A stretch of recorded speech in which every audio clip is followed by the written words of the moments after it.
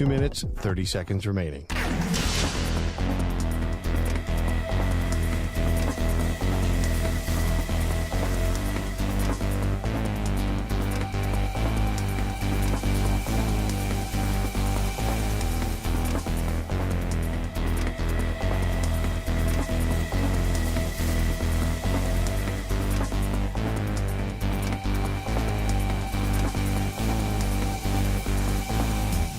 Two minutes remaining.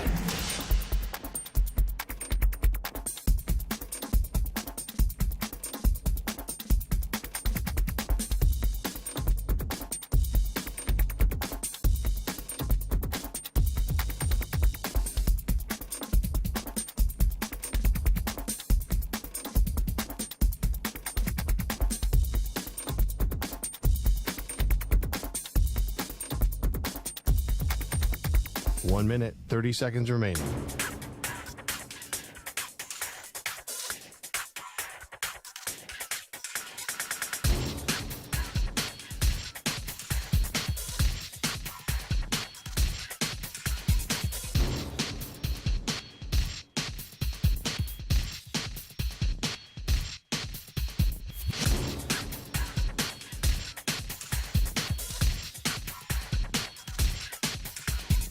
One minute remaining.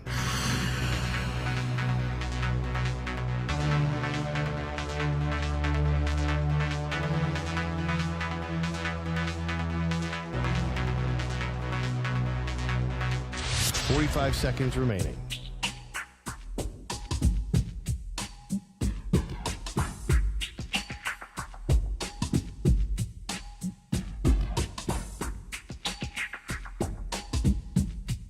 Thirty seconds remaining.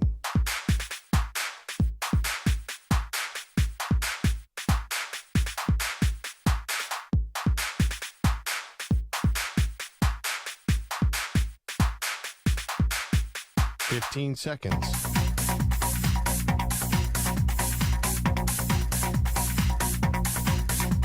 Break ends in 5 seconds.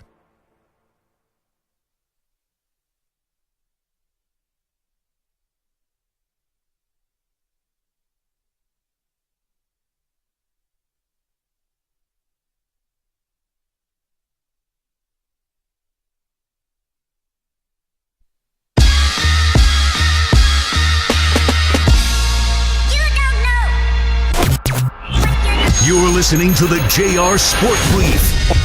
It is the JR SportsBrief show here with you coast to coast on the Infinity Sports Network. I'm coming to you live from Atlanta, Georgia.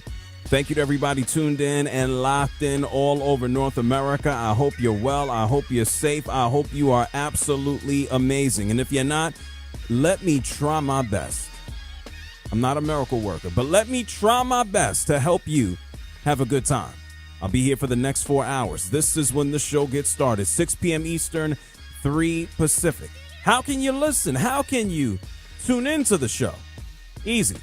On the free Odyssey app, AUDACY. It's free.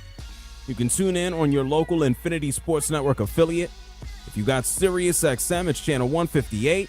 You got a smart speaker, ask it to play the Infinity Sports Network. Man, there's so many ways, and you can even now watch the show. Yes, you can watch the JR SportsBrief live stream on YouTube. Just go to YouTube and pull up the Infinity Sports Network. We got a day in front of us, or an afternoon, or a night, or an evening. We got Penn State and Notre Dame. Unfortunately, man, we got a basketball game in Los Angeles that's been canceled because of these wildfires. The terrible situation continues out in Los Angeles. We have no idea what's going to happen with Monday Night Football, wild card version of it, with the Vikings and the Rams. We got a lot of playoff action coming our way over the next few days. We got college quarterbacks who are hitting the transfer portal. Hi, Carson Beck. We got wide receivers who won't be available for the playoffs. Hi, Zay Flowers. And then, of course, if you thought the Raiders just – and we did this yesterday. I shared with you all a top 6 list of the most dysfunctional teams in the NFL. And the Raiders, well, today they fired their general manager, who was their general manager for only 1 year. after they fired the head coach Antonio Pierce 2 days ago. I mean, you can't make this up when it comes down to the Raiders. So we got a lot to get into. We have a lot to discuss. Of course, in about 90 minutes from now, we'll all be paying attention to what's going on in Florida.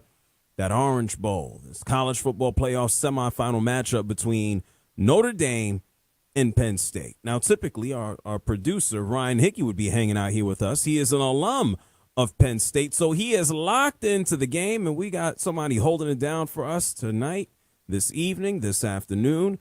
Nico is in New York City. Nico, how are you, man? I'm good. Excited to be here, filling in for Ryan Hickey, who I'm sure is very stressed right now. Oh, my God. Why would he? The game hasn't even started. Why would he be stressed? I don't know. I feel like the before the game jitters is what would, at least for me, that's where like sometimes I'm the most nervous. Like once the game starts going and you get into the flow of things, you calm down a little bit. But before the game, stress. How many beer are you old? You're old enough to drink a beer, right? A couple of them. Yeah. Okay, good. Doesn't beer help it out? I mean, I don't know, right? See, I don't like to get too drunk before a big game because then you start getting too drunk and then you lose your focus. Like I want to be, locked in, ready to go. The drinking sometimes makes it worse. Don't say anything that's incriminating here, okay? Nico, don't do that. I certainly understand. I wouldn't be nervous. So what team do you? What are your teams, Nico? Fill us in. All right, so we'll go NFL. I'm Giants. That's a lot of drinking. Keep going.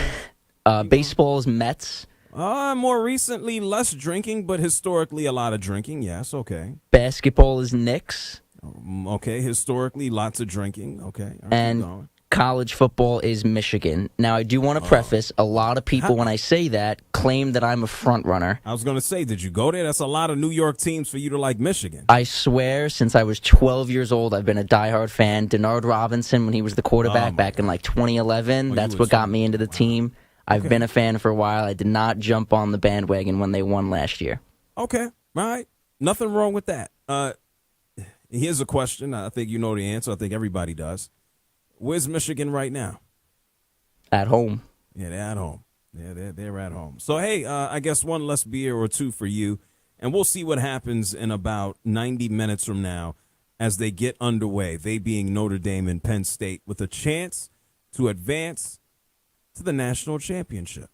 And then we got to wait and see what happens tomorrow between The Ohio State University and then also Texas. Hopefully they can get that game in without an issue. We know, as I mentioned, that weather has been a major problem out in Los Angeles. Tomorrow, they're concerned that there's going to be snow and ice in the Arlington area.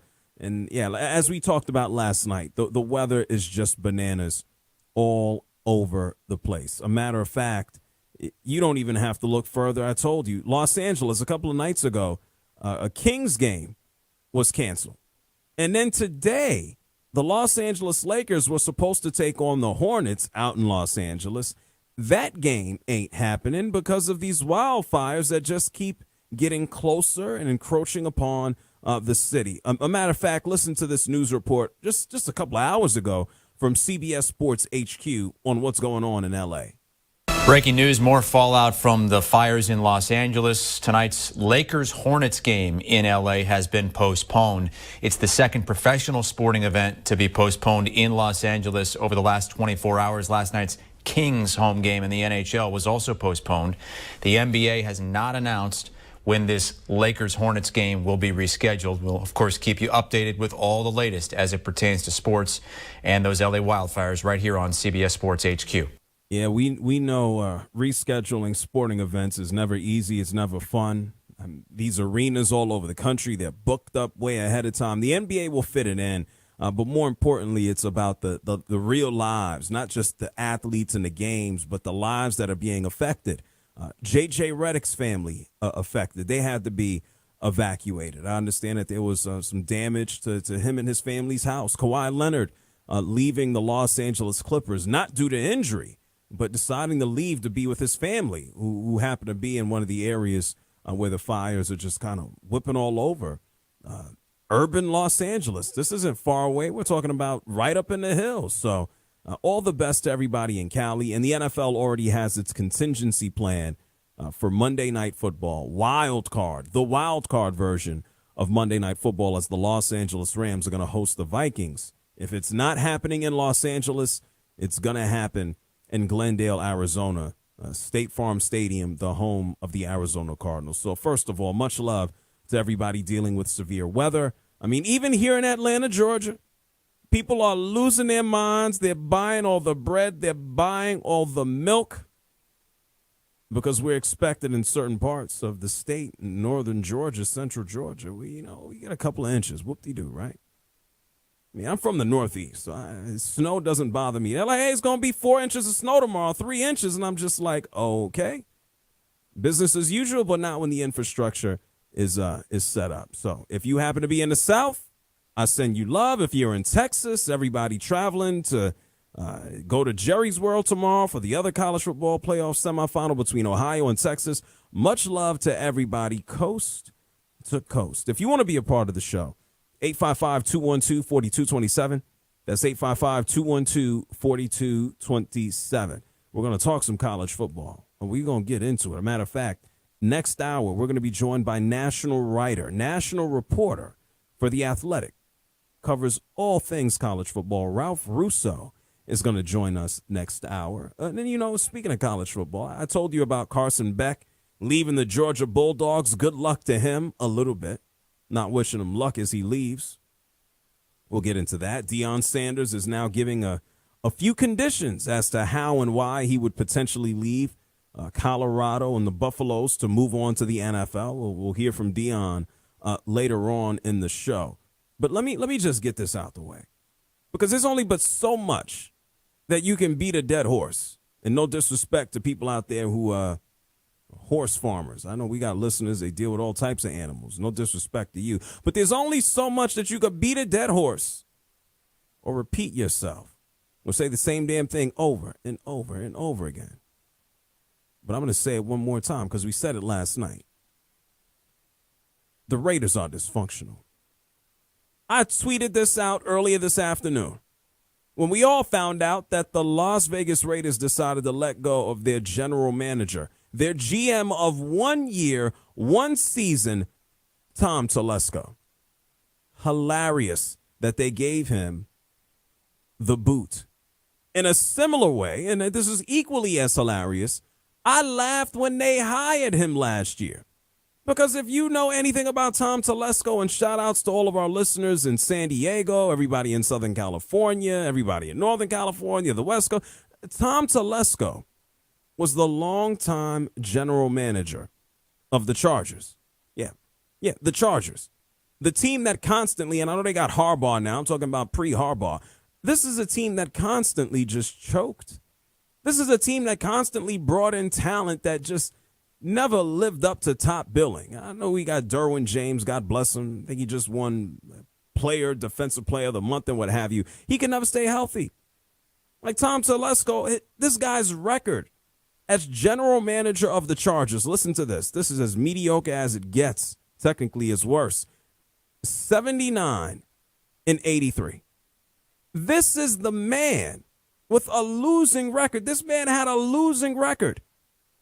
And the team that decided to hire him, I guess because of familiarity, were the Raiders. Yeah, let's just bring in a guy who has a losing record. When you hire somebody, don't you want to bring in somebody who has a winning pedigree? I guess misery loves company. One miserable-ass record has to meet another one in the Raiders. So just days after they fire Antonio Pierce, after Antonio Pierce sat around and had a press conference, just days after Antonio Pierce is just like, well, I'm going to show up to work until they fire me, which they did. They fired the GM 2 days later. Let's think about this. The general manager for the Raiders before Tom Telesco was Dave Ziegler. He was basically a stopgap.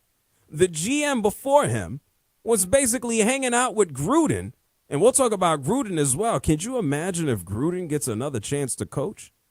All those nasty things he said in his email, and I can't believe people are arguing about the fact that his emails were leaked publicly. If you're a nasty fill-in-the-blank, then you're just a nasty fill-in-the-blank. Cares if your emails were leaked. The next time, don't be a nasty fill-in-the-blank. Be a decent human being. You don't got to worry about your emails, you jackass. But we'll talk about that later in the show. The Raiders are just mistake after mistake after mistake. The Las Vegas Raiders are that kid in the back of the classroom eating glue. I'm sorry. The Las Vegas Raiders are that kid that takes the fork, the metal fork in the kitchen, and looks for the socket. And doesn't learn the first time that they got shocked. They just want to keep jamming it in there. That's the Raiders. When the hell is Mark Davis going to learn that you should not eat glue and that you should not jam the fork into the socket? Stop it. I feel like Tom Brady is the adult in the room who ultimately has to come and tap Mark Davis on the shoulder and go, no, I got this. Just move away. Now, why did Tom Telesco get fired 2 days after the coach? Come on now. Who told him? I don't know. Did a prospective coach say, I don't want to be here with this guy? Did Tom Brady ultimately tell him, come on, man, we got to get rid of him so we could bring in somebody and start fresh? Like, this is the Raider way. And I hope this is the end of it. Because who the hell else is there to fire? You can't fire Mark Davis. He's not going to fire himself. I mean, if he's going to fire anybody, he should fire his barber. Nico, do you think he has a barber, right? He doesn't cut his hair himself, right? I would assume so. Okay. I mean, have you seen that haircut? No comment. I mean, how complicated is it to just put a bowl on and just snip around? I don't know, man. What a world. Good luck to the Raiders. I hope this is it. I hope this is the last sign. I hope this is it for the Raiders making dumb decisions. Just give it to Tom Brady. Send Mark Davis to a tropical vacation and just let Tom Brady run the team. Because we all know Tom Brady. I think we talked about this a few days ago. Well, I don't think Tom Brady is long for a broadcasting job. I think Tom Brady is just like, hey, listen, folks, eventually I'm just going to run this team. As he should. The Raiders need it. Now that I got them losers out the way, we have so much to do. We have so much to get into. We're going to talk some college football playoff action. That's right. We got Penn State and Notre Dame tonight. I expect this to be an ugly defensive battle. We got playoff action over the weekend. Looks like a wide receiver for the Baltimore Ravens is not going to be in action. What does this mean for their offense? We'll get into that. We got a playoff game tomorrow. I already told you, next hour, we're going to have a good old chat with Ralph Russo from The Athletic. There's just so much. Playoff football in college, playoff football in the NFL. We got coaches here and coaches there, dumb teams here. We got a lot to discuss. If you want to be a part of the show, you can. You can call 855-212-4227. That's 855-212-4227.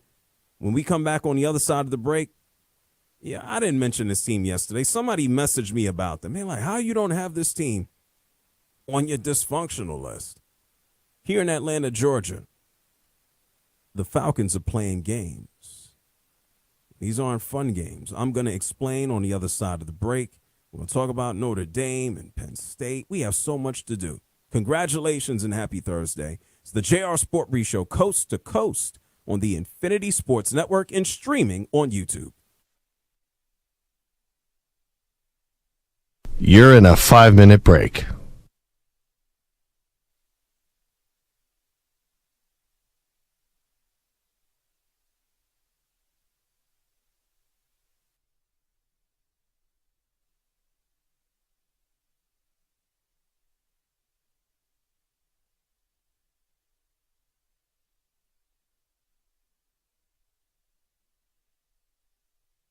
Four minutes, 30 seconds remaining.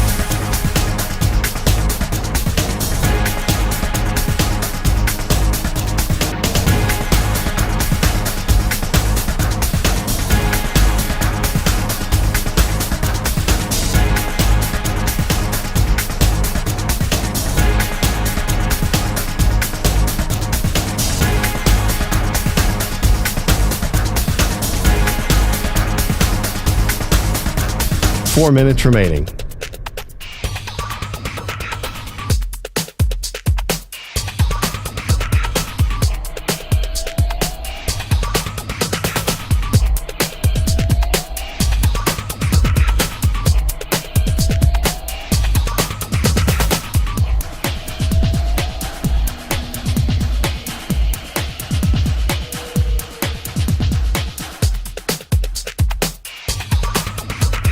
3 minutes, 30 seconds remaining.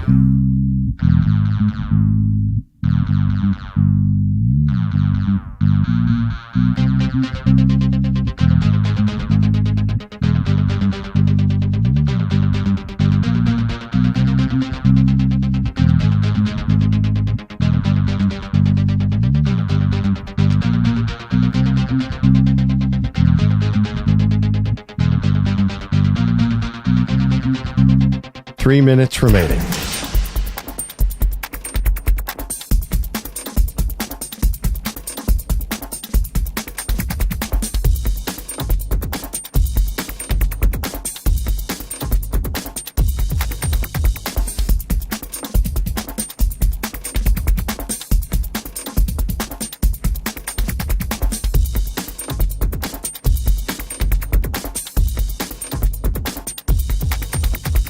Two minutes, 30 seconds remaining.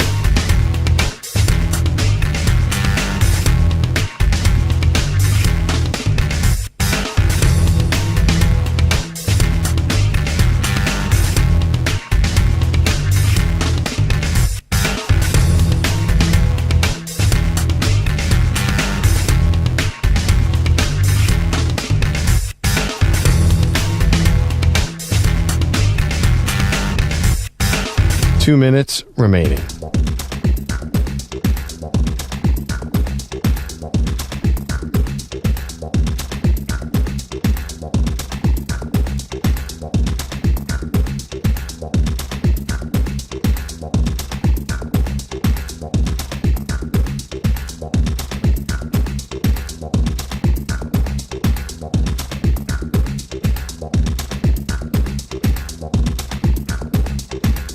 One minute, 30 seconds remaining.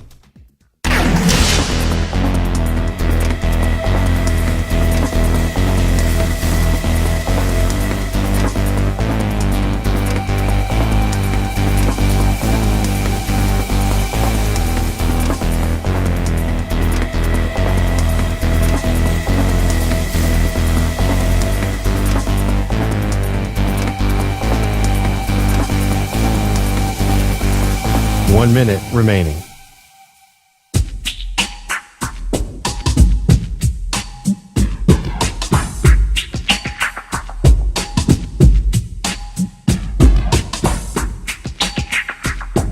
Forty-five seconds remaining.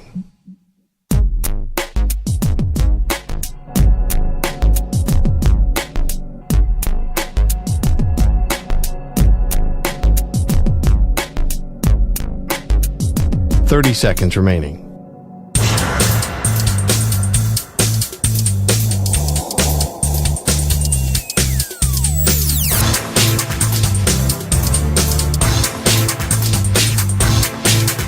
Fifteen seconds.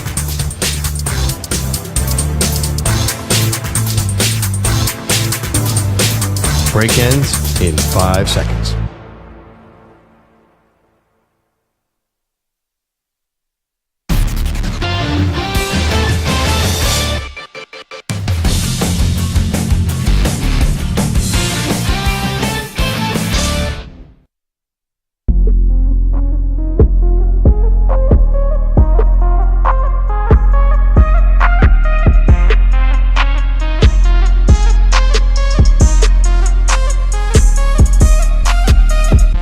You're listening to the JR SportBrief. I do think you're one of the best people in radio right now, hands down. I've heard everybody. You got the gift, and I appreciate, your intelligence and your honesty. Call him now at 855-212-4227. It is the JR SportBrief Show here with you coast to coast on the Infinity Sports Network. 855-212-4227. That's 855-212-4227. Thank you to everybody listening coast to coast. You can now also watch the JR SportBrief Show live on YouTube. Just go ahead and search for the Infinity Sports Network, and you can watch me ply my craft. You can see me sit here in the studio and talk to you. As simple as that. You can find me online as well at JR SportBrief. We open up the show by sharing with you some of the news from earlier today that the Raiders, as ridiculous as they are, letting go of Antonio Pierce a couple of days ago. Today, they get rid of the general manager. So I guess it took 2 extra days to figure out to get rid of Tom Telesco. And what else is new? You know, before we get into some of the college football action that we're going to see in about an hour from now, I got to get this out the way since we're talking about ridiculousness. Earlier today, Terry Fontenot, the general manager of the Atlanta Falcons, he decided to speak to the media. Or I guess he didn't decide to speak to the media. It is his job to talk to the media, to communicate the decisions of the Atlanta Falcons. Why do we do this? And why do we do that? And why did the chicken cross the road? And all of the questions that man has been trying to figure out forever. But one of the larger questions for the Atlanta Falcons, a team that didn't make the postseason, a team with a coach and Raheem Morris who at times didn't know and didn't look like he knew what he was doing. And for a team that probably put in Michael Penix too late, I was wrong. I would have stuck with Kirk Cousins. Well, either way, the results seem to be the same. The Falcons are not in the postseason. They're sitting around at home. Kirk Cousins, the man who they decided to give a gigantic contract to, 4 years, $180 million. Kirk Cousins he's still on the team. Michael Penix Jr., who you selected at number 8 overall, he's still on the team. Between these two guys combined, the Falcons are 8th in quarterback salary. 8th. You know what they're not? They're not in the top 8 of anything. They're not in the postseason. And so what happens into the future with the Falcons? You know, we've pretty much heard all of the rumors, and I don't think it's a rumor. If you got Kirk Cousins on the team, it's just about impossible, right? You think Kirk Cousins wants to spend what's left of his career just sitting around on a bench? You think Kirk Cousins wants to be a babysitter? Let's be real. Who wants to be a babysitter? Nobody. Except maybe your grandparents, right? But even your grandparents want to give your damn kid back.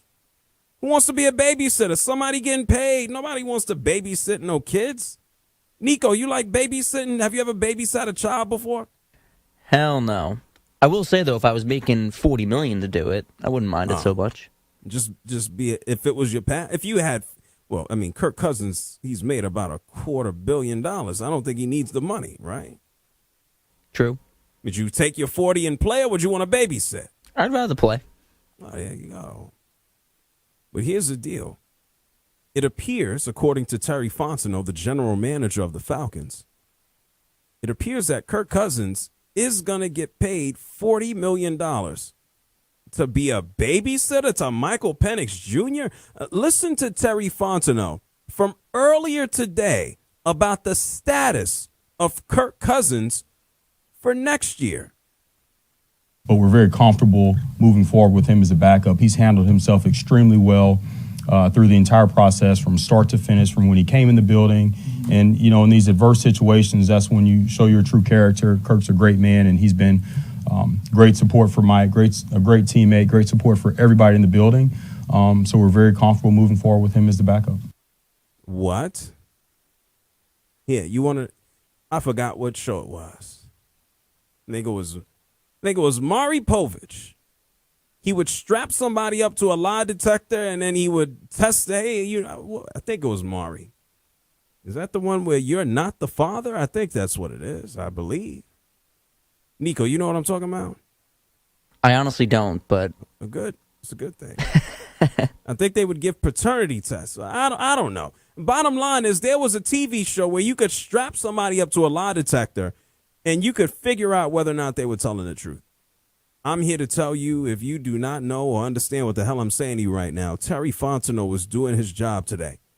As the general manager of the Atlanta Falcons, he lied. He lied. Like, this is just a matter of posturing. There's not a shred of truth to the fact that they are very comfortable with keeping Kirk Cousins on as their backup. Why? I mean, well, they made I don't want to call it a dumb decision, but it was pretty stupid last year when they decided to give Kirk Cousins all of this money. And then it was pretty stupid to select Michael Penix Jr. because I guess you don't have faith in Kirk Cousins when a couple of weeks after you give him this big contract, you immediately draft his replacement at 8. It's not like they got him in the second or third round. They got this guy in the first round, the 8th selection. That means you want this man to be your quarterback for, 10 plus years if you can get it. So that was one dumbass decision. So would I be surprised if the Falcons had another? The answer is no. But what he said is a lie. They don't want him on the team. Kirk Cousins has a no-trade clause. They want Kirk Cousins to, quote-unquote, push the button. Remember that scene in Rush Hour? The little girl had the bomb strapped to her body, and she's like, push the button. Yeah, push the button, push the button, push the button. You a punk, push the button. That's what's going on right now. We see this out in Phoenix, Arizona right now with Bradley Beal. This man is owed, $40-50 million on the Suns? They basically put this man on the bench. He has a no-trade clause. They want Bradley Beal to push the button. They want him to eject his ass up out of town. They want him to say, man, I don't want to play on the bench. Start me. Now, Kirk Cousins is a nice guy. He's swag surfing in the regular season, and he's wearing his teammates' chains, and he's having a good old time. He says the right things. This ain't Tyreek Hill over here. This is a nice fellow. Gets his clothes from Kohl's. Nothing wrong with that. It's a smart man. Great investment, Kohl's. I've never bought anything out of Kohl's. I don't know what I'd buy. Khakis? I don't know.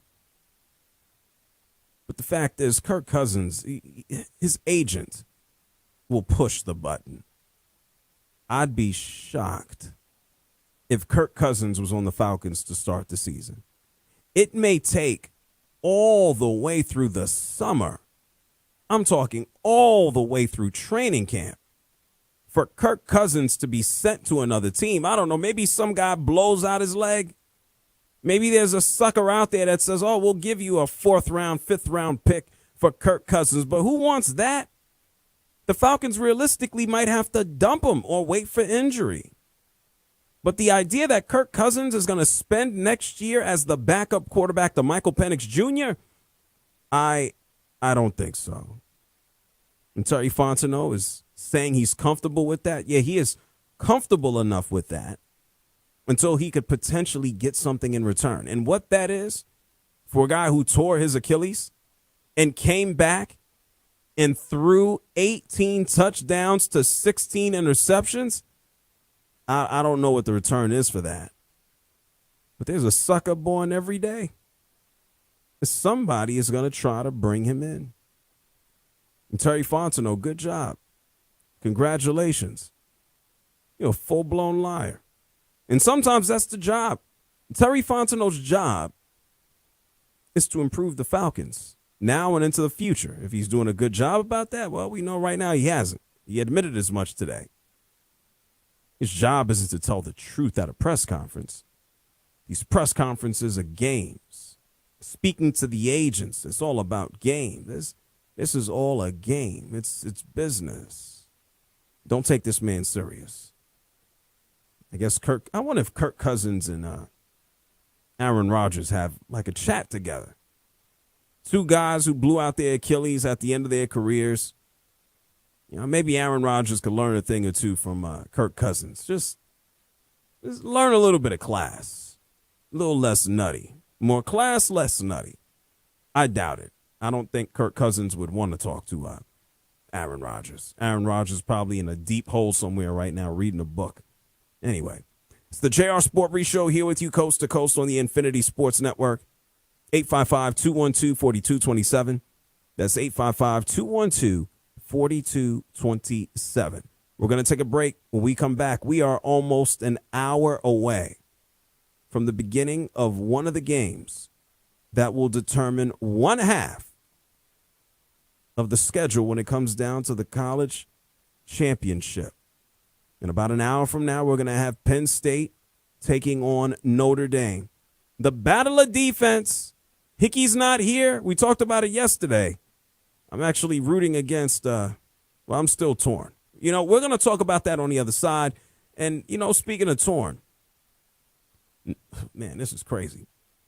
Notre Dame is getting towed up in the locker room by the flu. They said the flu is going around in the locker room. Come on now. Excuses for everybody. We're going to talk about Notre Dame and Penn State on the other side of the break. But right now on the Infinity Sports Network, it is time for a news flash. Here he is. It's Rich Ackerman. Infinity Sports Network Sports Flash. And it's sponsored by Progressive Insurance. Your small business keeps you on the go. Progressive Insurance keeps your policy within reach with their easy-to-use mobile app. Learn more at progressivecommercial.com. Lions defensive coordinator Aaron Glenn is a hot commodity on the coaching market these days, but he has turned down a chance to go to the Patriots and decided he is just not going to interview them. The Raiders are not only looking for a coach, they're also looking for a new general manager, with Tom Telesco fired after just 1 year on the job. Carson Beck is staying in college, but not at Georgia, as the quarterback has entered the transfer portal after a disappointing season that ended with an arm injury. It's a great couple of days for football. The college football semifinals take place tonight. We're starting with the Orange Bowl between Penn State and Notre Dame. The Nittany Lions have a lot of talent on both sides of the ball. Their defense is ranked 6th in the nation, led by defensive end Abdul Carter, who could be a top 5 pick in the upcoming draft. He has battled an arm injury, said he expects to play. Notre Dame quarterback Riley Leonard said he's confident his offensive line can contain whoever they put on the other side. I trust my guys against anybody in the country. I mean, these are Notre Dame offensive linemen we're talking about. I mean, you don't recruit just anybody. It's a privilege to play offensive line at Notre Dame, and they understand the magnitude that comes with that. So they're going to be prepared for any challenge, whether he plays or not. For the second time in as many days, a game in Los Angeles had to be postponed because of the wildfires. This time, it was the Hornets and the Lakers. College basketball action right now. Ohio State leads 15th-ranked Oregon in the first, 20-18, and it's Purdue out to a 26-17 lead over Rutgers. I'm Rich Ackerman. 855-212-4227. That's the number to get in touch with us, the Infinity Sports Network. Give us a call, 855-212-4227.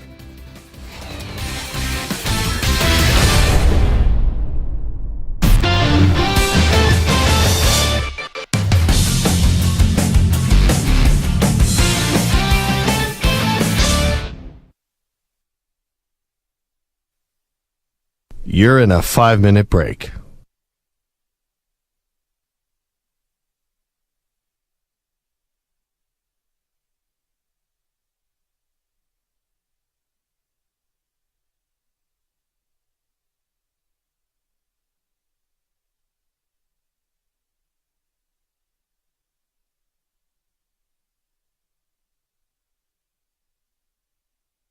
Four minutes, 30 seconds remaining.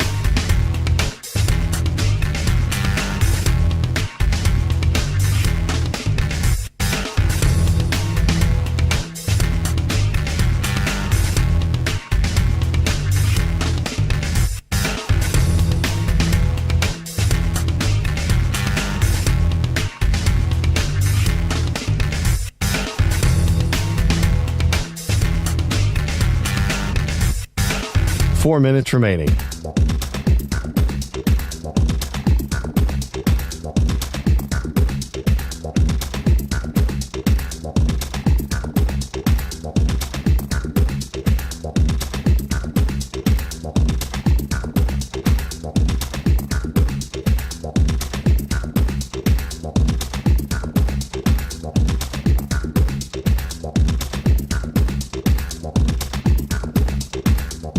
Three minutes, 30 seconds remaining.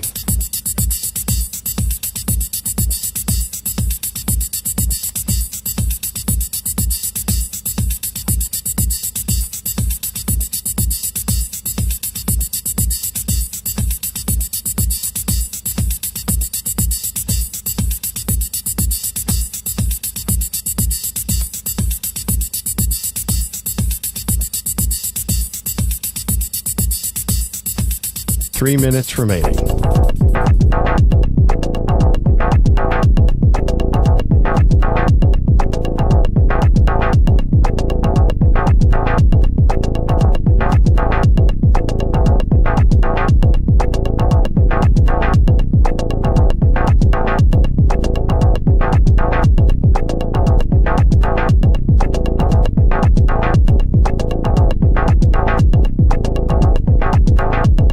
Minutes, 30 seconds remaining.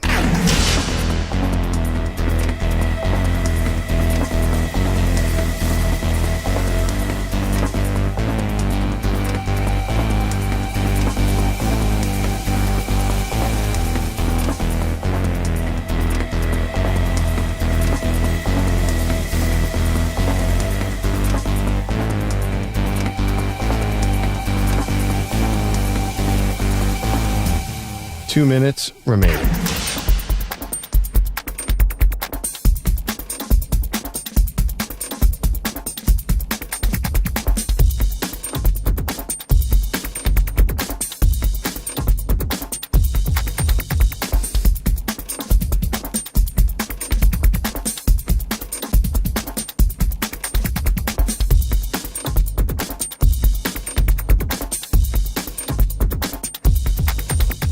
One minute, 30 seconds remaining.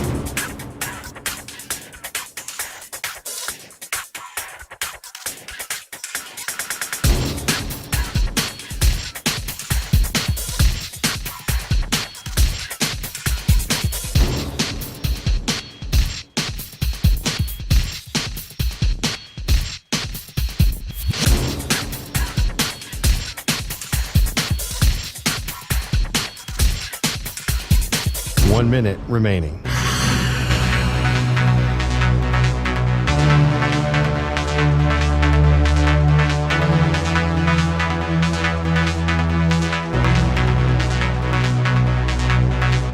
Forty-five seconds remaining.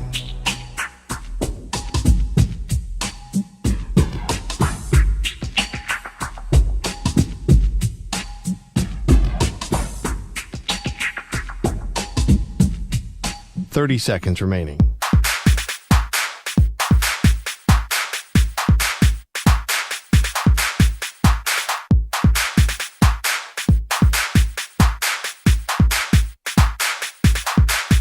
Fifteen seconds.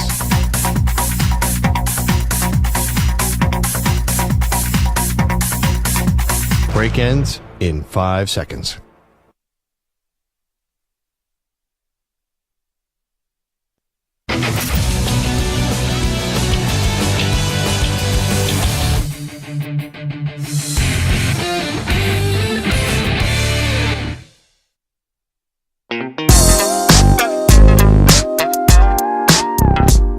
You're listening to the JR SportBrief. Thanks so much. I really admire you and your show. You do such a good job, and these questions are real important. Hey, what do you say, JR, man?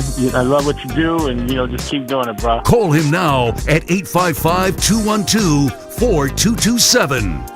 It's the JR SportBrief show here with you coast to coast on the Infinity Sports Network. 855-212-4227. That's 855-212-4227. We're about an hour away from finding out one of the teams, or a little more than an hour. The game is going to start in an hour. We're going to find out one of the teams heading to the College Football National Championship taking place here in Atlanta, Georgia in a couple of weeks. We're going to see who advances between Notre Dame and Penn State. This is where we're at. Now, I got to be honest here. When I think about Penn State, I think about a team that is good, but historically is not good enough to get past Ohio State, who they may actually meet if they advance, or Michigan. That is the lot in life of the Penn State Nittany Lions. This is what it is. Call a spade a spade. James Franklin could sit around and do all the interviews that he wants, and he could pat himself on the back, and he could be all of this. This man has had difficulty winning the big one. And then we have Marcus Freeman on the other side. This guy's 38 years old. And so we have an interesting dynamic here between a former player in the NFL. He was no star. And then we got James Franklin, who was at Vanderbilt, and then he's been at Penn State, and he's just winning everything, except for against big teams. And then we even have the larger storyline here, that one of these guys could be the first black coach to move forward and actually win a national championship. That would be amazing. You know what? If we go back a few years, James Franklin was actually sitting around. He was being highlighted on HBO. And he admitted that as much success that he wants, of course he wants it for the team. That's a goal of his as well. Listen to this. I don't usually talk about this publicly, but my goal is to be the first African-American football coach to win a college national championship. That's something that's very historic. So I spend very little time talking about because really my job is to help the players reach their goal. But that's something that maybe we can do together. If they reach their goal, then you reach yours. That's it, right? You need the players to go out there and win. You don't got no players, you don't got nothing. It's as simple as that. And when you think about players on both sides of the football, I'm not expecting this to be no sexy matchup. I don't care what Penn State did against lesser competition. No disrespect to Boise State. No disrespect to SMU, especially no disrespect to that guy who called up for like 3 months, who swore up and down, hey, JR, SMU they can win the national championship. They can win. Well, what happened? Where they at? Nico, where's SMU? In the same place as Michigan, right? They at home. They at home. Come on now. We're going to see an ugly football game today. I got to be honest. I'm more excited about the game tomorrow. These are two teams that are absolutely amazing when it comes down to defense. If you think about Penn State, points allowed per game in the entire country, D1, they're ranked 7th. You take a look at Notre Dame. Defense, points per game, 2nd. 14 a game. You want to know the team that was number 1? The Ohio State University. Except for I don't think either one of these two schools between Notre Dame and Penn State, I don't think they're going to go out there and light it up. Don't get all excited now about Penn State dropping 30s on the scoreboard. Don't get excited about Notre Dame beating Georgia. They were playing against a backup QB. Give it a break. Give it a rest. This is going to be an ugly game.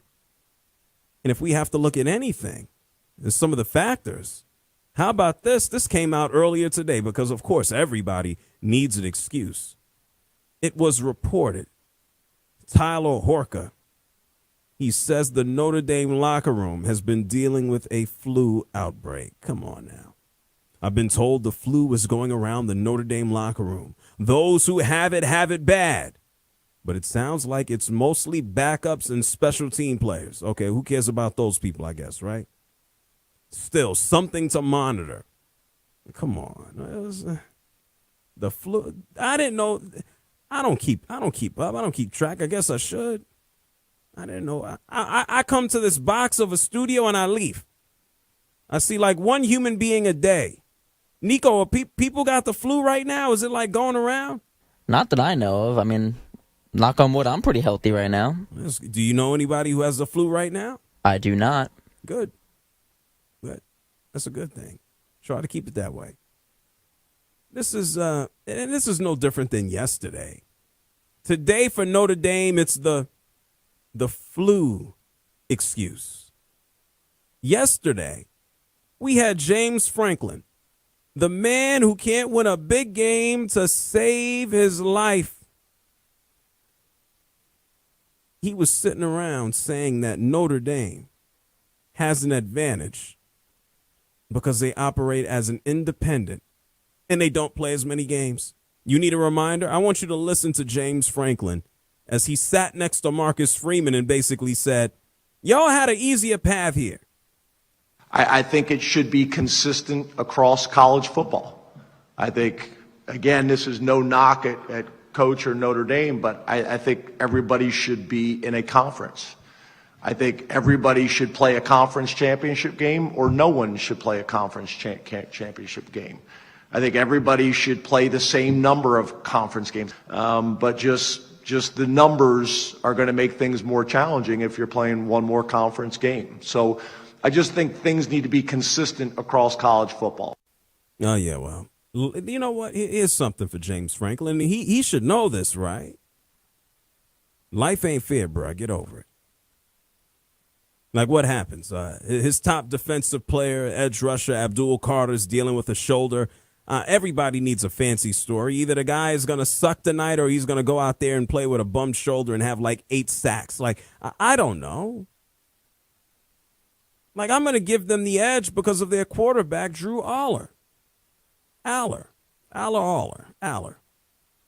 This guy's a giant. This man says he's coming back to Penn State. If he wins a championship, he's not just going to go to the draft. I mean, what are you waiting on? Might as well get the money when you can. Is it in college? Is it in the pros? I don't know. I'd give them this slight edge, but I'll tell you this, as I think I told Hickey yesterday. I am rooting against Penn State. I'm rooting against Penn State because of their coach, James Franklin. For whatever reason, to me, he comes across as a little too cocky. It's like, sure, yeah, fine. You want to be the first black coach to win a national championship. Okay, great, fine. That'd be absolutely amazing. But yesterday, you're coming up with excuses. And this is a lot of arrogance for a guy who, let me read it again. In his career at Penn State, he is 1-14 against top 5 teams. Let me say that again. 1 victory and 14 losses against top 5 teams. The only time he had a victory was against The Ohio State University in 2016. I can take a guess if they advance what type of team or what team they don't want to face, and it's the one that's in Ohio, the one in Columbus. I don't think he wants to see you. If I expand that just a little bit more, oh, okay, top 5, that's too tough, JR. Top 5 is the best of the best against top 10 teams. 4-19. 4-19. This man is doing a lot of, I don't want to say trash talking, but he's certainly full of himself for a guy who has a losing record. Like I say this to the players, I say this to athletes, just go out there and prove it. You don't got to talk about it, especially when you got a losing record against good teams. In lesser terms, and I'll say it again, Penn State beats everybody except for Michigan and Ohio State. He has an amazing record. He has a winning percentage north of 60. Winning percentage is closer to 70. Except for, you guessed it, Michigan and Ohio State. So I think you should probably just pump the brakes a little bit. And then this was the cherry on top. He's sitting next to Marcus Freeman. And then I don't want to say he's trying to treat him like he's little brother. But he's kind of big timing him just a little bit. Listen to this clip from their press conference. I'm looking over here at Marcus, and how old are you now, Marcus? 38.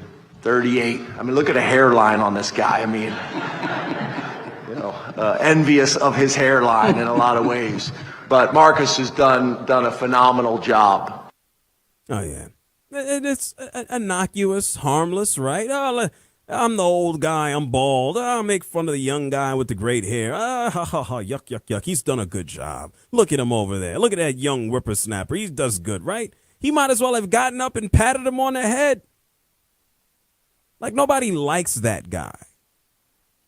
Nobody likes that old, clueless guy. He walks into the room and pulls up his pants and holds his belt. Hey, I'm cool, right? I'm cool. Nobody likes that guy. Don't be that guy. I don't know what happened here with James Franklin. We're talking about Penn State.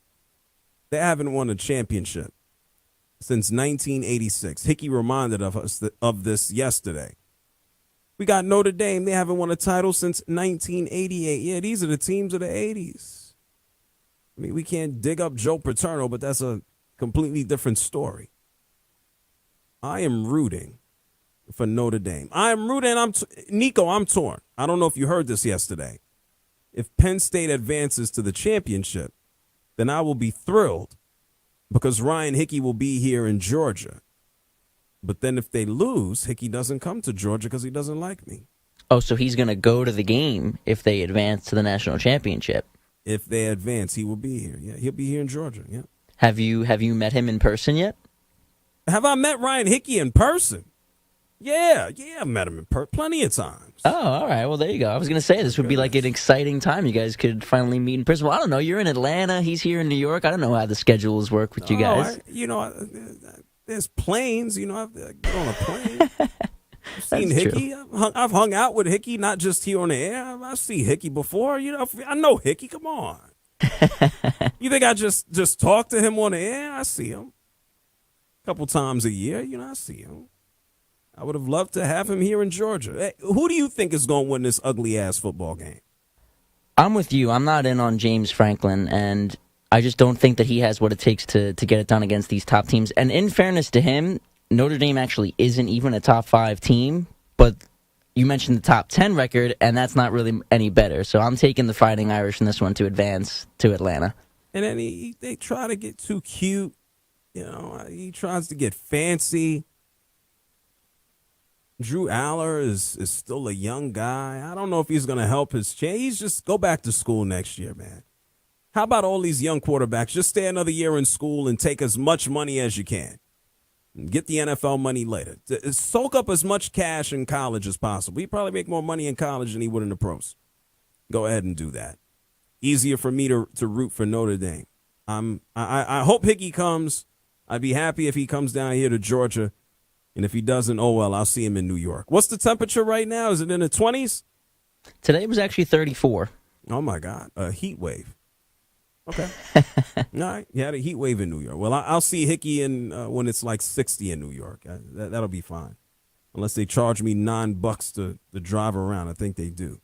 Anyway, it's the JR SportBrief show here with you coast to coast on the Infinity Sports Network. Hey, we're going to have a chat next hour with Ralph Russo. He's a national college reporter for The Athletic. He's going to talk to us about everything going on in the world of college football, not just today's game, tomorrow's game. We got so much to get into. There's so much playoff action. A matter of fact, when we come back on the other side of the break, let's talk about some NFL playoff action.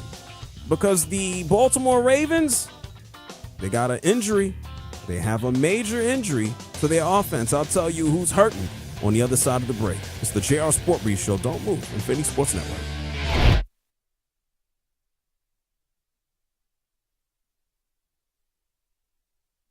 You're in a 5-minute break.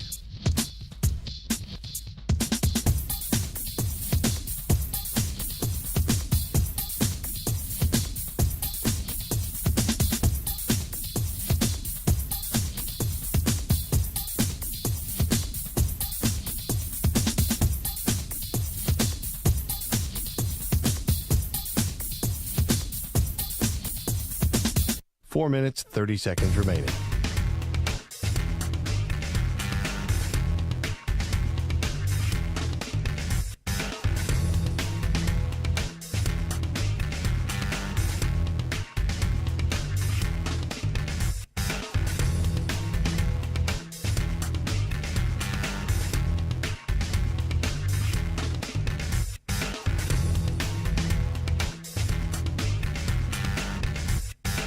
Four minutes remaining.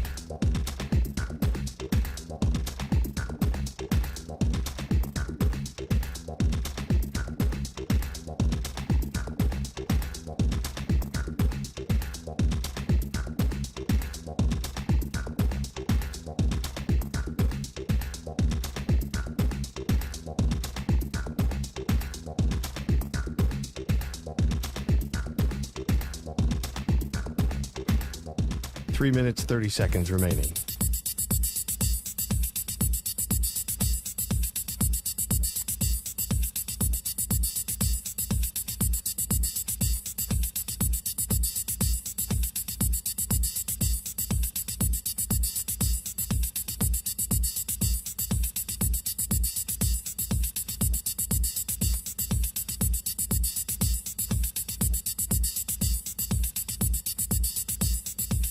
Three minutes remaining.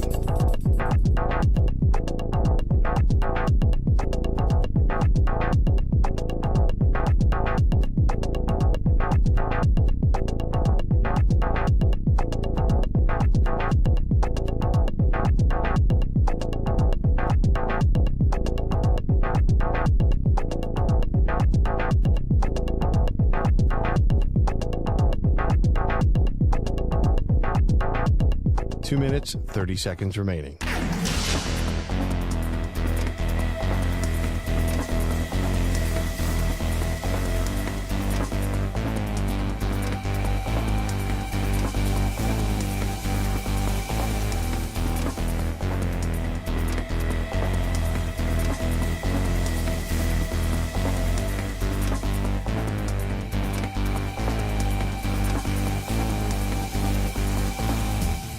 2 minutes remaining.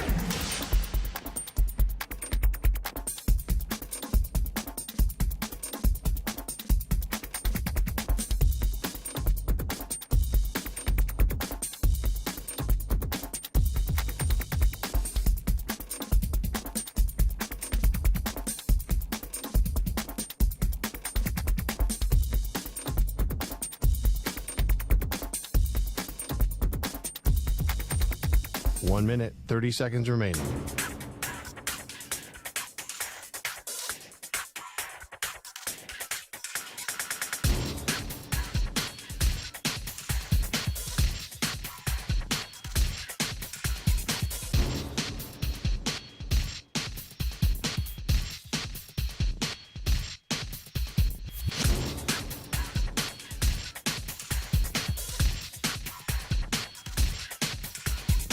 One minute remaining.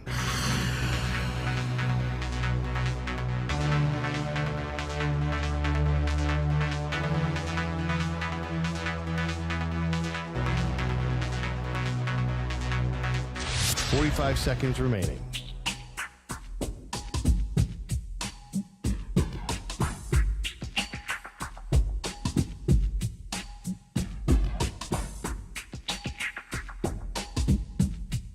Thirty seconds remaining.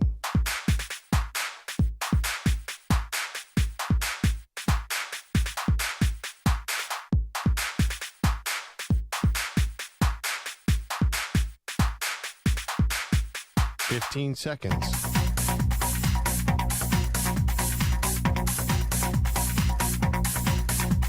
Break ends in 5 seconds.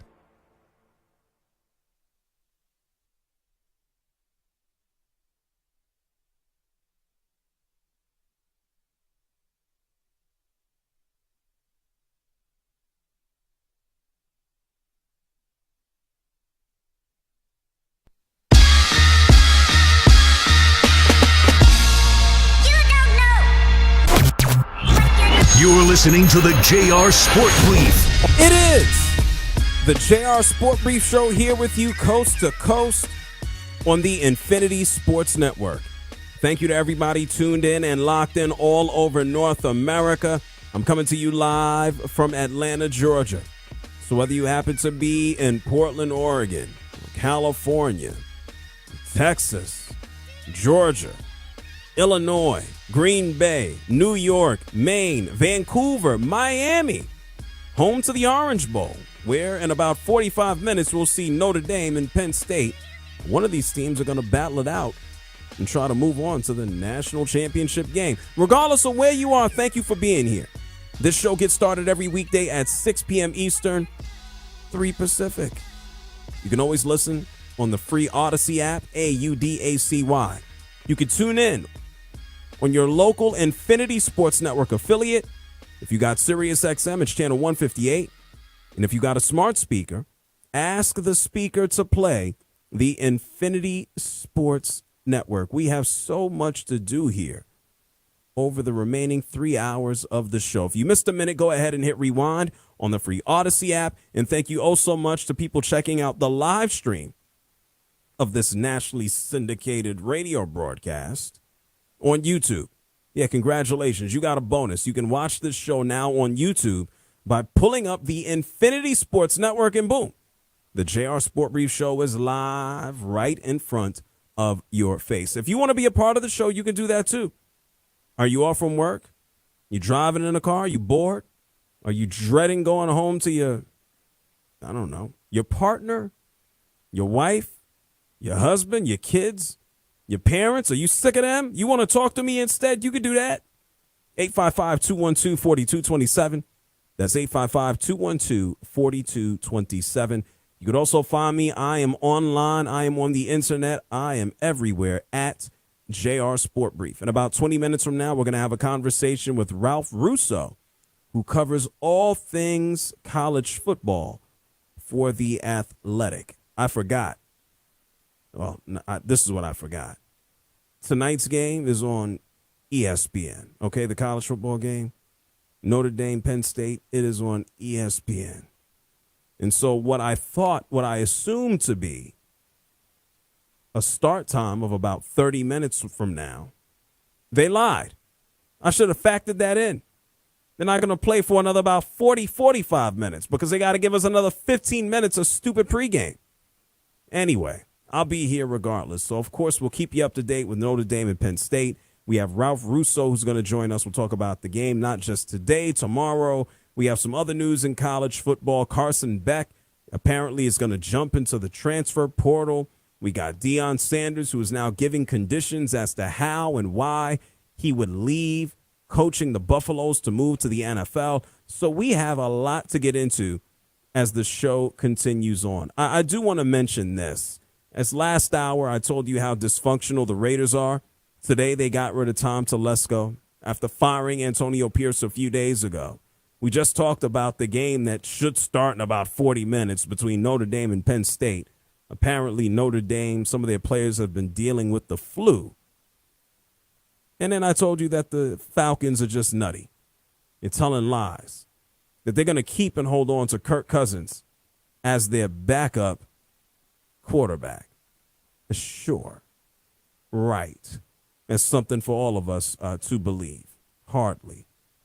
But as we move forward, as we're in the midst of this amazing weekend of playoff football, college, the pros,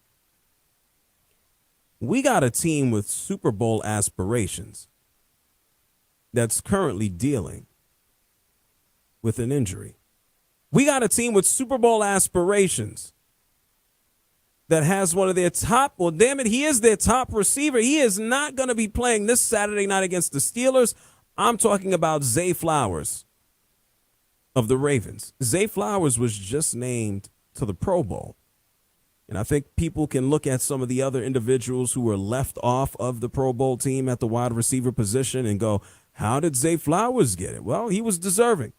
Zay Flowers in his second season in the NFL, almost 1,100 yards receiving to go along with 4 touchdowns. He made the Pro Bowl. Good.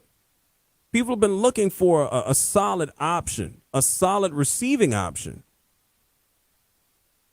for Lamar Jackson for years. Everybody just can't roll out of bed, and people compared this to this for a while is, well, what would Lamar Jackson do if he had Tyreek Hill? I'm not saying that Zay Flowers is Tyreek Hill. He is certainly not.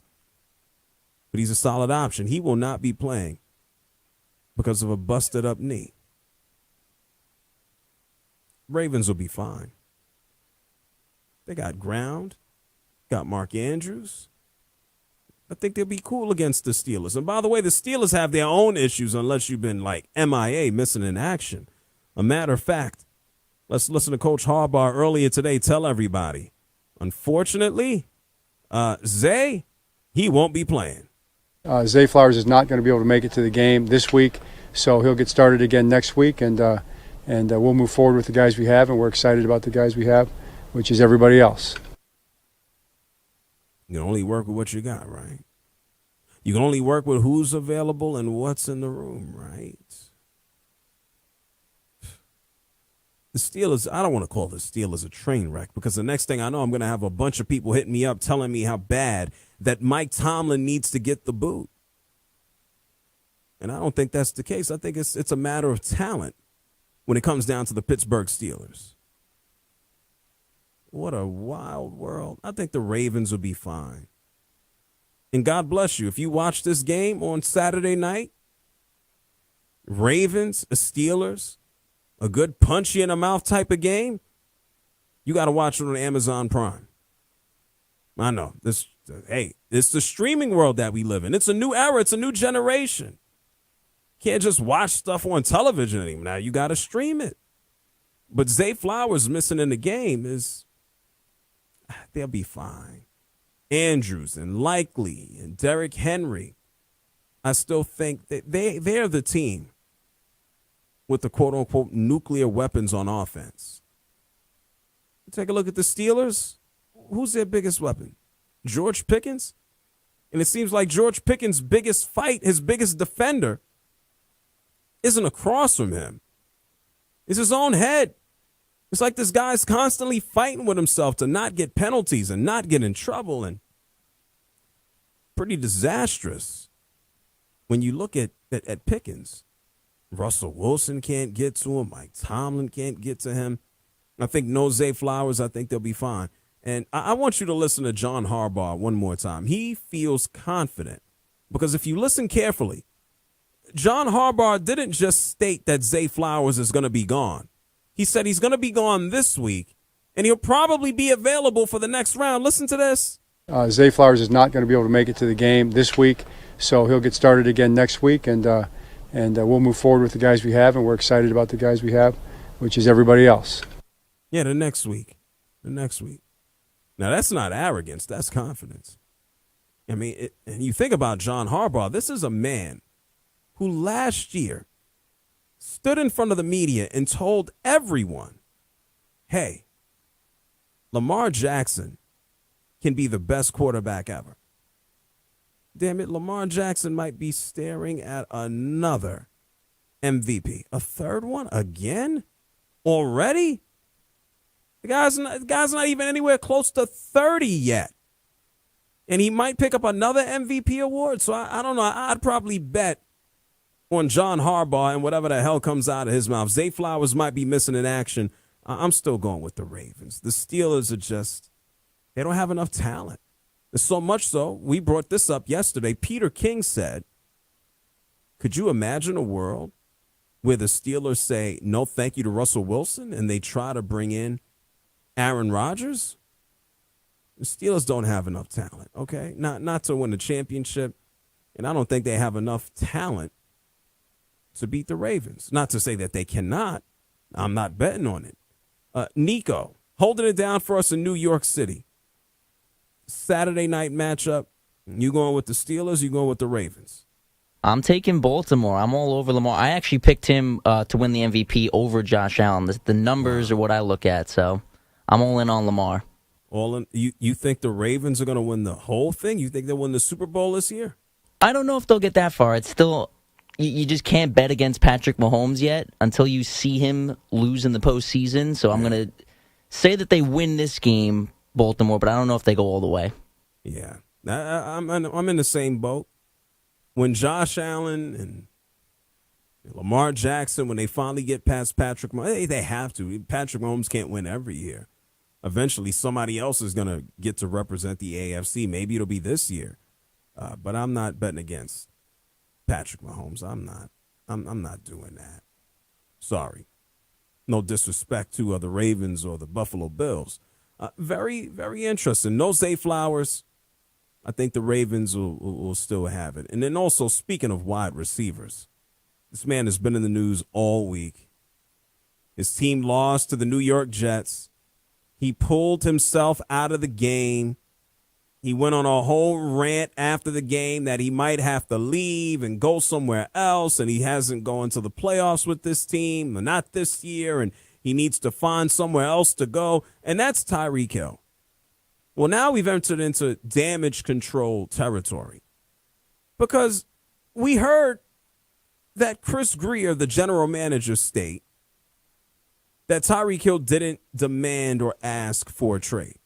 We heard the head coach of the Miami Dolphins, Mike McDaniel, speak to the media and say, well, yeah, I spoke to Tyreek Hill, and he understands that's not the route that he can go in. He can't just say things like that. He has to keep his emotions in check. He can't just pull himself from a game.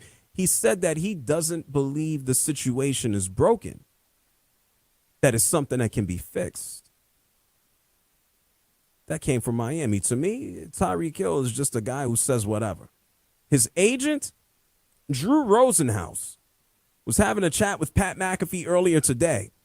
And Drew Rosenhaus basically said, no, everything is fine. Nothing to see here. Tyreek Hill is just emotional. He's good. Listen. What you see with Tyreek is very genuine. He wants to win. It's not good enough for him not to make the playoffs. He's very passionate. I think at the end of the day, he's committed to this Dolphin football team.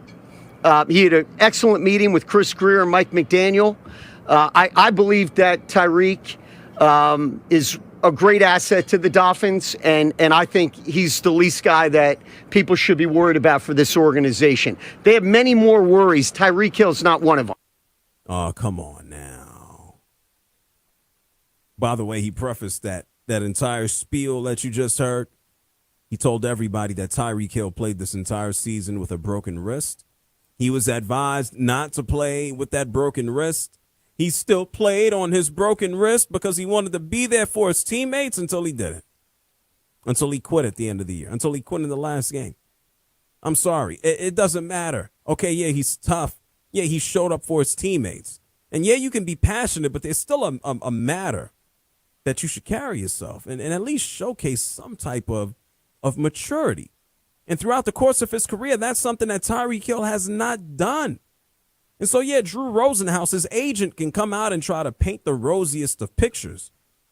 The best guys that have ever represented, they've always been passionate. And, yeah, his first time, he never made the playoffs, but he's going to be fine. Yeah, he'll be a good soldier until it's time to go somewhere else. Until Tyreek Hill can push another button to try to go out there and get what he wants. So Zay Flowers, first-time Pro Bowler, not healthy enough to participate in the Ravens' first postseason game on Saturday against the Steelers. And then you got a guy, a veteran wide receiver in Tyreek Hill. This guy's quitting on his team in the last game of the regular season when he realizes that he and they can no longer make the postseason. Like, Tyreek Hill, do better, man.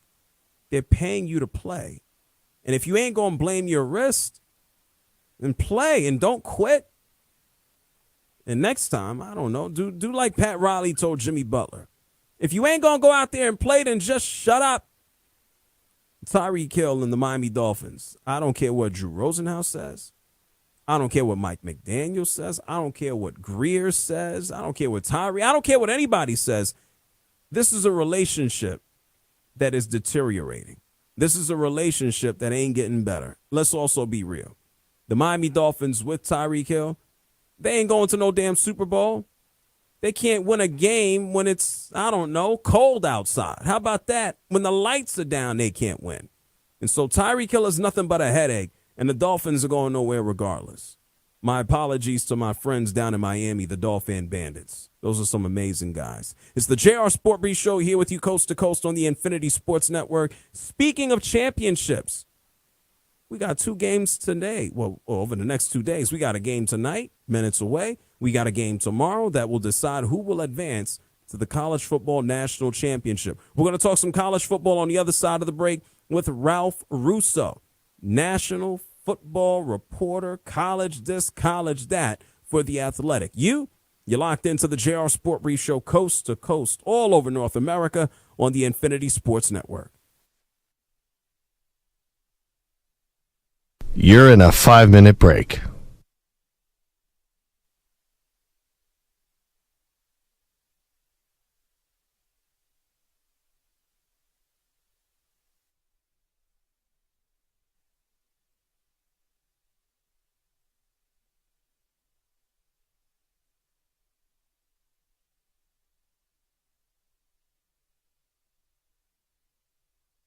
Four minutes, 30 seconds remaining.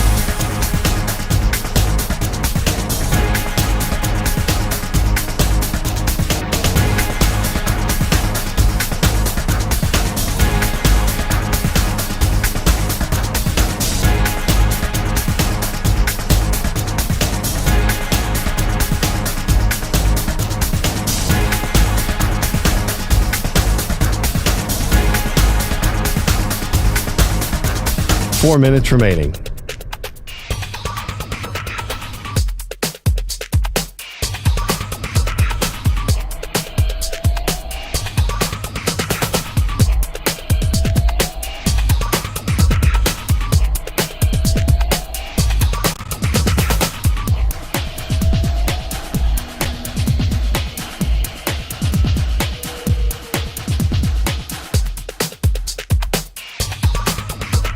Three minutes, 30 seconds remaining.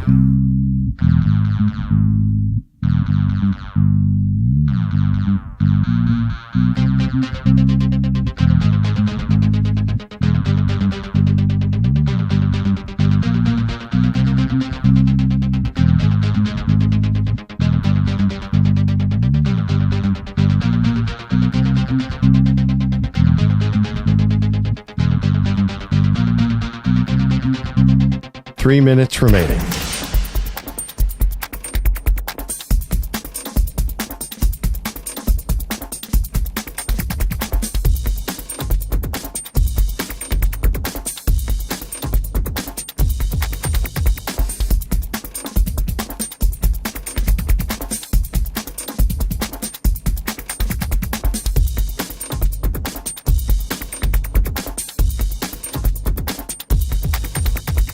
Two minutes, 30 seconds remaining.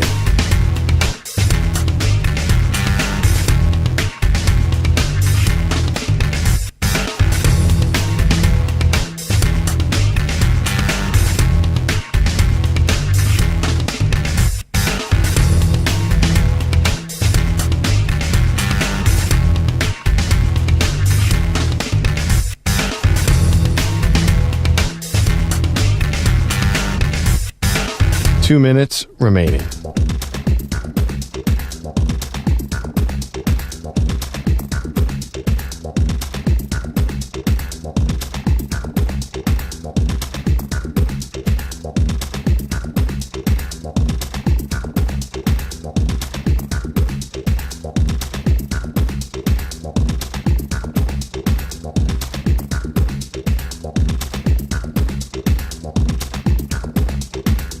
One minute, 30 seconds remaining.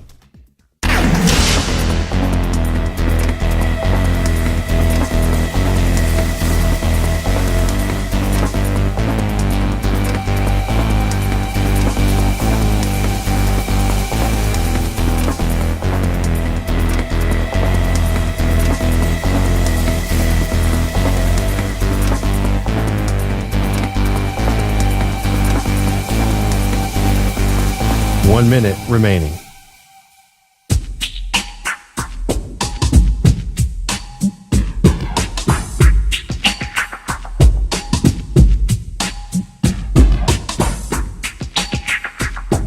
.45 seconds remaining.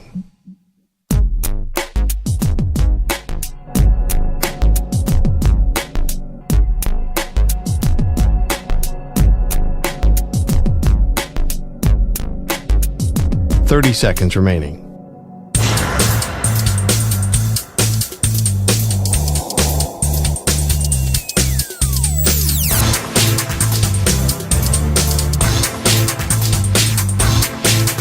.15 seconds.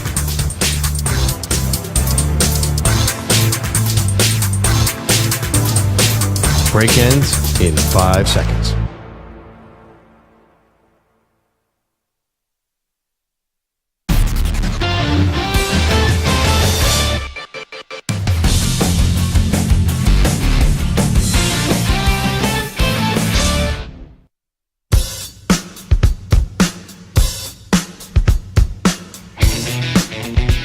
You're listening to the JR SportBrief. I love the show, and especially with African American representation. Keep doing your thing, bro. I love the show. Call him now at 855-212-4227. It is the JR SportBrief show here with you coast to coast on the Infinity Sports Network. We are pulling up slowly but surely on a national championship in college football. We're down to the final four teams. We got a game that's minutes away from getting started between Notre Dame and Penn State tomorrow in Arlington. Hopefully it's not too icy, too snowy.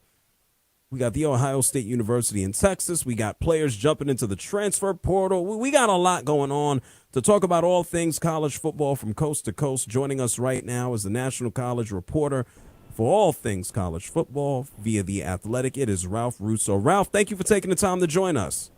You're very welcome. Good to be here. Well, I appreciate that. Well, we knew we had a start time. ESPN told us it's 10 minutes. We know that's a lie. But in about 20 minutes, we'll see Notre Dame and Penn State. What are your thoughts on what we should expect in this game? We have two of the top defensive teams in the country.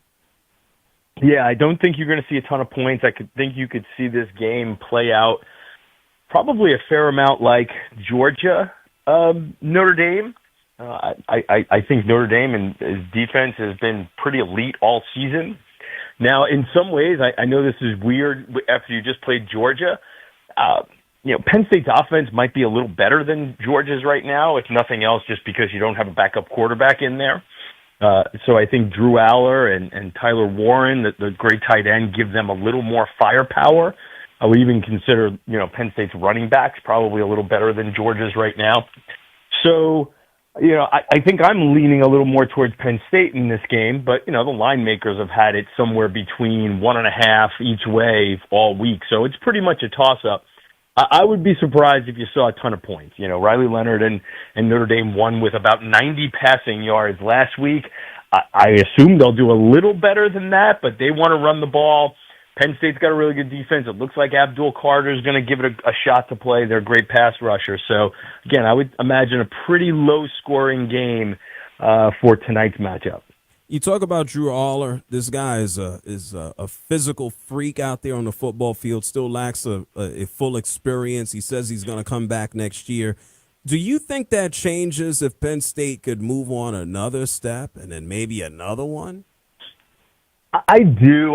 Let's put it this way. I don't think the book is closed. And I know what he said, and that's not to call the kid a liar by any means. But circumstances change as you play more games. And in a quarterback class and there's no slight to Shedeur Sanders and Cam Ward, but if you sort of put them in the perspective of last year's class, they probably would have been third, fourth, fifth best a quarterback within that class. Give or take, depending on who you ask. So there's an opportunity there for a kid like Aller, who's 6'4", 6'5", 230 pounds. He's an enormous kid. I interviewed him. The first time I met him in person was about a year or so ago when he took over the starting job. And listen, football players are big, right? So you're not you're not overwhelmed by seeing a big football player, but he was a sophomore, 20-year-old kid, and he walks in the room. And his offensive tackle is there in the same room, and they're looking eye to eye. And he's not as big as Olu Fashanu, who's a first-round draft pick, but he is such a big kid and doesn't look at all dwarfed by this massive offensive tackle. So pretty good athlete, big kid, has played well this year, definitely improved. So, yeah, I could see a situation where if he plays well tonight, plays well in the national championship game, that somebody gets to him and says, listen, you might be the first quarterback taken. Ralph Russo is joining us, courtesy of The Athletic. If we think about the quarterback who's going to be opposing him tonight, Riley Leonard, this is why the guy left Duke, for a stage and an opportunity like this. Do you think he and Notre Dame, that offense, are they ready for primetime like this? Listen, they have a way they want to play, right? Leonard fits the way they want to play, which is he's going to get some hard yards on the ground. He is not the most eloquent looking passer. He has some accuracy issues. We talk about like NFL type guys. He's an NFL type athlete. I don't know if he's an NFL type passer, so maybe he could project into that. But they play a game that's sort of, again, to his strengths. The other thing he's really good at, though, he doesn't get sacked. And it's not just that he scrambles out. He's just so big, he's hard to bring down. He's not quite as big as Aller, but he's a big, tough kid who's really hard to bring down. So it helps them constantly sort of be on schedule, right? Even if they're not breaking off a bunch of big chunk plays, he's not one to scramble for 35, 40, 50 yards like Jaden Daniels would last year at LSU. But they always seem to be sort of in second and medium, third and short, second and medium, third and short, and that's the way they want to play, and he's good at doing that. Well, Ralph, if we think about the coaches, James Franklin, I don't even want to say over the past couple of days, he's just been a little bit more vocal about what he wants and what he expects, what he's happy with, what he's not happy with, and I'm just like, man, just go coach the football game. Is he not putting more pressure on himself, especially given his record when the lights are brightest?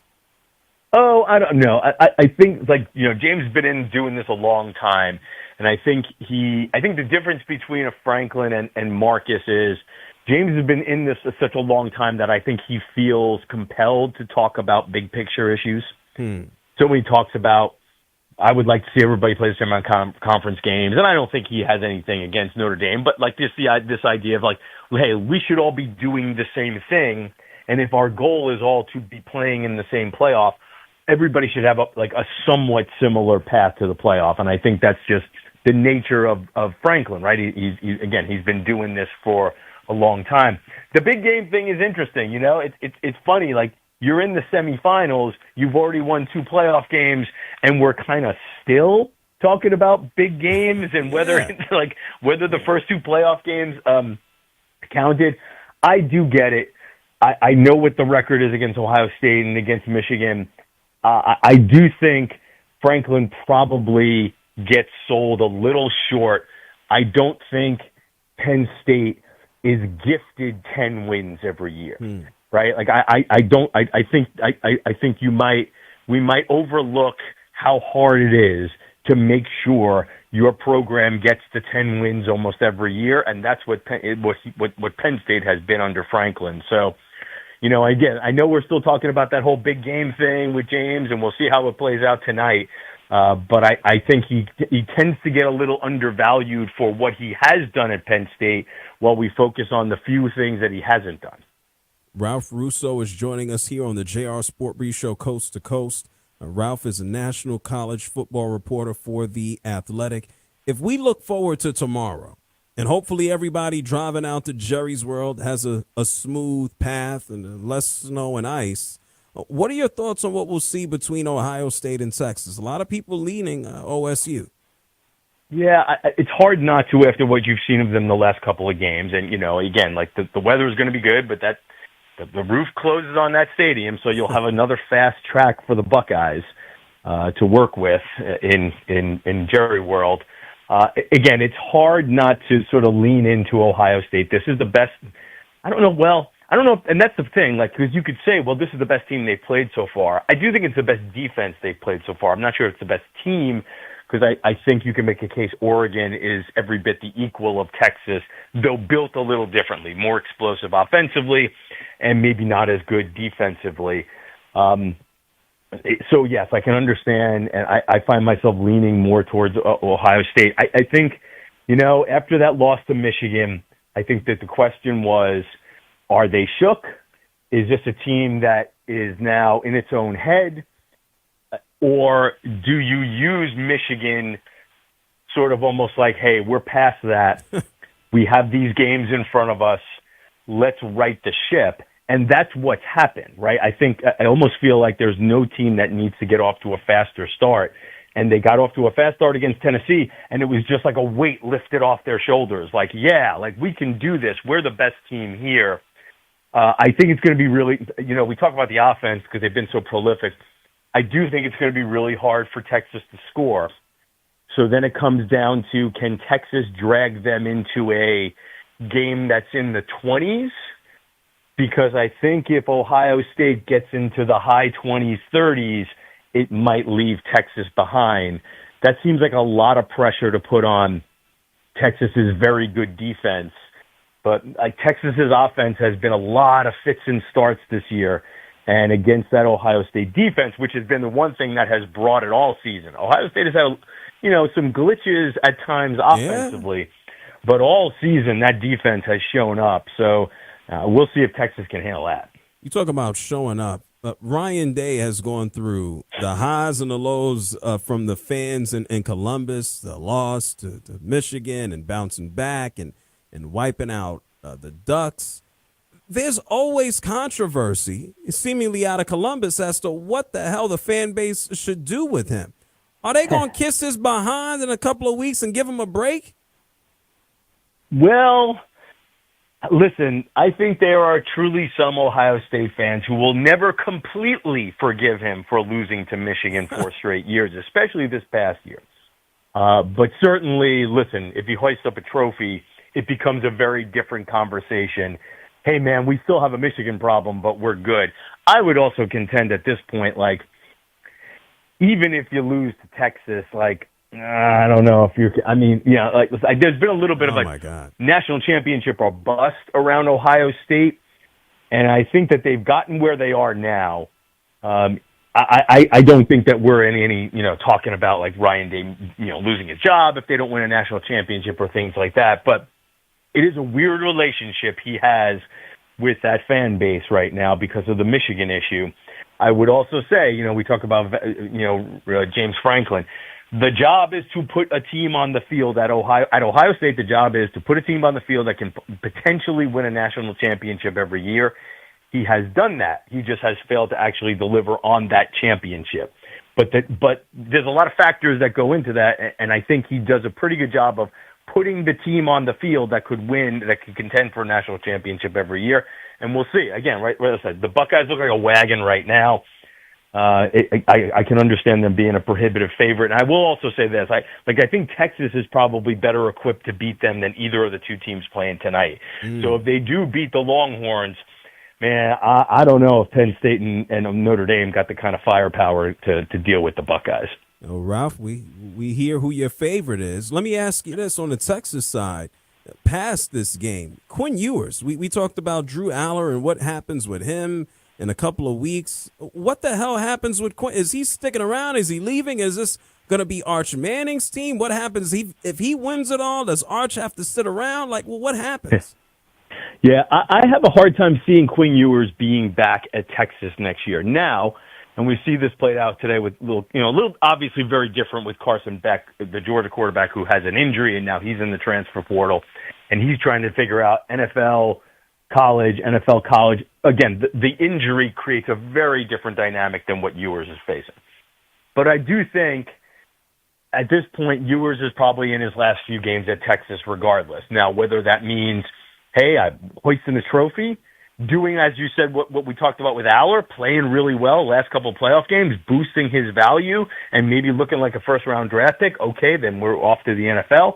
And if it doesn't work out that way, hey, man, we're in a new era. NIL, get that maybe money. you come back one more year, you bank $1 million, $1.5 million, maybe $2 million, maybe not quite as good as a rookie contract, but you make some money while also lifting your value, right? Like Ewers had dealt with some injuries this year, so maybe he looks at that and says, hey, well, I'll go find another team to play for. I'll have an even better year next year, and then I'll do the Bo Nix thing, right? Cause that's what happened with Bo Nix. I'll find another team. I'll play an extra year in college more than people thought, and maybe that gets me into the first round. But I'd be pretty surprised if Quinn Ewers is with Texas next year, whether he's in college or in the pros is TBD.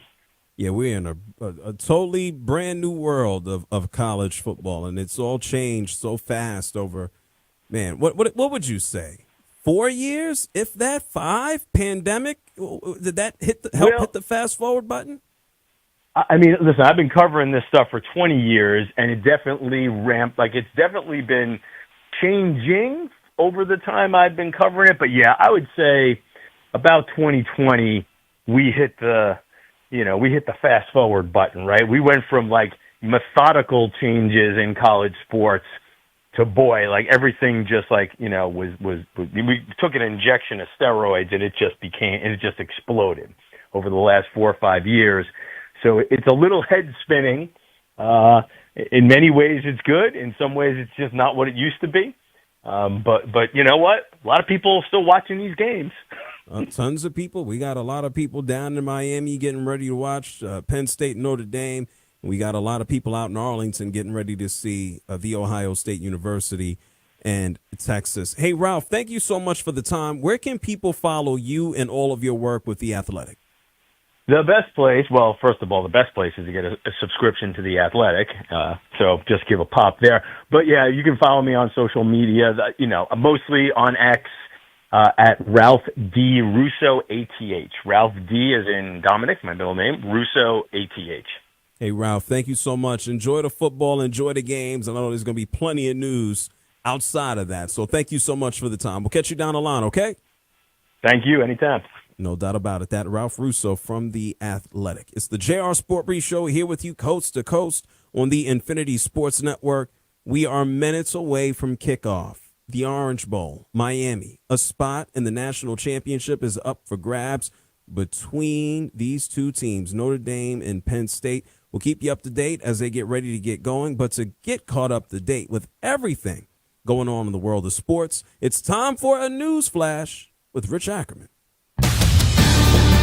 Infinity Sports Network Sports Flash. Well, the college football semifinal, in particular the Orange Bowl, set to get underway momentarily between Penn State and Notre Dame. The Nittany Lions star defensive end Abdul Carter, a projected top pick in the draft, perhaps as high as the top 5, is playing with his shoulder heavily wrapped. Jeremiah Love, the Fighting Irish star running back, is playing with a knee brace, so neither 100%, but both on the field tonight in the lineup for their respective teams. After a disappointing season that ultimately ended with injury, Carson Beck leaving Georgia, entering the transfer portal. The Bill Belichick to the Raiders speculation grows, with the team firing GM Tom Telesco after one season. The move comes 2 days after Antonio Pierce was let go. Both Jalen Hurts and Jordan Love, full practice participants today as they trend toward being on the field on Sunday when the Eagles host the Packers. Aaron Glenn has rejected the Patriots' overture to interview for their head coaching position. In the NBA tonight, right now in the second quarter, the Cavaliers, winners of 11 straight and coming off a huge win last night over the Oklahoma City Thunder, trail the Raptors 33-27. Also right now in the second quarter, the Warriors in front of the Pistons 25-23, and the Timberwolves lead the Magic by a score of 29-18. College action tonight, Ohio State in front of 15th-ranked Oregon, 52-44, and Purdue on top of Rutgers, 55-43, both those games in the second half. NHL action, the Sabres in the first lead the Senators 2-0. Bruins and Lightning are scoreless. Rangers on top of the Devils 1-0. It's the Star 2, and the Flyers 0. I'm Rich Ackerman.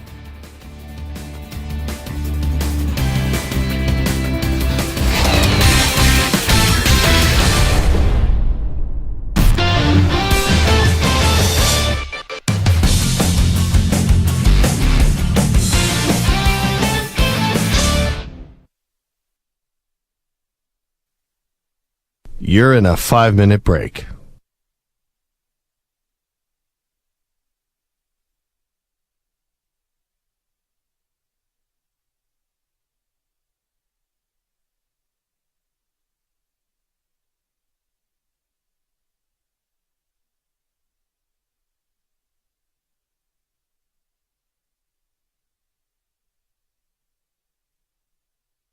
Four minutes, 30 seconds remaining.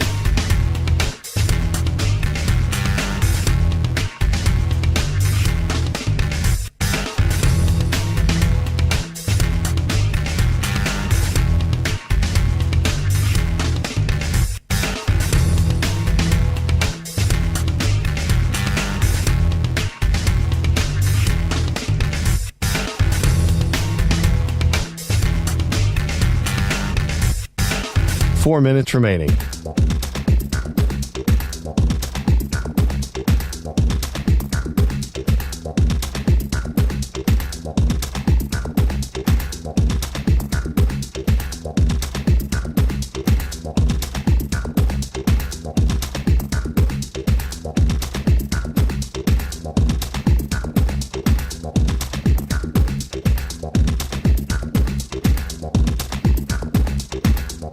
Three minutes, 30 seconds remaining.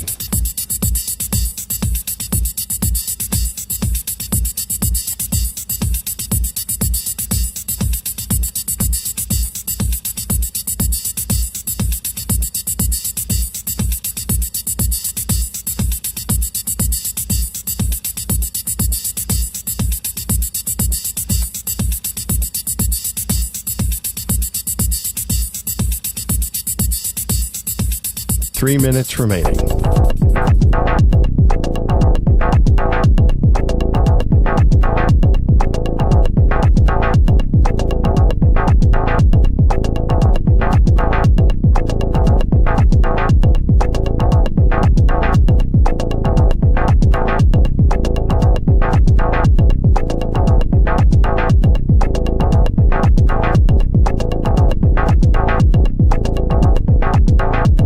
Two minutes, 30 seconds remaining.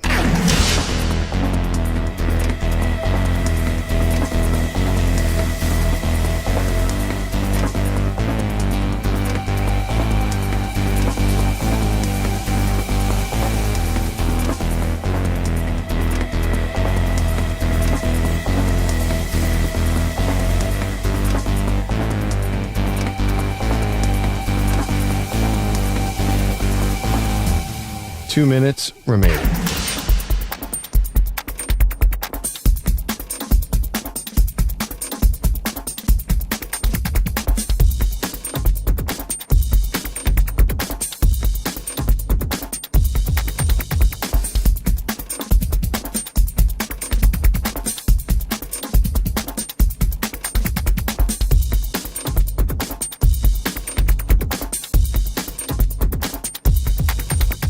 One minute, 30 seconds remaining.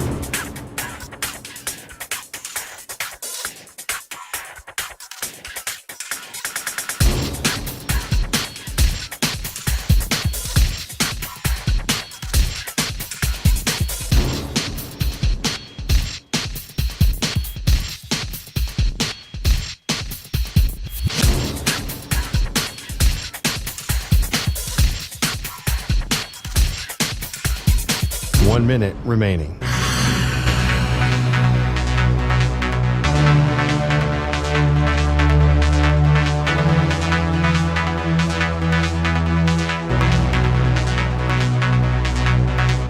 Forty-five seconds remaining.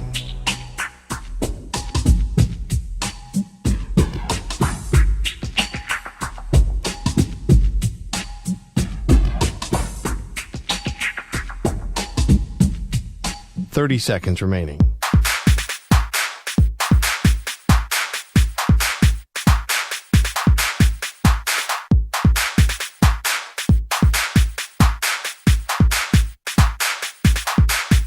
Fifteen seconds.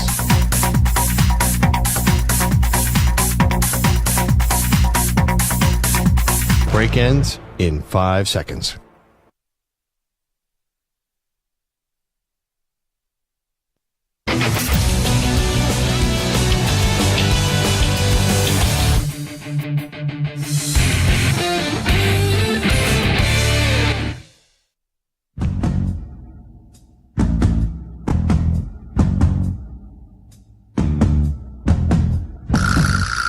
You're listening to the JR Sport Brief. First time caller and listener. I'm loving the show. Your show is just absolutely outstanding. I got to tell you, I've been listening to you, and I've been feeling and agreeing with your flow. Call him now at 855-212-4227. It is the JR Sport Brief Show here with you coast to coast on the Infinity Sports Network. Thank you to Ralph Russo from The Athletic. Covers all things college football across the country. Thank you, Ralph, for joining us to break down this college football playoff and even some of the news that we have when it comes down to the transfer portal. We got Carson Beck, who is going to be leaving the Georgia Bulldogs.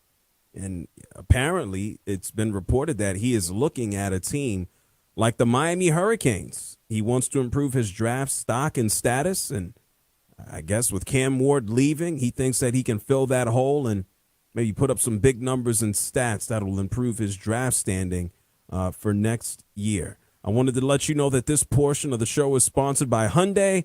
Now you can buy a new Hyundai from the comfort of your new home at Amazon. Visit HyundaiUSA.com for more details. We also got a little bit of news. I'm going to ask our producer, Nico Scarlatos. Nico, we got some NFL news that literally just came down the pipe. What the hell is going on right now? Yeah, so due to the unfortunate wildfires that are going on in California, the NFL has decided to move the Los Angeles Rams-Minnesota Vikings playoff game to Glendale, Arizona, home of the Cardinals at State Farm Stadium. It will still be Monday night. It will still be at 8 p.m., just a new location for this one. Wow. Oh, I mean, we talked about this earlier in the show. Los Angeles Lakers had a game against the Hornets that was canceled tonight. And we've heard this all week long, how the Minnesota Vikings and the Rams, this game might get moved. They might move it to a new location. And to think that this has been talked about for the better part of a week now, all since earlier this week. And on Thursday, the decision has been made. Obviously, there's so many other logistics that come into play. The travel, the safety, the friends, the families. You want to give the players a chance and an opportunity. And so I'm not shocked that the decision was made today. But it's really just wholly unfortunate when you think about the traumas that people are dealing with. And it's one thing to think about celebrities that we all know. For instance, J.J. Redick. It's been reported J.J. Redick's house is gone. Like, think about that for a minute. J.J. Redick's house is gone. It went up in flames. Everything that I don't know what he took out that. None of my business, but I can't imagine. And when you think about SoFi Stadium is not a little bit further south from where the fires are. The smoke travels, it moves. And I think all things considered, not just the safety and, I don't know, it just seems out of sorts when you have people being traumatized in Los Angeles right now to have a football game. And, hey, let's all travel to a football game. I think people are more concerned. We got more than 100,000 people that have been evacuated in Los Angeles, in the city. And to just put a football game on, I get it. NFL, I'm not necessarily going to say I agree with everything that they do, every move that they make, but moving this game just seems like a good idea. And you think about the Minnesota Vikings, just from a football perspective, just this past Sunday, they had an opportunity to host a home game, to win the NFC North. And by losing to the Detroit Lions, their schedule is just kind of all thrown out of whack. And, well, we don't live in a coulda, shoulda, woulda world. What happened, happened. Nico, are you surprised that they moved the game at this point in time? I wouldn't say surprised. I guess I didn't think of it until you said it with how soon they did it. I thought they were going to wait till the weekend to see, what transpired over the weekend. But you're right. They have to have enough time for the travel to get changed. They have to give fans now a chance to, apparently they're going to give Rams season ticket holders a chance to buy tickets starting, I forget when, at some point this weekend. So there's a lot that goes into it. So originally I was going to say they should have waited, but I think you're right. They do have to make a decision, and I think this was the right one. Yeah, it's reasonable. And, of course, you still want to try the best way that you can to reward the Rams for, and let's be real. Are the Rams the underdog in this game? I would say Minnesota has performed better throughout the course of the regular season. The Rams have certainly turned it on late, but when you think about the egg that Minnesota laid, and people look at Sam Darnold and whether or not he's going to just turn into a pumpkin at any moment now, you still want to give the Rams fans and the organization not necessarily a pat on the back, but you want to make it as much of a home game as possible, even though we know it's impossible. You can't make this a home game. Yeah, you think about proximity, Arizona, closer to Los Angeles than Minneapolis. Of course, hell yeah, it is. But this is eerie. These are the type of things that you don't want. Like, I can't recall seeing anything like this since we had all them COVID games. Let's be real. Neutral site, at least there'll be fans in there. Will the place be filled up? I doubt it. It takes a lot to move around and change plans, but more important, as I mentioned earlier, you think about the lives and you think about life. You move into football second. So, news that just came on down the pipe. There's no waiting here. The NFL is moving the game between the Vikings and Rams. It's no longer in Los Angeles and Inglewood at SoFi Stadium. The game is going to take place, the home of the Arizona Cardinals, due to all of the wildfires in Los Angeles. And so we send a lot of love to everybody out there, all the folks out in California who are dealing with this terrible, terrible weathering situation. And maybe the Rams could bring a little bit of light, a little bit of optimism, a little bit of a distraction for people in California. 855-212-4227. That's 855-212-4227. That's the number if you want to give me a holler. We have so much more to get into. Again, thank you. Joining us in the last break, Ralph Russo from The Athletic to talk some college football. We have that game underway right now between Notre Dame and Penn State. It's early. We knew this was going to be one of them punch-you-in-the-mouth games that was not necessarily going to be exciting. And as of right now, we got a score of absolutely nothing to absolutely nothing. We'll keep you up to date on the game as it continues on. If you want to holler at me, you can also find me online at JR SportBrief. When we come back on the other side of the break, to kind of continue with this college football theme. It's a real football type of show, especially with all the championship games that we have in college and also the pros. Someone who's not even in a national championship game. This man garners attention everywhere he goes. Every time he speaks. His name is Deion Sanders. What news did Deion Sanders make today? What could this man have said that made people raise their eyebrows and go, what? What are you talking about now? You'll hear from Deion on the other side. I'm going to give you some insight. Deion said he's going to stay at Colorado unless this one thing happens. I'll let you hear from Deion on the other side of the break. You want to call me? 855-212-4227. That's 855-212-4227. You're locked in. It's the JR SportBrief Show, coast to coast on the Infinity Sports Network. Don't you move.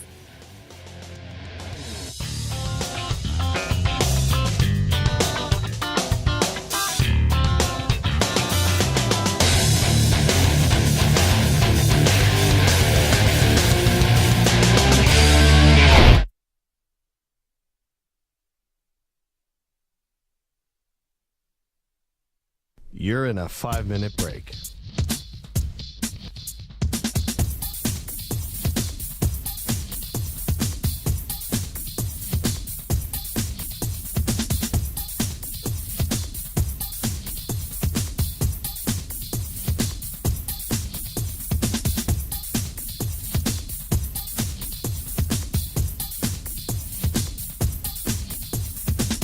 Four minutes, 30 seconds remaining.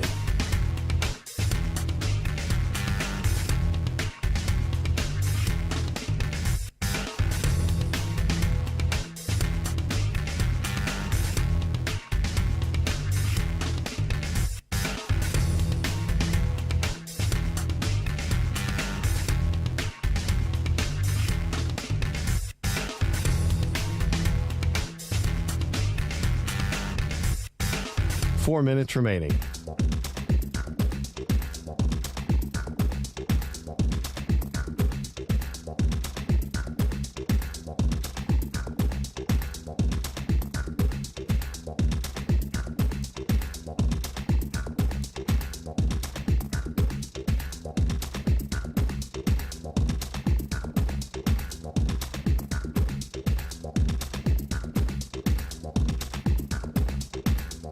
Three minutes, 30 seconds remaining.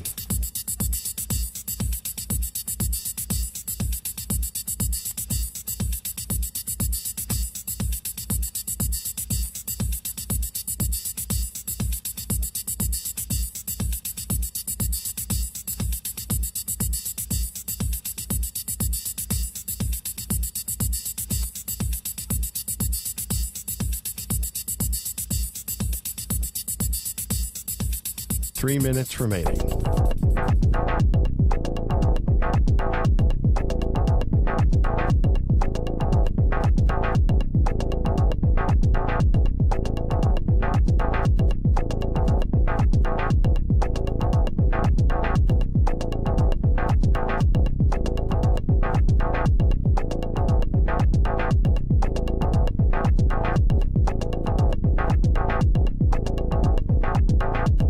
Two minutes, 30 seconds remaining.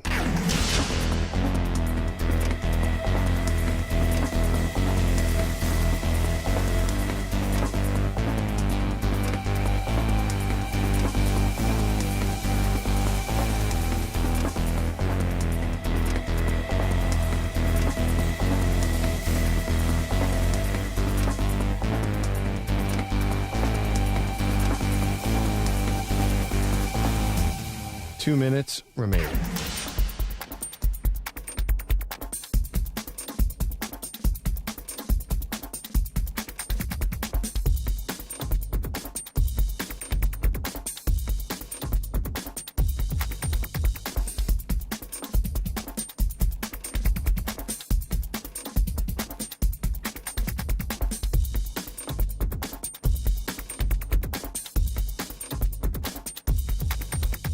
One minute, 30 seconds remaining.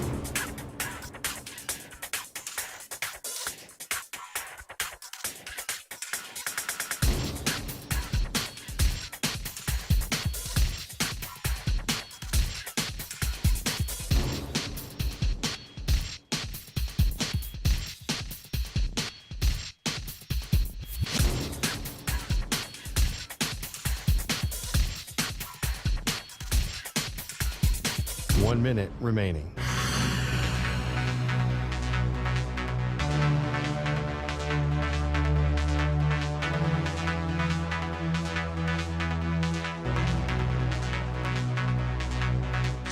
Forty-five seconds remaining.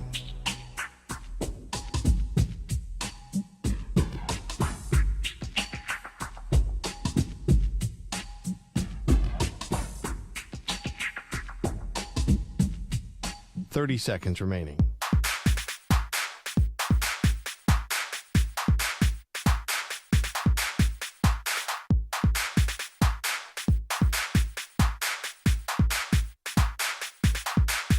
Fifteen seconds.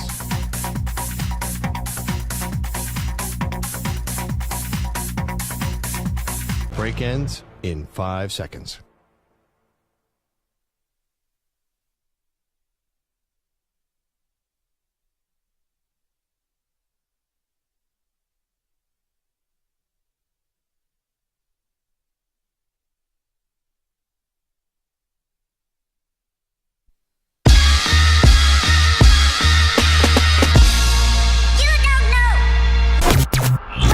You're listening to the JR SportsBrief. It is the JR SportBrief show here with you coast to coast on the Infinity Sports Network. I'm coming to you live from Atlanta, Georgia. Thank you to our producer holding it down in New York City, Nico Scarlatos, and thank you to you for listening. All my people at home, at work, on the highways, the byways, the driveways, people going to and from, wherever the hell you're going to and from. Thank you for hanging out. This show gets started every weekday at 6 p.m. Eastern, 3 Pacific.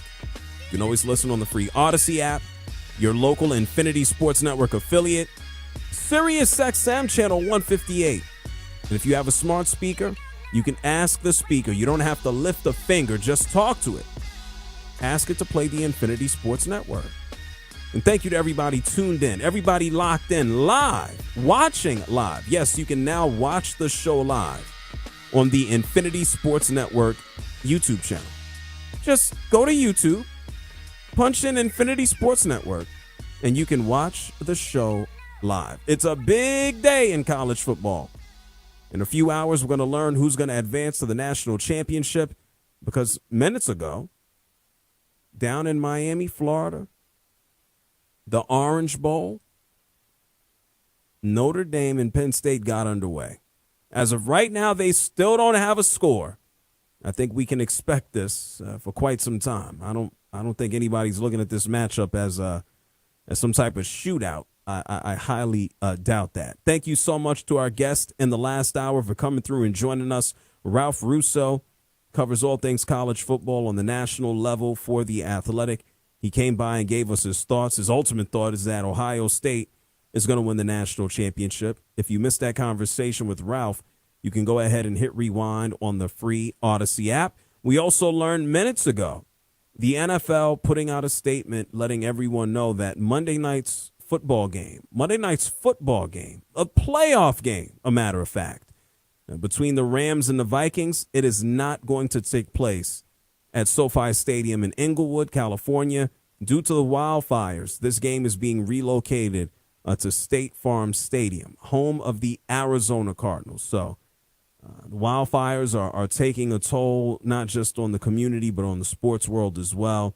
and sports certainly has to take a back seat to humanity, but they're going to go ahead and move that game out to Arizona and no longer in Los Angeles County, no longer in Inglewood. So Minnesota Vikings, Rams, Monday Night Football won't be in Inglewood. Hopefully the fires will have subsided by then. Hopefully there's some type of progress. We can only hope and pray in that regard. If you want to be a part of the show, you can. The phone number here is 855-212-4227. That's 855-212-4227. You can find me online. I'm on the internet. I am everywhere. I am at JR SportBrief. So much that we've discussed. Give you an update, or I've given you an update right now on the wildfires, the Lakers and Hornets game. That was canceled. We talked about how ridiculous the Raiders are. 2 days after firing their head coach and Antonio Pierce, the Raiders fired their GM, Tom Telesco, after one season. You bring on a GM for 1 year and then you fire him. I guess that's what happens when you hire Tom Brady. You just make all the decisions that you want. The Falcons said that they are very comfortable with Kirk Cousins as their backup. I think that is a load of BS. I think Kirk Cousins is well known. He's probably going to want to leave so he can go elsewhere and play. Why would he want to sit around as a backup? I have no idea. We also learned today that Carson Beck, the starting quarterback the past 2 seasons for the University of Georgia, the Bulldogs, he's entering into the transfer portal. It was only a few weeks ago, not even a few weeks ago at this point, like a month ago. This man tore the UCL in his arm, was unavailable for their college football playoff game against Notre Dame, and now he's entering into the transfer portal? This is the same Carson Beck who went through a stretch with the Georgia Bulldogs where he could not throw the football to the right team. That he went through a stretch where I looked at him, and plenty of other people looked at Carson Beck and said, if the Georgia Bulldogs don't win a championship, it's going to be because of him not being able to hold on to the football. Well, lo and behold, he wasn't even healthy enough to play. And now he's moving elsewhere. And you want to know what this screams? NIL, money, getting the check, moving on to the next thing. Cam Ward is moving on. Cam Ward is going to the NFL. The man's going to the draft. Somebody's going to select him. He's going to be a top 2. I don't even want to say 3. This man's going to be a top 2 pick. He might be the first quarterback selected in the draft. Carson Beck, come on, man. If he went into the NFL draft, where would he go? I don't even know. 3rd round? 4th round? Would it be worth it to even think about? Carson Beck is better off staying in college, making more NIL money, and then getting drafted. He might as well use up all of his eligibility, make that cash, get that money, try to improve his draft stock to try to make more money. As simple as that. So I don't blame Carson Beck. If he could be half as good as Cam Ward was down in Miami, and Carson Beck is he's going to improve his draft stock and get some cash while he is at it. 855-212-4227. That's 855-212-4227. Dave is here from Queens. You're on the JR SportBrief Show. What's up, Dave? JR, thanks. Okay, I just shut the TV's volume down because I'm watching this Penn State game, and I'm going to listen to your show. Like, I've been listening to your show and listening to the game. Their volume is down because those announcers are terrible. I don't even know who they are. That's my bad for not knowing the names. Your show is on in my house with the volume, and I'm watching on the stream, and I'm watching the game with no sound. Great. You know what I mean? The Penn State guy catches the ball, fair catches it at the 1, which is like football, like the worst football move you can do. Run away from the ball, and then like he catches it at the 1 all proud. And the thing is, the announcers, they don't even say nothing. They just say he caught it.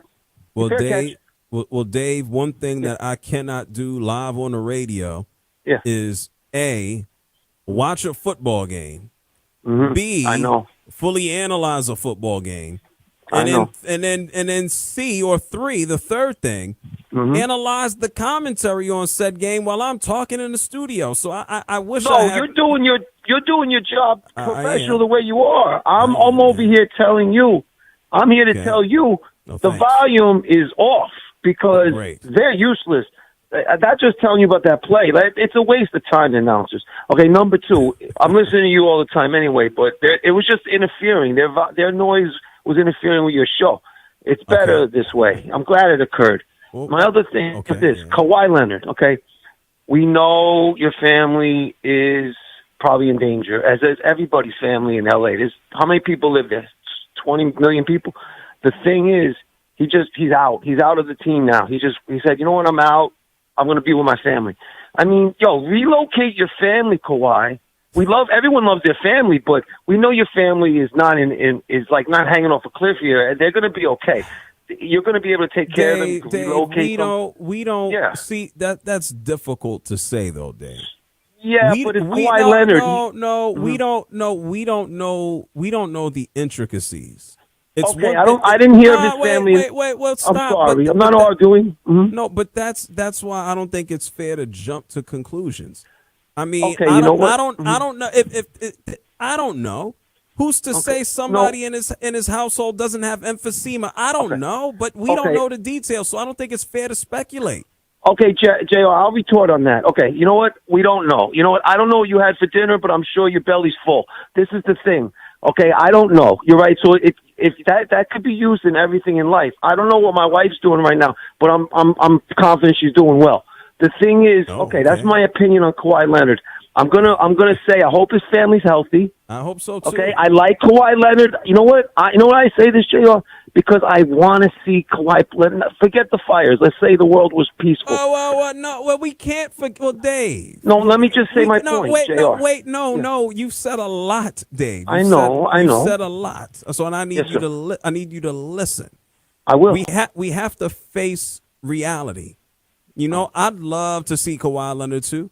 I wish that there were no fires. I wish Kawhi had 2 healthy knees and a quad and a hamstring. But that's not reality. The reality is that in California, yes, there are fires. And whether or not you happen to be Kawhi Leonard or you happen to be Kawhi, the gas station attendant, right. People's lives are here. And so I'm not going to put, Okay. I'm not going to All think right. about, I I'm not apologize. done. No, it's all, you don't got to apologize. I just don't want to be clicked because I want to retort. Okay. No, I'm putting you on hold because I need to talk uninterrupted. You can retort, but there comes a point in time where being entertained has to take a back seat to people's lives. I don't have to think about what Kawhi Leonard is going through or that he's Kawhi Leonard. So, of course, he has plenty of money. So he could put his family in a Sprinter van and just say, hey, just go hang out in Scottsdale for a couple of months. We don't know the details. I mean, we learned today that J.J. Redick lost his house. I don't care if J.J. Redick played at Duke. I don't care if he was an NBA player. I don't care if he made millions of dollars. The guy's house is gone. His family was in that house. I'm sure that he cares about the house because he bought it. I'm sure it's a pain in the ass dealing with insurance and finding a new house and thinking about where his kids are going to go to school and where his family is going to live and how they're going to pay for that. Like, you can still have a lot of money and be a human being. You know, money can help a lot of your problems, but money doesn't erase everything. And in some cases, money causes more. This man already has a high-profile, high-stress job. He's still a human being. And yeah, he can wake up and look at his bank account and wipe his tears, but he's still a human. And I don't care who you are or how much money you have. Looking at you and your possessions and your life being altered because of fire or water or a natural disaster or a disaster of any kind, it's not easy. And so you might want to see Kawhi Leonard. Now, when I first saw that Kawhi was going to be unavailable, I rolled my eyes and go, this man just came back and played a game. And now you mean to tell me he's hurt again? And they said he's stepping away from the team to be with his family. I can't knock him.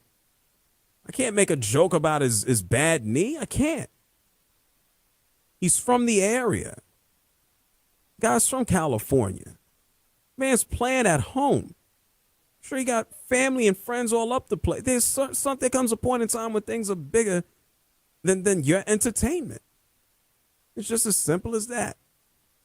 But I guess maybe we should just, pretend and act like things are all great and perfect in the world. No, not gonna. Bigger things. 855-212-4227. That's 855-212-4227. Nico, that was interesting. I don't know. If I accidentally lit myself on fire here in the studio, should I continue on doing the show? I would hope you don't. No, you got to get to a hospital. I'm looking at the fire extinguisher right here. Maybe I should utilize that if I were to light myself on fire. That was, and I get it. There's people think money fixes everything. It's a fire, Nico. Like, what does he want from Kawhi?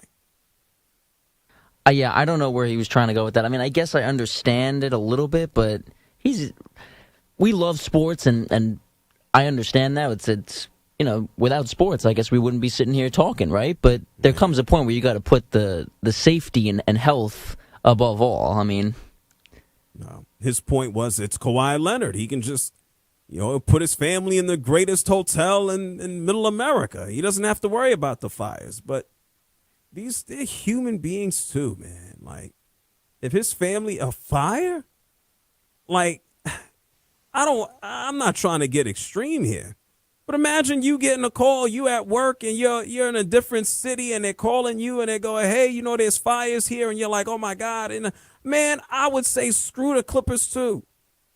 Imagine getting a phone call, your mother, your sister, your brother, hey, we're here at the house and there's fires and we don't know what to do. And I don't even want to think about that. I think if you've been around long enough, I think a lot of us at some point in life have gotten a call from somebody that you didn't want at an hour and a time that you didn't want or you didn't expect. The phone rang from someone who typically wouldn't call you at a time, and you just go, oh my God, what the hell is this going to be about? That's being a human, not just being an entertainer. So just please, as the NFL is moving a game from Los Angeles to Scottsdale, Arizona, as the Lakers are canceling games and the Kings are canceling games, and as Los Angeles is burning, as a sports fan, as a human being, just try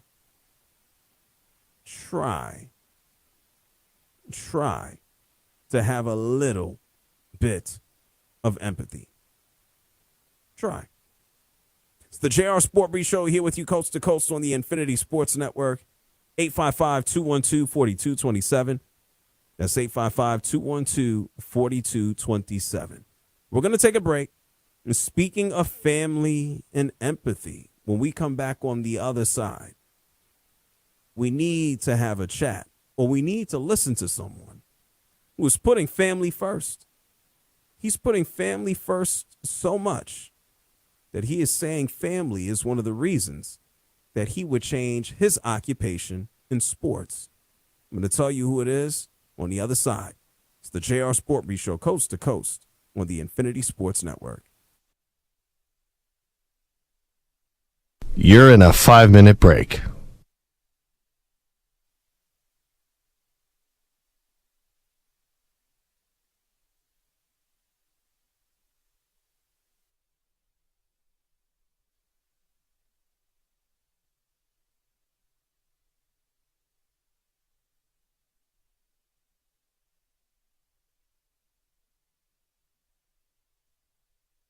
Four minutes, 30 seconds remaining.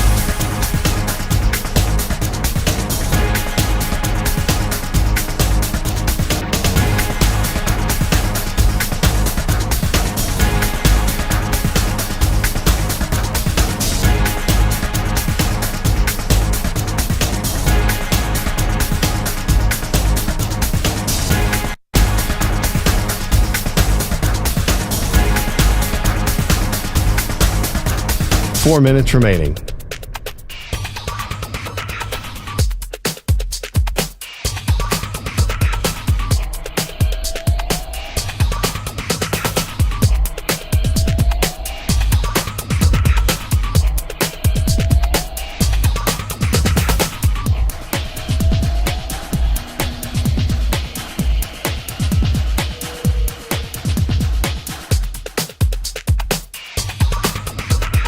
3 minutes, 30 seconds remaining.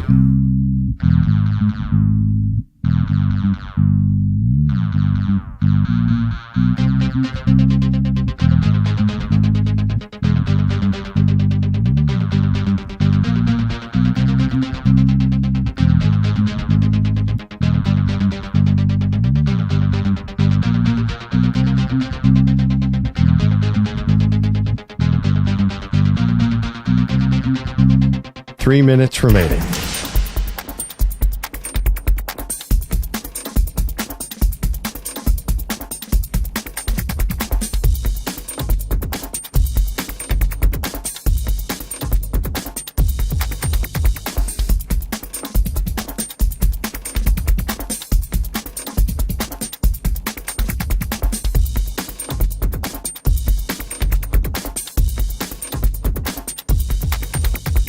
Two minutes, 30 seconds remaining.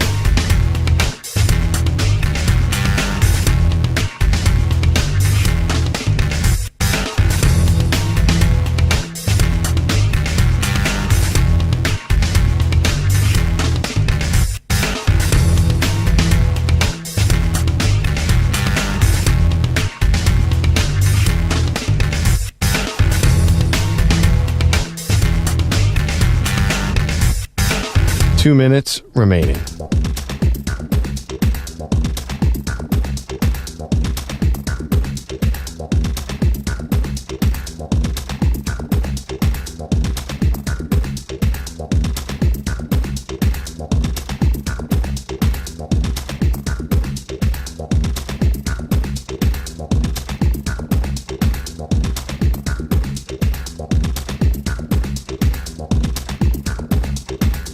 One minute, 30 seconds remaining.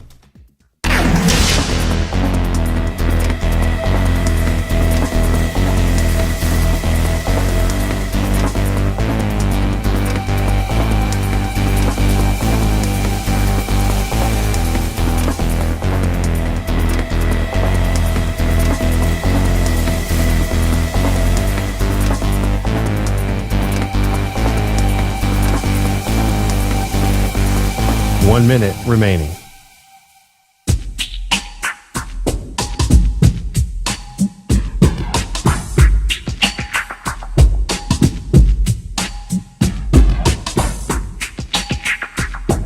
.45 seconds remaining.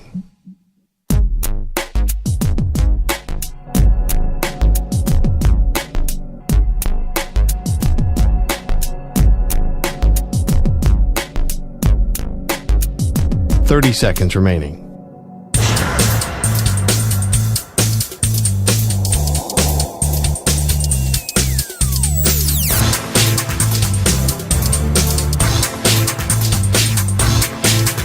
.15 seconds.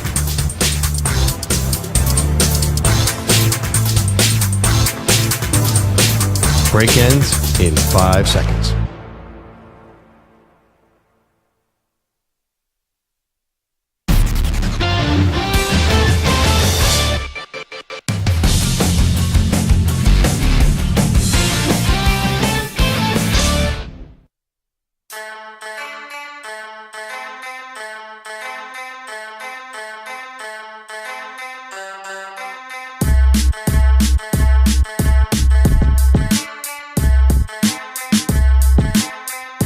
Listening to the JR SportBrief. You have always an amazing show that everybody gets to listen every night. The topic is always interesting. Sometimes I can't call because I'm just listening to everybody and their opinion, and that's the reason why I love your show the most. JR wants to hear from you. Call him now at 855-212-4227.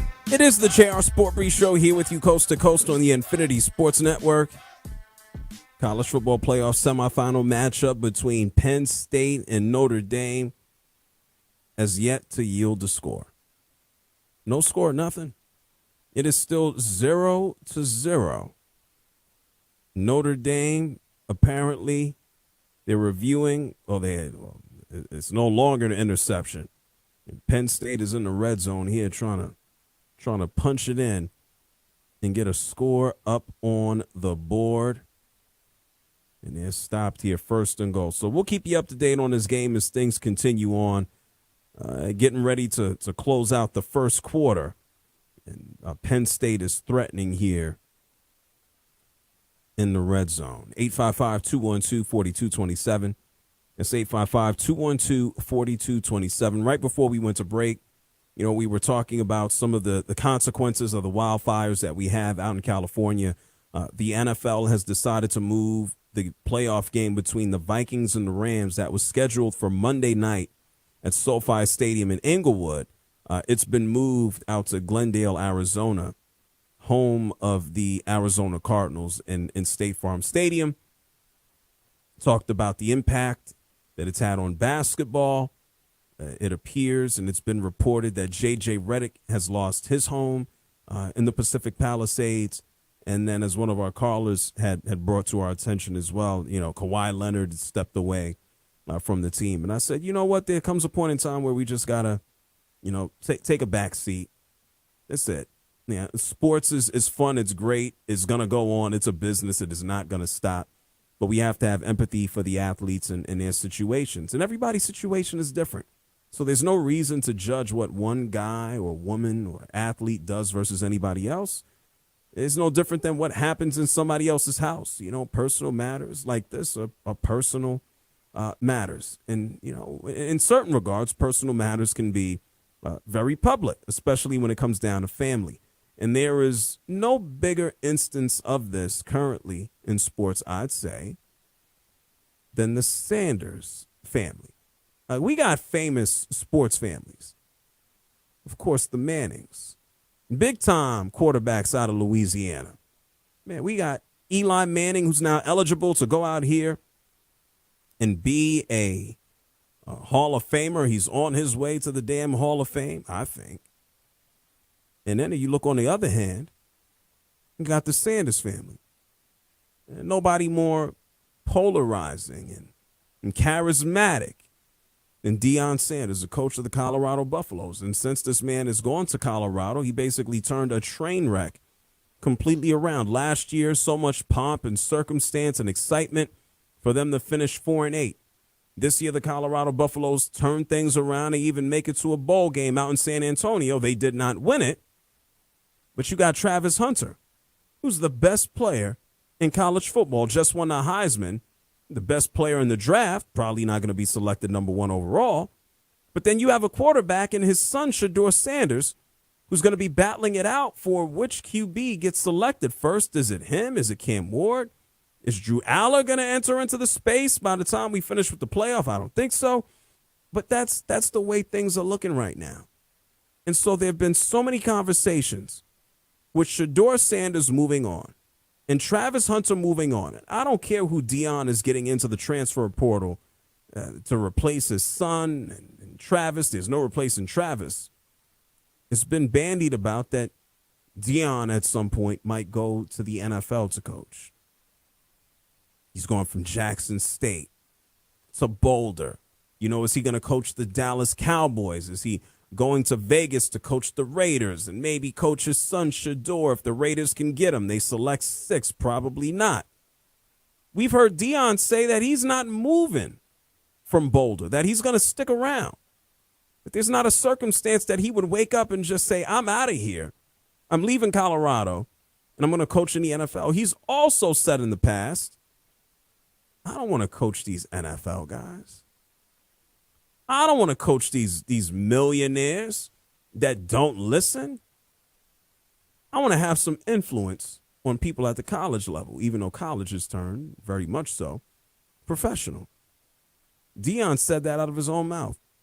Well, yesterday, Deion Sanders was on Good Morning America, and he was pretty much asked the same thing. Deion was asked, are you sure you're never going to coach in the NFL? Listen to what Deion said in response. The only way I would consider is to coach my son. Not son. No. Sons. Okay. I think we're going to go rival with that. Yeah. So that's not a no. Well, I love Colorado. Now, I love my Buffaloes. I love everything that we're building. I love everything that we're doing. And I love Boulder, Colorado. I do. Okay. Dion has now put a little possibility out there that he might move. Now, what's the possibility of this happening? He'd have to coach both Shador and Shiloh. I know at one point in time you said Travis Hunter's like a son. I don't expect Travis Hunter and Shador, the quarterback, to be on the same team. But then if we think even broader than that, if I'm a team, why do I want to do that? What, so is Deion Sanders like a stopgap here? I'm going to bring on Deion Sanders to coach my team while we develop his son at quarterback, probably, and then just have Shiloh on the team? So what happens if Shiloh's not on the team the next year? Deion's now going to leave, or was 1 year good enough for Deion? Yeah, it's a lot of pie in the sky. I don't think Deion is leaving for the reasons that he told us months ago, years ago. I don't want to coach in the NFL. We had this conversation. People are saying, oh, Deion could go to the Cowboys and Deion could work for Jerry Jones. Why the hell would he want to work for Jerry Jones? Why would he want the stress? Deion is big cheese in Boulder, Colorado. Why would he want to work under Jerry Jones, who's not big cheese, but just delusional? Like, we had Jerry Jones talking to the media this week, and Jerry Jones said, I didn't buy the Dallas Cowboys as some type of investment. I bought the occupation to run a football team. So this is just like a fantasy for Jerry Jones.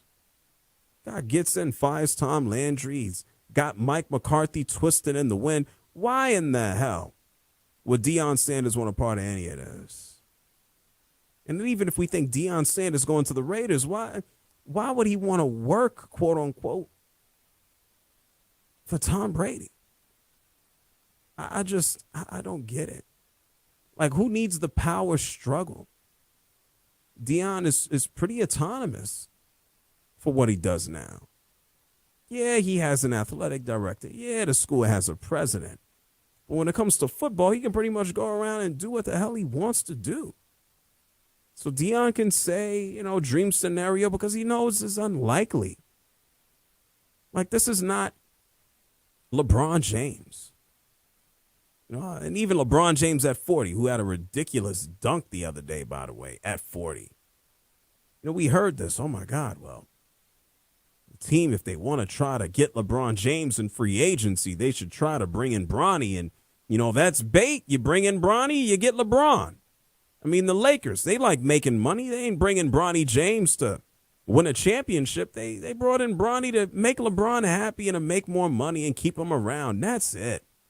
Competing for a championship is kind of at the same level, but probably right below. You can't do that in the NFL. You can't bring in Shiloh to pair up with Shador just because you want Deion Sanders coaching the team. To be honest, I don't think it's that important. Deion Sanders ain't coaching no offense. He knows how to defend against it. You think about the current NFL, these young hotshot coaches, Deion needs to stay in Colorado. He needs to let his boys flourish. We don't need Deion in the NFL. Nico, do you think we'll see Deion ever coach in the NFL? Do I think, or should I? Or should he? What do you think will happen? Let's do that first. Do you think we'll ever see Deion coaching in the NFL? I do think eventually he is going to go to the NFL. Wow. Why do you think that? Because I think, like he said, he wants to coach with his son. I mean, if you think of it, he's really never coached without Shador, right? Because he was at Jackson State with Shador. He's at Colorado with him. Why wouldn't he follow him to the NFL? That seems like the path that he's been on. Do I think he should? No, because I think what he's building at Colorado and the improvements that he's made after year one has been phenomenal, so why throw all that away? But I do think, based on the trajectory that we've seen so far, he's probably going to go with Shador. Well, that's something that he's also said in the past as well. Deion has said, I'm not following my son. That came out of his mouth, Nico. He says, I am not following my sons. Now, we heard what he said on Good Morning America. He would only go to the NFL if he was going to be able to coach both of them. And so, he's a human being, right? He's entitled to change his mind. I just don't think, unless there's a perfect situation, which there never is in the NFL, I find it hard that he'd leave. I don't know. That is I don't want to call it one of the biggest mysteries that we have. He's going to be in Colorado, I think, at minimum for one more year. Deion in the league? I don't know. If he's in the league, I think he lasts as long as Tom Brady in the broadcast booth, which I don't think is long. Some wild stuff. Now, you asked on the back end. You answered that. You said you don't think it's a good move. Well, I don't. Yeah, I agree with that. I think he's better off staying where he is. But Deion is such a star. He will exit stage left, I think, before things get bad in Colorado. So we'll see. 855-212-4227. That's 855-212-4227. Speaking of coaches, there's an NFL team that does not have a coach. They have a quarterback. They're paying him more than $50 million a year. He got a busted shoulder, and he has an idea as to who should coach the team. I'm going to tell you what Trevor Lawrence had to say about the Jaguars and their open position on the other side of the break. 855-212-4227. That's 855-212-4227. To get an update on this college football playoff game going on in Miami and more, it's time for a news flash here on the Infinity Sports Network. It's Rich Ackerman. Infinity Sports Network Sports Flash. Well, the Orange Bowl is going on. 2 games in L.A. have been postponed the last 2 days because of the wildfires. The NFL announcing a short time ago that Monday's playoff game between the Vikings and Rams will be moved to Glendale, Arizona from SoFi Stadium. As for the Orange Bowl right now, early second quarter, it's Penn State on top of Notre Dame, 3-0 in what has been a defensive struggle so far. Drew Aller, 4 of 11 thus far for 49 yards passing in, threw an incompletion on 3rd and goal from the 3, so the Nittany Lions settle for a 20-yard field goal, and that is all the scoring so far. Riley Leonard has been picked off once. He's 2 of 6 for 38 yards passing so far for the Fighting Irish. The Raiders waited a couple of days before firing Antonio Pierce, and now part ways with GM Tom Telesco as well after less than a year on the job. NBA action tonight. The Cavaliers' 11-game winning streak is in jeopardy. Third quarter, they trail the Raptors 89-78. The Warriors in front of the Pistons 70-64. Also in the third, Timberwolves 65, the Magic 57. At the half, the Trailblazers lead the Mavericks 58-53, and it's the Rockets in front of the Grizzlies 36-28. College action tonight in the top 25. It's Oregon over Ohio State 73-71 in Columbus. Purdue top Rutgers 68-50. Washington and Michigan State are underway. In the NHL, Devils and Rangers are tied at 2 in the second. Bruins and Lightning are scoreless. The Sabres lead the Senators by a score of 4-0. It's the Stars 3 and the Flyers 0, while the Penguins lead the Oilers 5-2 and the Blue Jackets a 5-1 lead over the Kraken. I'm Rich Ackerman.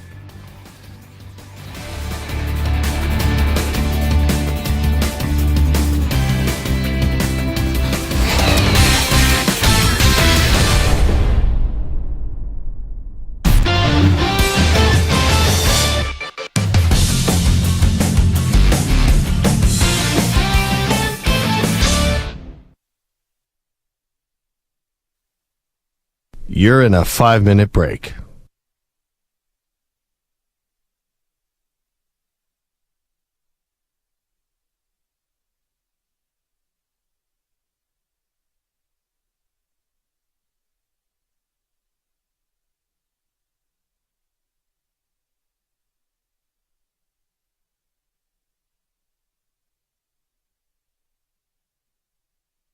Four minutes, 30 seconds remaining.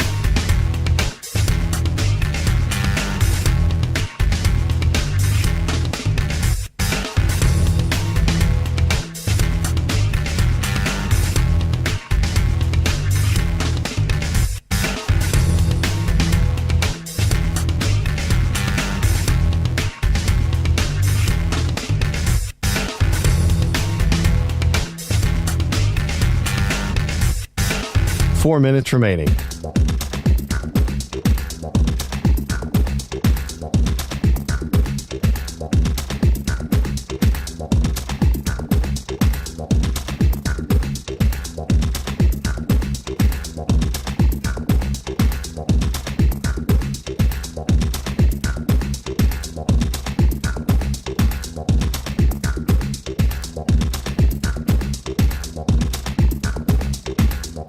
Three minutes, 30 seconds remaining.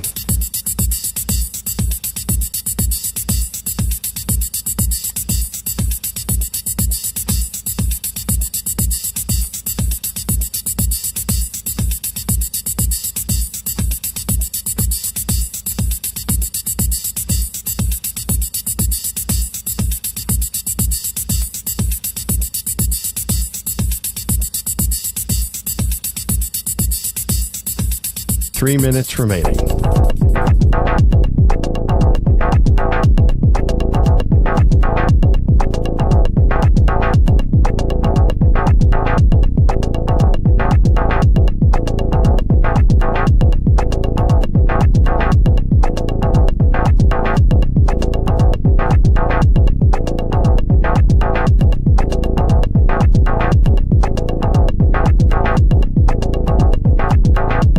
Two minutes, 30 seconds remaining.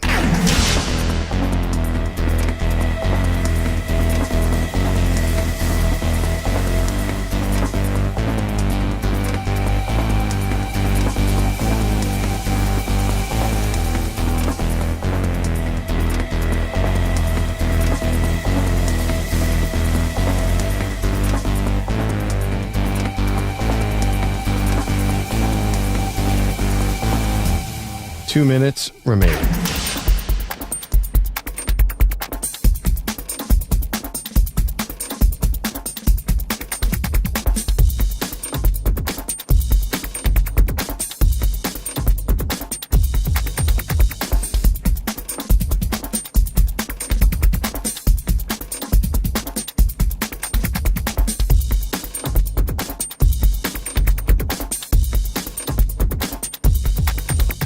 One minute, 30 seconds remaining.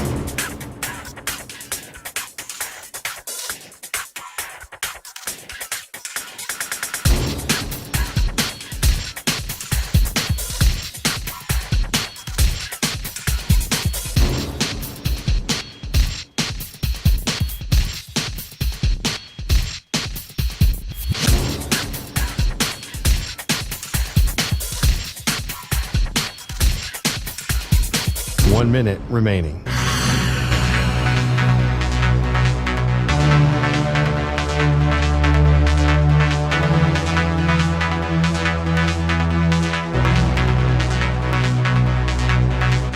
Forty-five seconds remaining.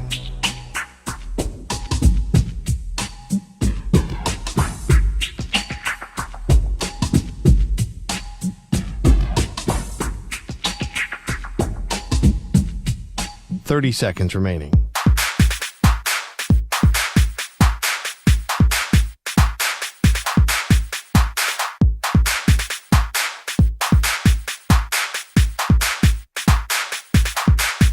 Fifteen seconds.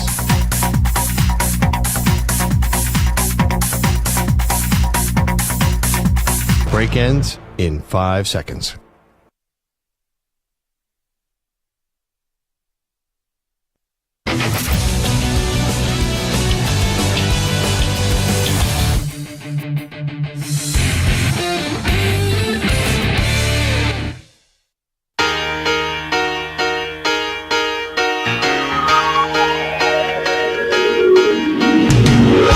Listening to the JR SportBrief. I've been listening to you maybe 10 or 11 months, and I always appreciate you being poignant, intelligent, and exacting when you have to be. Call him now at 855-212-4227. Man, cold as ice is how I would describe tonight's semifinal matchup at the Orange Bowl between Notre Dame and Penn State. Cold as ice. There's about 9 minutes to go in the first half of this game. Penn State has 3. Notre Dame has 0. Riley Leonard has already thrown an interception with about 4 minutes to go in that first quarter. Riley Leonard, and you just heard this. Thank you to Rich Ackerman, but I just got to put a stamp on this because I'm in a commercial break, and I'm having a little bit more of an opportunity to look at this game, and I'm just like, ugh. Riley Leonard, 4 of 8 with that turnover, that INT. Drew Aller, 4 of 11. This is we knew it was going to be ugly. And we got drop passes and interceptions. Can we get a little bit better quality football than this? This is what Hickey stayed home to watch. Oh, good for him. Nico, you impressed by any of this? No, not at all. I think the winner of tomorrow's game smokes whoever wins tonight. Oh, ouch. Yeah, I would agree. Because they can't keep up offensively. Exactly. Not at all. And we've had a lot of talk just over the past couple of days.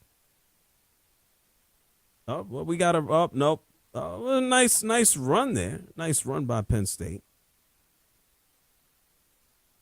Drew Aller is, like, we could talk about his physical attributes. And, he needs to go to college. No, not stay in college. He needs to go pro. He needs to do what he said he's going to do and just come back for a third season. Like, I don't see where the big discussion is. I mean, we're far and away from a place in sports right now, not sports, but the NFL, where you draft a guy and you let him sit, you let him soak. It's not intentional in most cases. You know, what the Falcons did this year with Michael Penix Jr. is unusual, and then they ended up starting him. You know, J.J. McCarthy, would Sam Darnold, would he have even seen the light of day if J.J. McCarthy didn't get hurt? Because it seemed that J.J. McCarthy was being primed to potentially start at some point throughout the course of the season. So having Aller in the NFL and just throwing him to the wolves, I don't even think the guy would have played at any point next season. But what do I know? Maybe as this game continues on, he throws 4 and 5 touchdowns and everybody falls in love, and now he's the flavor of the month. But this game is it's worse offensively than I think anybody would have expected. So we'll keep you up to date. Penn State right now leading Notre Dame 3-0. About 7.5 minutes to go here in the first half of the game. I mean, at this rate, Nico, with all of this non-scoring, if they can just let this clock run, and I'm joking, but damn it, by the time our show is over in about an hour time, so might this game be, you know, the pace they're going. Not good at all. And speaking of college, this is bad. This is sad. I feel like the last time I saw Trevor Lawrence look good was in college. Like, on a consistent basis, that's the reality. It's at Clemson. Trevor Lawrence is a quarterback from right here in Georgia, played up at Clemson, number 1 overall pick. Unfortunately for him, he was drafted to a team that, I'm not going to say they destroy quarterbacks, they just have a crap owner in Shad Khan. Was going through GMs and going through Urban Meyer, now firing Doug Peterson and had Marrone. It's just bad. And then you think about Trevor Lawrence and his injury history. He did a press conference today where Trevor Lawrence is standing around in a sling. Not necessarily the image that you want to see with your starting quarterback in January. You want to see him getting ready for a playoff game. You know, not giving a postmortem on what the season was and what the team needs to do to move forward. But that's exactly what Trevor Lawrence was doing with his arm in a sling, because once again he ended the season hurt, and the Jacksonville Jaguars not in the playoffs. They just fired their head coach. They're holding on to their miserable-ass general manager, Trent Baalke, who Shad Khan pretty much said, yeah, if a coach came in and gave me a good reason why I should fire him, I will. That's what Shad Khan said. I am not joking. That's what he said. Not in those words, but that's what he said. Trevor Lawrence is the player face of the organization. This is the guy making, almost $55 million a season. One of the highest paid players in the league who can't even get to the postseason on this crap team. And Trevor Lawrence, I don't know if this was a cry or a plea for help. he pretty much said, we need a head coach in here who is going to light this place up and invoke confidence. Listen to what Trevor Lawrence had to say. I think from a leader standpoint, whether it's an offensive coach or a defensive coach, just a guy that's going to instill that culture, that toughness into our team, and just that confidence that it doesn't matter who we're playing, when we're playing, just spot the ball and we can beat anybody. And just a tough team that other teams don't want to play against. So I think all that, we need to get back to that, and whether it's offensive or defensive, that's, I think, the most important piece. But yeah, of course, obviously I'm biased with the offensive thing, but whoever it is, just that mindset I think is important. Oh, man. Is that the coach's job? Like, y'all are professionals.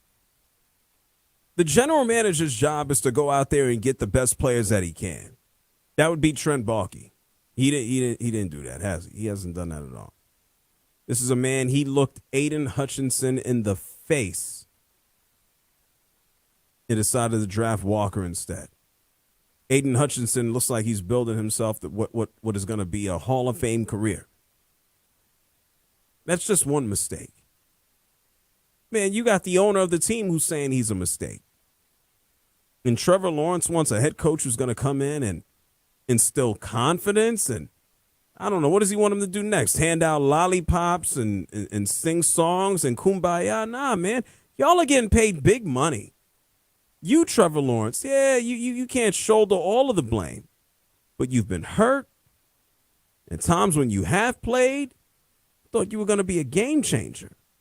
That's what you were drafted number 1 overall for. When you look at the top quarterbacks in the game, when I look at the Mahomes of the world, yeah, he's the top of the top. Your Josh Allens, your Lamar Jacksons, we know that franchises can sink you if you're a quarterback. There comes a point in time where you got to help elevate, and he hasn't even been available to do that. We can't just blame the offensive line. We can't just blame the terrible-ass coach like Urban Meyer. We can't do any of that. He has to shoulder some of the blame, too. And so before he starts answering questions about the coach, I wouldn't even delve into that. Hey, that's above my pay grade. That's not my job. Yeah, Doug Peterson is no longer here. The organization is going to find a coach who they feel is going to best lead the way. But I need to go ahead and do better myself. We, the players, need to do better. Pass the buck. That's what he did. Pass the buck. Stop passing the buck, I should say, and focusing on what you can do. Everybody always looking for the next thing. I mean, we had a quarterback this year on the opposite. Let's look at Brock Purdy. Brock Purdy just about missed every pertinent offensive weapon at some point throughout the course of the year. Christian McCaffrey dealing with the calves and the Achilles issues. Ayuk, for all of the nonsense that this man just spewed in trying to get himself a new contract, he blew out the ligaments in his knee. Deebo Samuel looked washed. I mean, the wide receiver that they got out of Georgia, Ricky Pearsall, this guy got shot in San Francisco. And Brock Purdy, yes, on a solid team. Oh, yeah, by the way, his top offensive lineman, Trent Williams, was hurt at the latter portion of the season. Brock Purdy still showed up to work and had himself a decent year.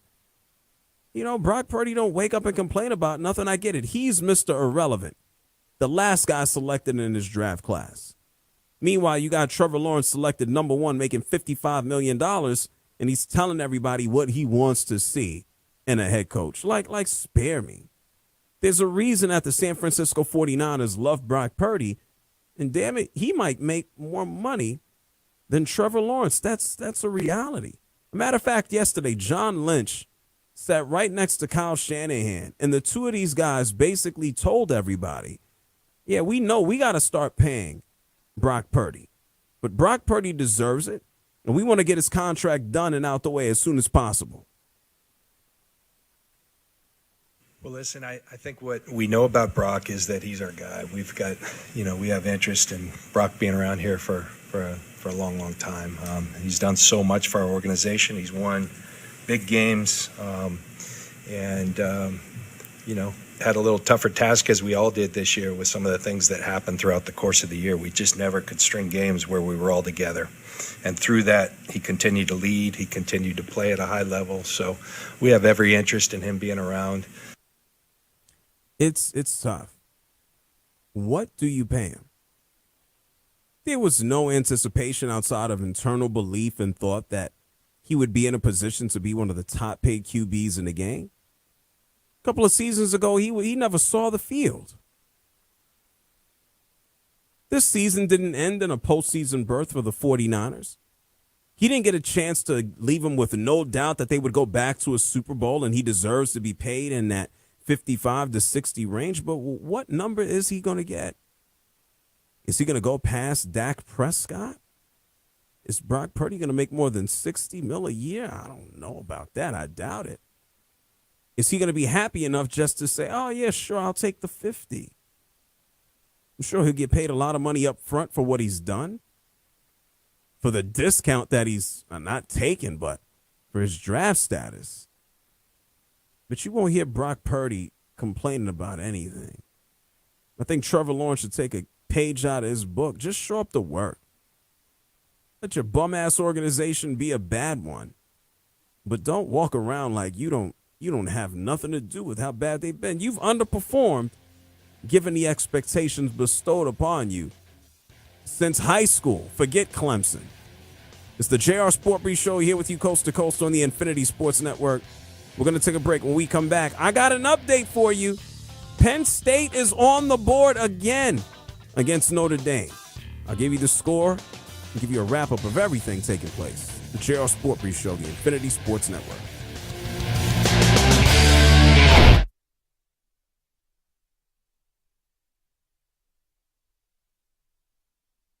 You're in a 5-minute break.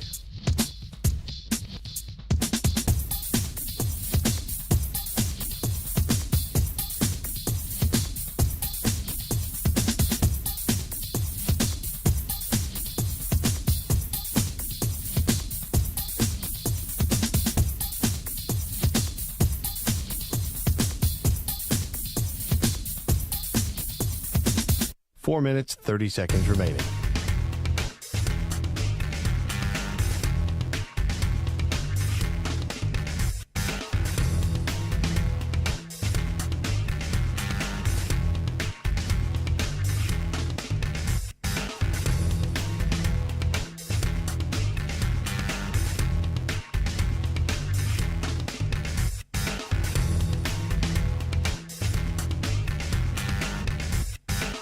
Four minutes remaining.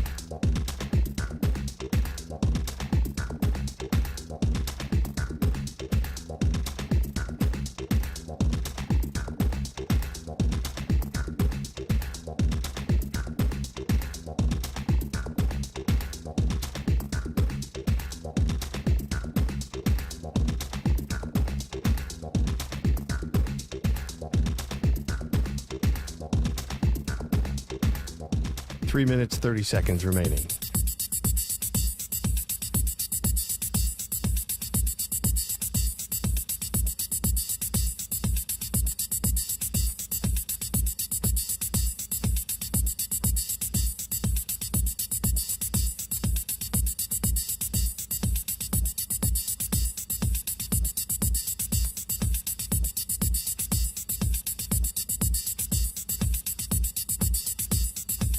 Three minutes remaining.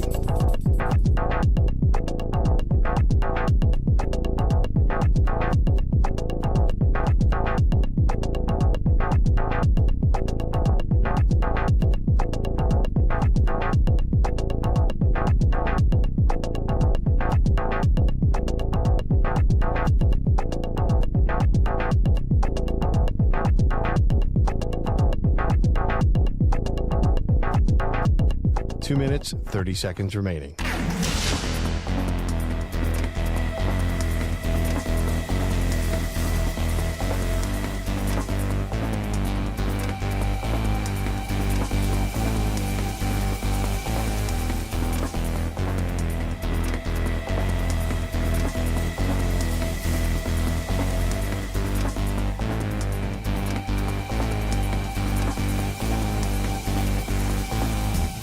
2 minutes remaining.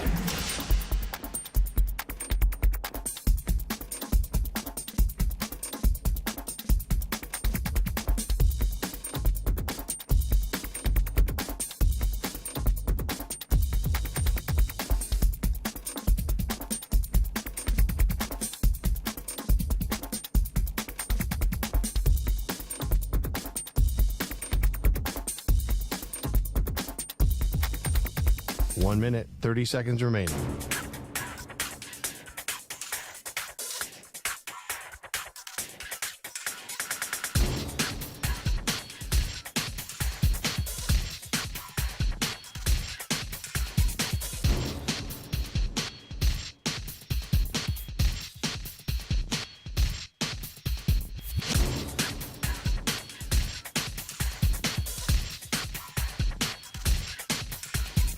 One minute remaining.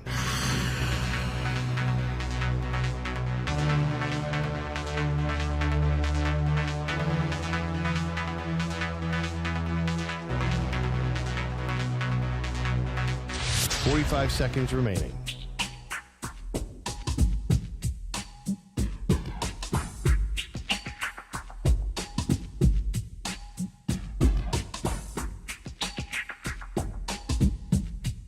Thirty seconds remaining.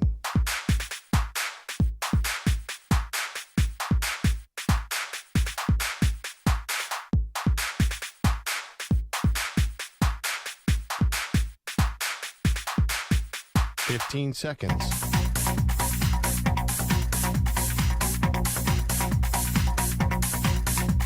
Break ends in 5 seconds.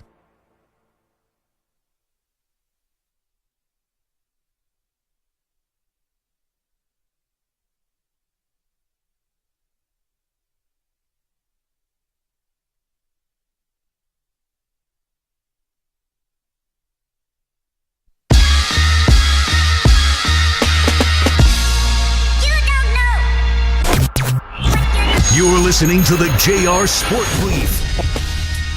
It is the JR SportBrief show here with you on the Infinity Sports Network. If you haven't figured it out, yeah, I'm JR. That would be me. This is the JR SportBrief show. I'm in Atlanta, Georgia. Thank you to our producer in New York City, Nico Scarlatos. And thank you to you for listening wherever you might be. And wherever that is, wherever you're going, whatever you're doing, thank you for being here. I hope you're safe. I hope you are well. We'll be hanging out with you for one more hour. That means 3 hours are in the books. This show gets started every weekday at 6 p.m. Eastern, 3 Pacific. You can always listen on the free Odyssey app, your local Infinity Sports Network affiliate, Sirius XM Channel 158. And if you got a smart speaker, ask it to play the Infinity Sports Network. We have had a busy show. We got 1/2 of the college football playoff here, pretty much determining who's going to move on to the national championship. Down in Miami, Florida, Penn State leads Notre Dame 10-0. We got about 90 seconds to go here in the first half. Katron Allen had a 20-yard rush to actually put a touchdown on the board here. Or excuse me, Nick Singleton. This is what happens when you got all these damn running backs. Maybe we'll get some more points by the time we get into the second half. Other news throughout the course of the day, we learned about an hour ago that the NFL is moving the Vikings and the Rams. That game is no longer going to take place Monday night in Los Angeles. That playoff game has been moved to Glendale, Arizona, due to all the wildfires. The game has been moved. And apparently, it appears that Riley Leonard is no longer in the game for Notre Dame. Nico, did I miss it? It looks like is he being evaluated for a concussion? It looks like he was pulled off of the floor. Yeah, so he took a big hit after throwing the ball away, and he got up and was shaking his head, saying he was fine, but the trainers came on and said, you're coming out of this game, and now he's in the medical tent. Oh, boy, here we go. So now Notre Dame has Angeli out on the field at the quarterback position. I guess if there is any type of silver lining, of course you want to get some points on the board before you get to halftime. Knowing that you are 90 seconds away from halftime, maybe that will give Riley Leonard a chance and an opportunity to, I don't want to say clear some cobwebs, because if he is concussed, there's no reason for him to be back in the game. But at least he'll have a little bit more time for evaluation and to potentially get back into it. And so Notre Dame here with their backup quarterback and almost fumbled the ball. So we'll keep you up to date. We knew that this game between Penn State and Notre Dame could get ugly, that it was going to be an ugly game, a defensive battle. We have two of the best defensive teams in college football going at it right now. But things could get worse with the Notre Dame's starting quarterback now being checked out in the medical tent. Never a good sign when the referee has to walk over to you and go, no, you got to get off the field, man. You have to get off the field. So we'll keep you up to date on this game between Penn State and Notre Dame. Also, a big old thank you to Ralph Russo for joining us from The Athletic. He covers all things college football on the national basis, and he came through and basically told us, listen, I don't care what happens tonight.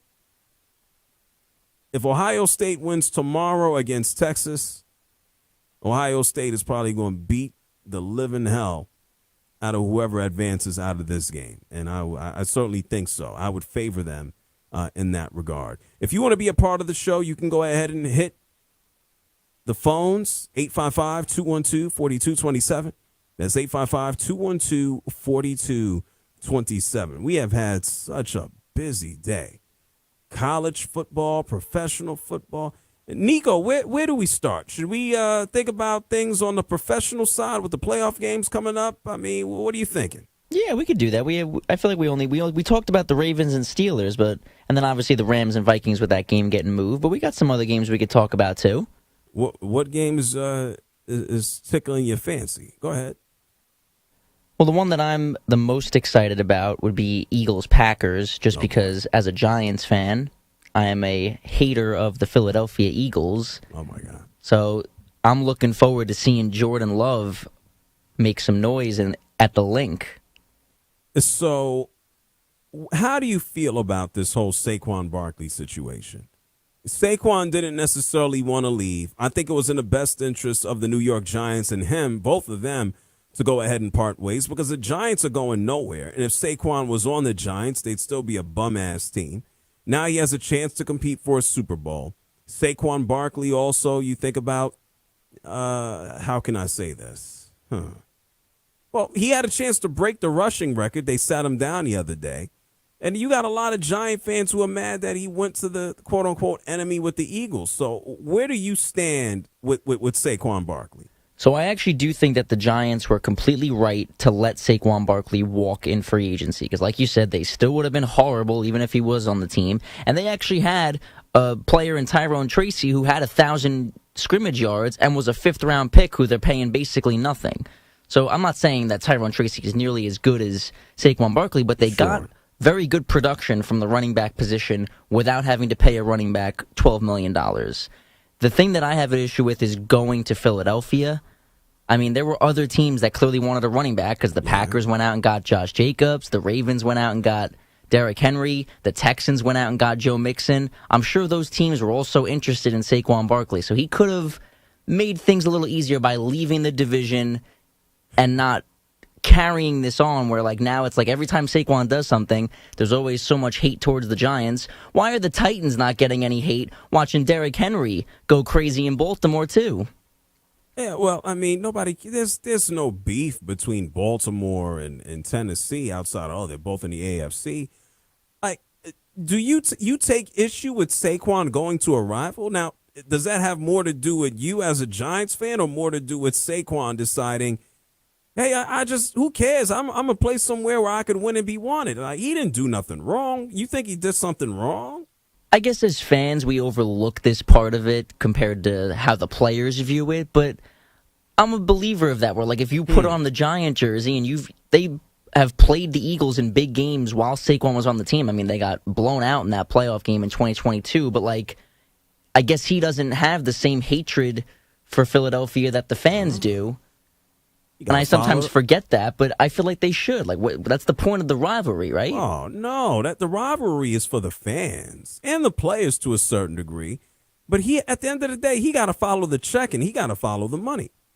Like, there are 32 teams. I play for one, and if one team doesn't want me or is not going to pay me, then I got to go to the other one. The rivalry, but damn, like it doesn't matter.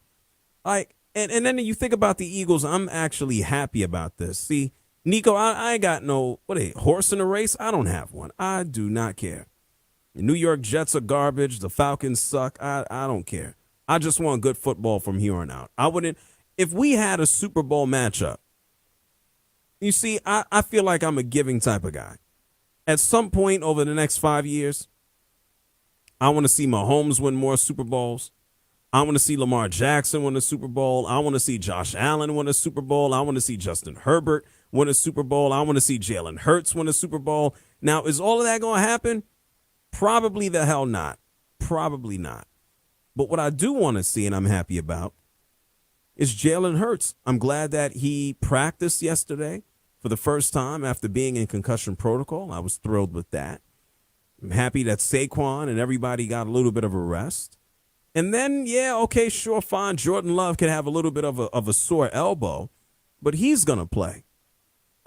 I honestly expect, if everything goes to plan and we know upsets happen in the NFL playoffs, I think we will be staring at an NFC championship game between the Philadelphia Eagles and the Lions. And then at that point, Nico, I don't know. I'm just rooting for good football because I can't root for one team in particular. I just can't do it. Are you rooting for any team? Yeah, you want the Eagles to lose, but are you looking forward to a team actually winning the whole thing? I guess if I had to pick one, I'd probably say the Chargers just because of the Jim Harbaugh ties. What? Okay. But explain. Do you think they're going to win now? Come on now. No, they're probably not going to win a Super Bowl. But it's a fun story to root for. A team that, had only 5 wins last year, first-year head coach. My biggest thing is I'd like to see new teams that have never won finally get over the hump. And we actually have a good amount in this year's postseason. You got the Lions, Bills, Texans, Chargers, Vikings, all have never won a Super Bowl before. So I think it'd be cool for one of those teams to finally bring it home. Let's go down the list. You ready? I'm going to tell you about the teams that will not win a Super Bowl this year. You ready? I'm ready. Texans and Chargers, they ain't winning. Somebody got to win this weekend, but nobody's winning the Super Bowl. That's okay. Get that out the way. The Steelers are not winning the Super Bowl this year. The Broncos are not winning the Super Bowl. The Rams not winning the Super Bowl. The Vikings, highly unlikely. I'm not counting them out, but highly unlikely. I don't know if I trust Sam Darnold to go all the way, so they're very close. The Buccaneers and Commanders not winning the Super Bowl. Packers not winning the Super Bowl. There's the short of it. Does that vibe with what you think? You are very strict. How am I strict? What am I missing? I mean, what happened to a good Cinderella story? That's for Cinderella's Disney, right? Yeah, I think. That's for Walt Disney, not for me. I don't know. I think it's cool. Root for the underdog. Look at the 2011 Giants. No one thought that 9-17 was going to do anything. You think we're going to have one of those here? What is the likelihood? I wouldn't say that the percentages are high, but to say that they definitely will not, I think is too far-fetched in my opinion. I think you got to give them a chance. Granted, everybody has a chance. But the likelihood that the teams that I just mentioned that they win a Super Bowl, slim to none. I'm just saying. I'd probably say fit less than 50% as well. Yeah, well, I think I'd go lower than that. I think that, here we go. Chiefs, this is broad. Chiefs, Ravens, Bills, Lions, Eagles. That's it. And especially when you look at the NFC, Lions, Eagles, one of those two. And I think, the Eagles can put up points with the Lions. So, and after you think about home field advantage, of which the Lions will have all the way through, it's tough not to look at the Lions and kind of push them through. And I think as we discussed earlier on in the show, You think about the Kansas City Chiefs, is somebody beat them first. The Buffalo Bills haven't been able to do it. We had Lamar Jackson running around earlier this week telling everybody that the reason why he's had poor postseason play is because he's been antsy, especially earlier in his career. He feels last year was the first time that he just really stunk. A matter of fact, it's going to be tough. Let's just say a little tougher for Lamar Jackson this weekend as the Ravens get ready to take on the Steelers. Because as we learned today at a press conference by Coach Harbaugh, he let everybody know that the top wide receiver for the Ravens is not going to be available. Listen to John Harbaugh give us an update on Zay Flowers. Listen to his words carefully. Zay Flowers is not going to be able to make it to the game this week, so he'll get started again next week, and we'll move forward with the guys we have, and we're excited about the guys we have, which is everybody else. He'll get started again next week. I love that. You want to know why? Because there's no guarantee that there is going to be a next week. This is like that quiet confidence. Oh, yeah, we're going to beat the Steelers. Oh, yeah, our next game, we got the Bills or the Broncos. I like how he says he didn't use if we advance. Why would he? If he said if we advance, he sound kind of lame. You're the head coach. Talk that talk. This is the guy who said that Lamar Jackson is probably going to be the greatest quarterback ever. And I'm not saying that he is, but from a talent perspective, Lamar Jackson this year, 41 touchdowns to 4 interceptions, 900 yards on the ground, another 4 TDs. I'm sorry. He's amazing. And does Derrick Henry have a lot to do with what he's able to? Yeah, they're complementary of each other. But it doesn't take away. This guy has been absolutely amazing, and he has gotten better as a passer. So missing out on Zay Flowers against the Steelers Saturday night on Amazon Prime, I'm not complaining. Not at all. Ravens have a chance. Some of these other teams, I'm sorry. No chance in hell. I'm sorry. Sorry, Nico. You're rooting for who now, though? Now that your Giants are gone? Who are you rooting for? If I had to pick one favorite, it'd be the Chargers, but I'm open to any of the teams that have never won before. The Chargers, okay. Yep. Okay. Yeah, Lions, I guess. Yeah. I'm not going to say it'd be funny. How long is it going to take? See, this is either going to go real good or real bad. Dan Campbell is either going to win the Super Bowl or along the way he's going to do something dumb to get there. Which one do you think is going to happen? I got faith in the Lions and Dan Campbell. I think he's gonna get it done. I don't know for sure if it's going to be this year, but it would have to be in the next couple of years. Damn it, I hope it happens sooner than later. Dan Campbell coaches NFL games, and he's been successful on the back end, not at the beginning. He needs to be happy they didn't just fire him like some of these other guys. Dan Campbell coaches NFL games like he's playing Madden. Like, Nico, you ever play against somebody? It doesn't matter if it's 4th and 10, 4th and 20. It could be 4 and 30, and this person is going for it. I'm talking no field goals. I'm going for the first down marker regardless of the yardage. You know somebody like this? Those are my least favorite people to play against. Oh, why? Because they buck convention? Yeah, if I'm good enough to get the third down stop, I think I deserve the ball back. Now I got to make another play on defense. I'm very much against it. Well, if they got to go 30 yards, if you can't stop them, then maybe you suck too. I'm just saying. It is tough, but that's how Dan Campbell coaches an NFL game. It's like 4th down, what is that? You want me to do what? Kick? No, we're not kicking. I don't care how far I got to go. Yeah, good luck to Dan Campbell. Good luck to the Detroit Lions. I know I'm rooting for him, too. I'm torn. And I guess I don't even care because I can't make it out. I love a good story. Chiefs three-peat, good story. Lamar Jackson winning a championship, good story. Josh Allen winning a championship, good story. That means probably and likely he got past the Chiefs. That's a good story. There's so many good stories here. Some teams that I don't care about, Broncos, don't care. Sorry. Commanders, rookie quarterback, don't care. You'll have other chances. Buccaneers, Baker Mayfield Super Bowl champ? Hell no, not happening. Packers, you'll have your time somewhere down the line. But when it comes to the top teams, just give me some good football, please. As long as I don't have a Super Bowl like what the Patriots and the Rams gave us a few years ago, I think I'll be happy with that. I think. 855-212-4227. That's 855-212-4227.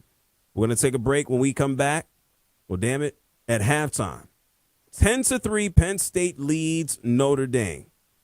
This is the exciting game that everybody look forward to, as I am quite sarcastic in that regard. We'll take a break. I'll give you an update on the game. Of course, at the end of the show, we'll go through quite a few things that took place this day in sports history. You're locked into the JR SportBrief show, coast to coast on the Infinity Sports Network. You're in a 5-minute break.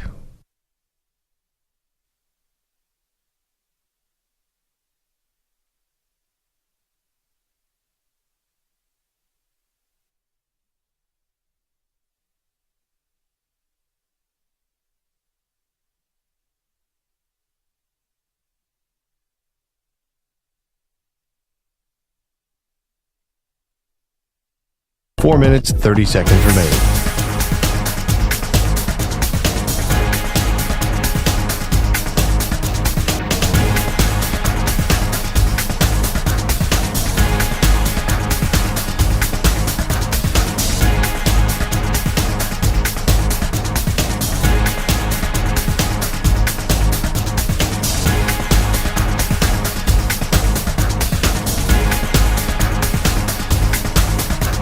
Four minutes remaining.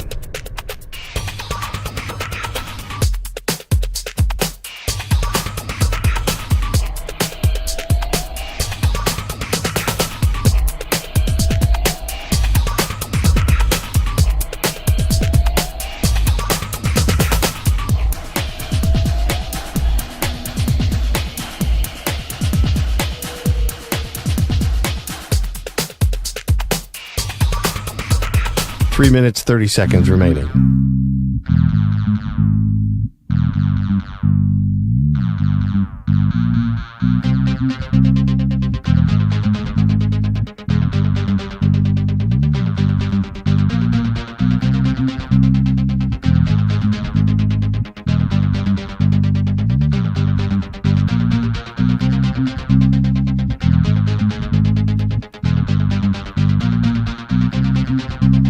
Three minutes remaining.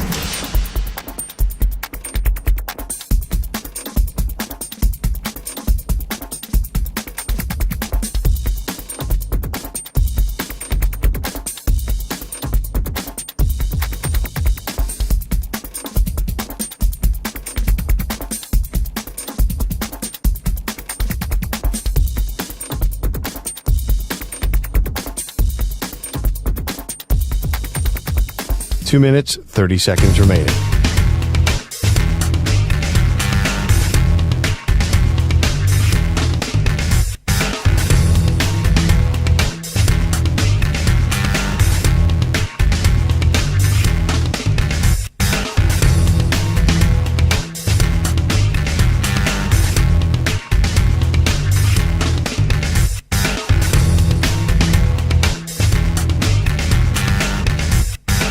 Two minutes remaining.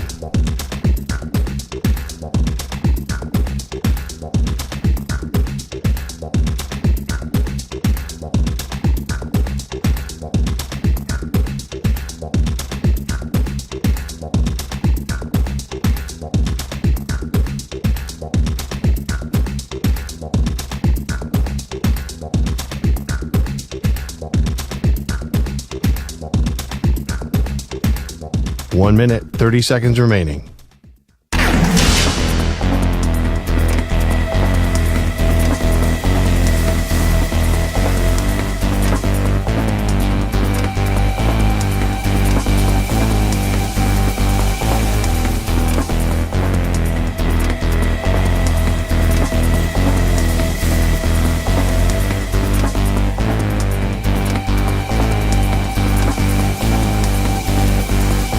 1 minute remaining.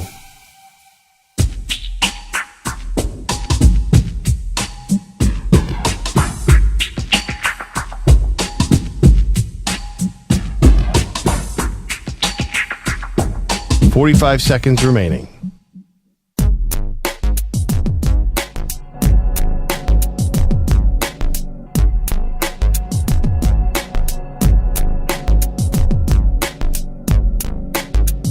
.30 seconds remaining.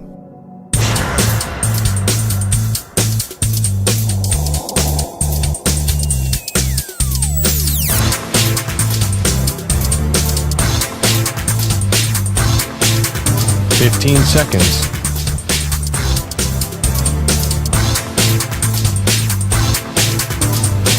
Break ends in 5 seconds.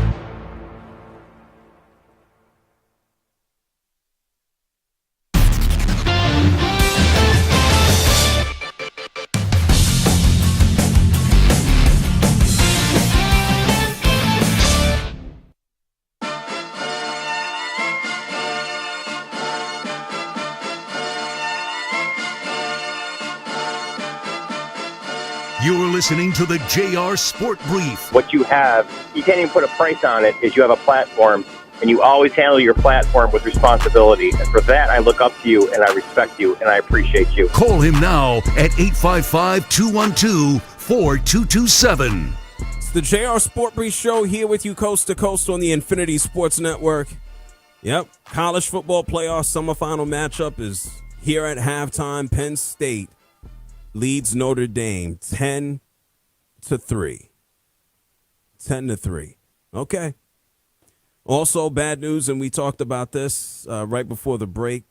Riley Leonard pulled off of the field right before we went to halftime. It appears that he is being evaluated for a head injury, a concussion.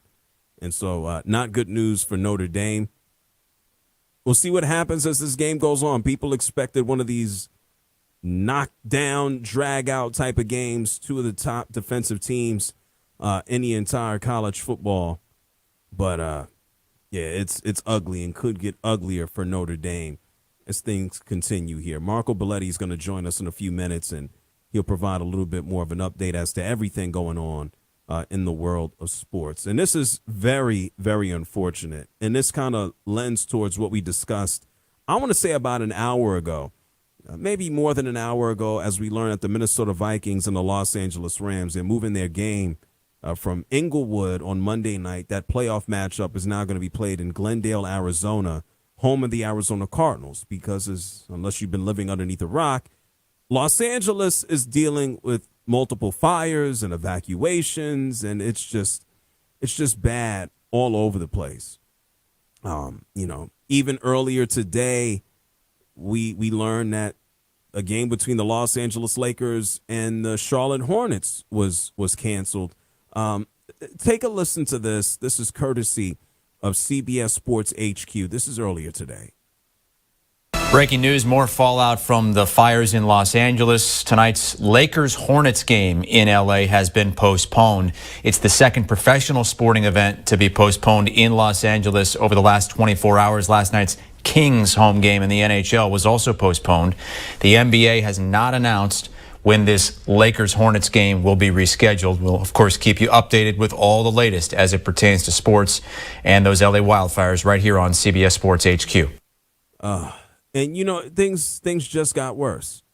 We had a caller who hit us up and was just like, why Kawhi Leonard, a preferential treatment. Kawhi Leonard never plays, and I'm like, Kawhi Leonard is a human being too. Kawhi Leonard decided to step away from the Clippers to tend to his family. We don't know the specifics of what the hell was going on or is going on with his family, but I do know this. J.J. Redick is well within his right if he wanted to step away from the Lakers right now. J.J. Redick's house burned down. J.J. Redick, his house is gone. I'm supposed to judge Kawhi Leonard, what's going on with Kawhi and why he stopped and why he stepped away from the team? That's what I'm supposed to do? And how about this news that just came down the damn pipe? And it doesn't matter. This is just bad. Steve Kerr's 90-year-old mother lost her home in the Los Angeles area. Steve Kerr said this not too long ago. My mom is in good hands, but her house is gone. I've been on the phone with my siblings quite a bit. Steve Kerr said his 90-year-old mother, Ann, left her home in the Pacific Palisades after the evacuation orders early in the week. That's my hometown, he said. All my friends who are from there pretty much all lost their homes, their family homes, their childhood homes. Our high school is gone. The town looks like it's just been completely wiped out. It's surreal and devastating. Come on. Now I'm supposed to, if Steve Kerr said, man, I got to take a couple days off, I'm supposed to be mad at Steve Kerr? Like, it's bigger than sports. This ain't not about preferential treatment. Like, this is for real, life and death, and there have been people who have passed away. And yeah, I can only sit here on the radio and talk about the famous people that we know. But everybody matters, man. All the best to people in California. Have some empathy. 855-212-4227. That's 855-212-4227. Charles is calling from Illinois. You're on the JR SportBrief show. What's up, Charles? Hey, JR, it's been a while. I just want to say my prayers to all for all the people in California affected by these fires, their families. Like you said, we better have empathy. That could be us, right? Yeah, man. Hey, listen, everybody's a human, regardless whether they're making millions or not. I don't want to think about my house burning down, my neighbor's house burning down, Kawhi's house. I don't want to think about nobody's house going up in flames. You got that right, JR. You got that right. I just want to say a little. I watched that game, man. It was the greatest game in my life as a long, diehard Detroit Lion fan. All I heard was Minnesota this, Minnesota that. Very few people was picking my Lions, but I just felt like at home we were going to shock and prove people wrong, and we did. It was just wonderful. I'm watching games different now, JR. I'm watching them different. Optimism. I'm watching them, not just optimism. I'm watching them with a surreal confidence. I can't even explain it. I mean, we went from the hunter to the hunted. I mean, we got the bullseye on and we embrace it. It doesn't matter how many people we lose. Next man up is real in Detroit. Well, let me tell you this. And I'm sorry, go ahead, finish. That's okay. I was just going to say I'm very proud of my team. Okay. Well, I want you to listen to this, Charles, okay?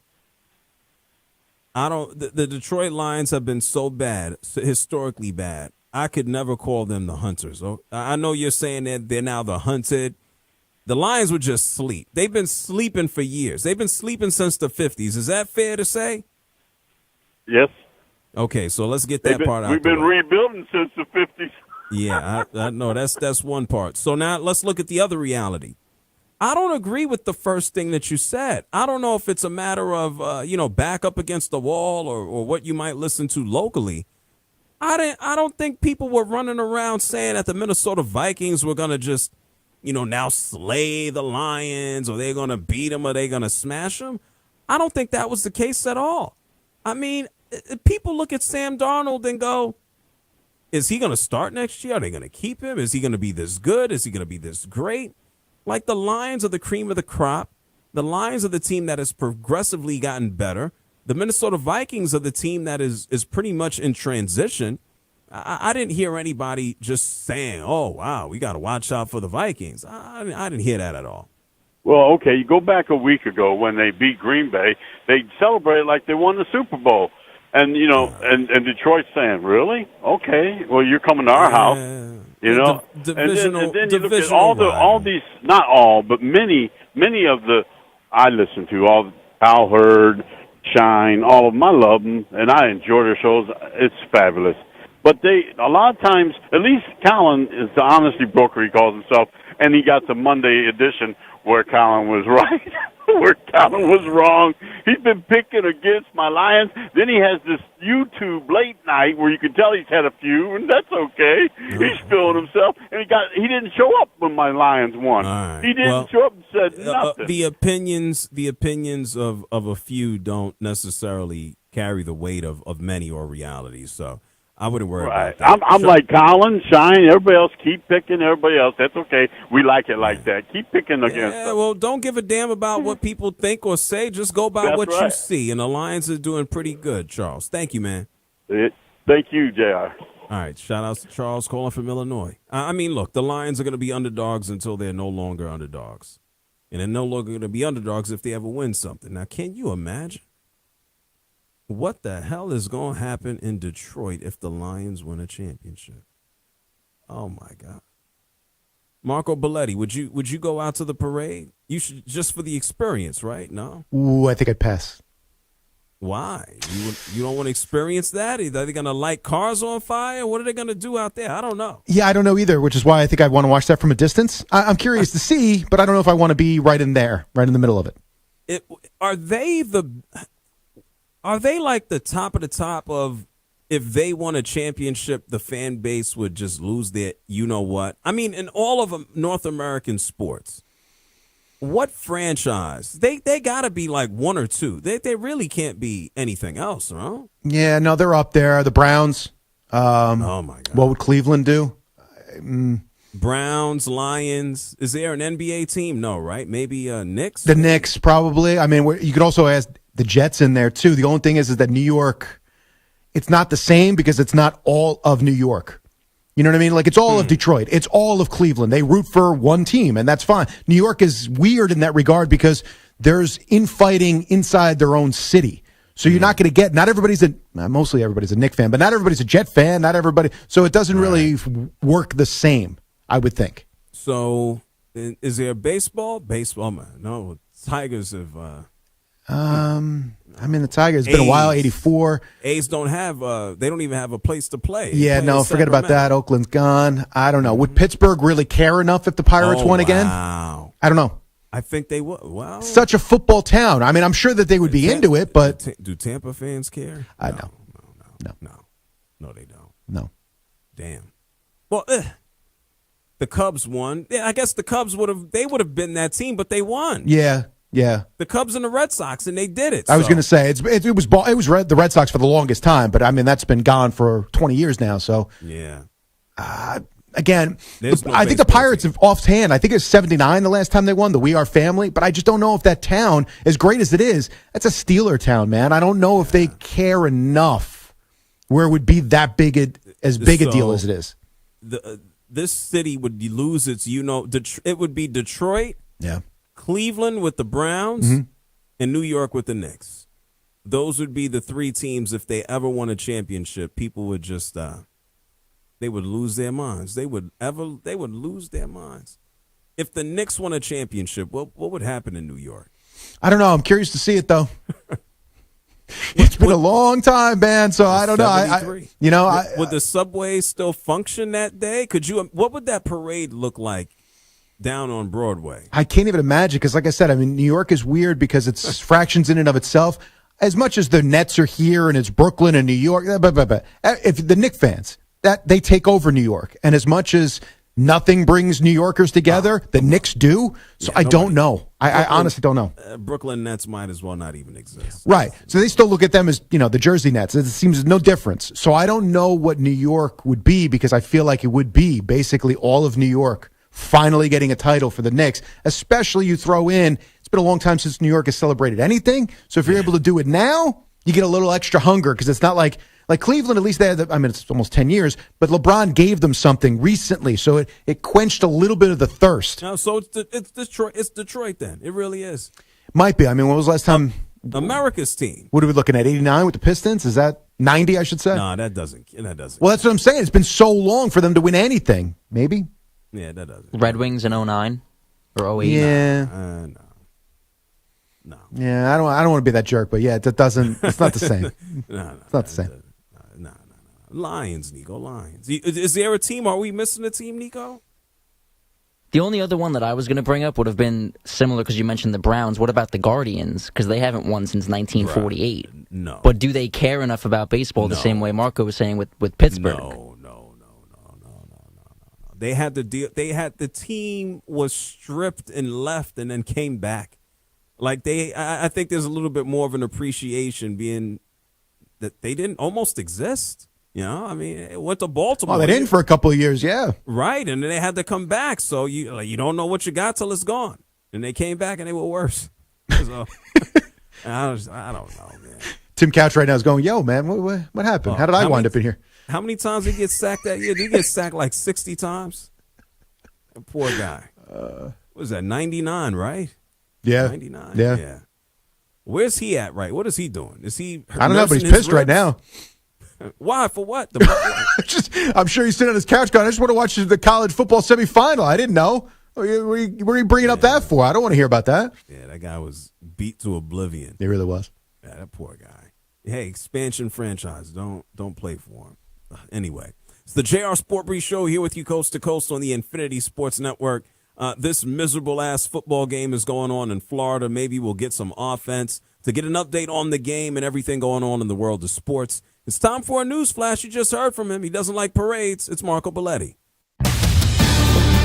Infinity Sports Network Sports Flash. And JR was sponsored by Progressive Insurance. Your small business keeps you on the go. Progressive Commercial Insurance keeps your policy within reach with our easy-to-use mobile app. Learn more at progressivecommercial.com. College football semifinal just starting the second half. Notre Dame with the football driving thus far. It was all Penn State in that first half. A 10-3 lead for the Nittany Lions, though. Nicholas Singleton with the touchdown run, 52 yards on the ground for him. Katron Allen, 63 yards. Penn State ran for $141 in that first half. Drew Aller, just 5 of 13, missed a few chances, 53 yards, including Penn State having to settle for a 20-yard field goal, and they had an opportunity to punch it in, but Notre Dame able to get on the board right before the end of the half. Steve Angeli came on for an injured Riley Leonard, led them down the field, 6 of 7, 44 yards, but Leonard is back to start this second half. He's got 63 yards passing. He's been picked off.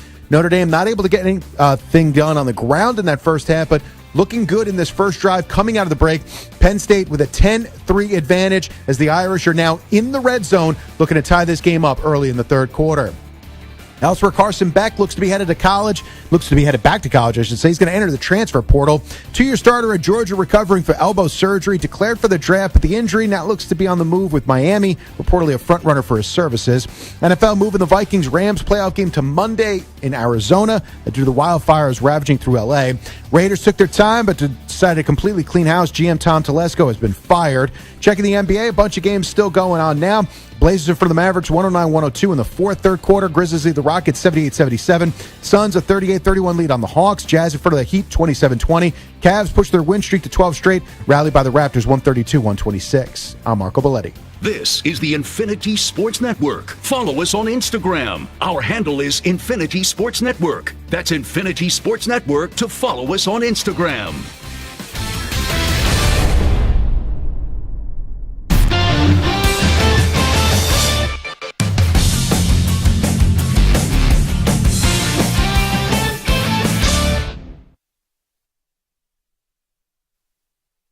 You're in a 5-minute break.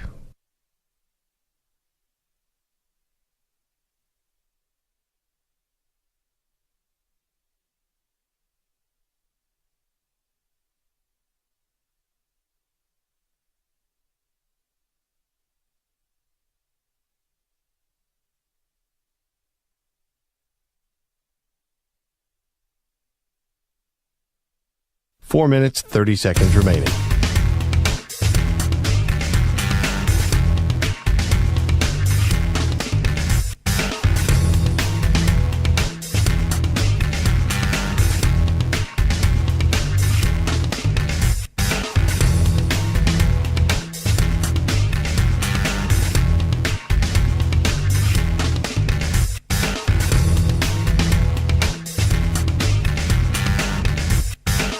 Four minutes remaining.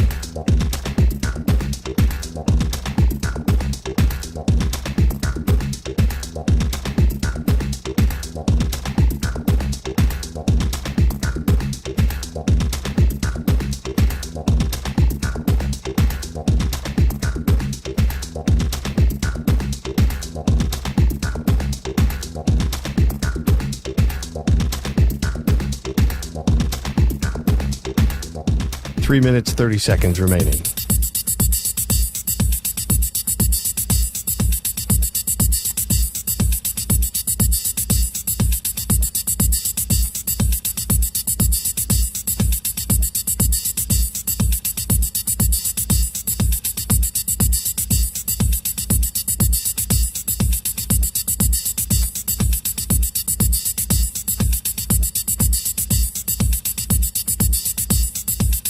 3 minutes remaining.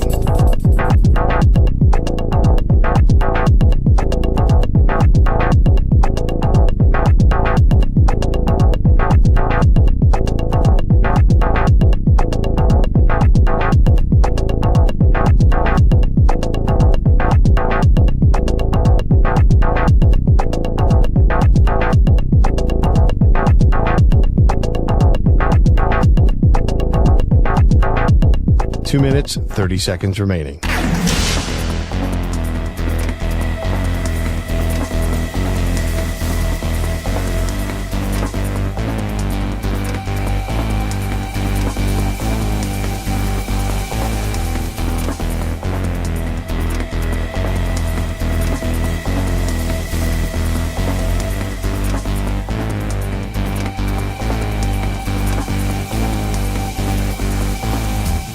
Two minutes remaining.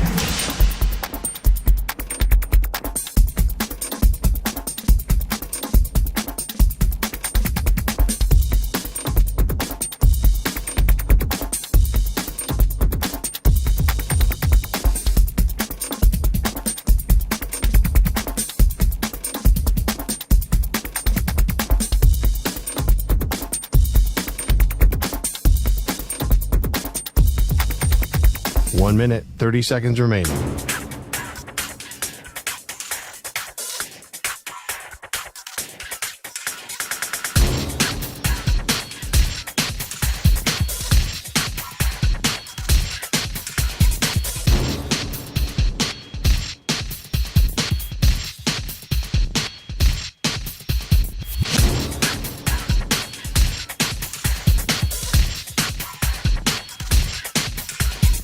One minute remaining.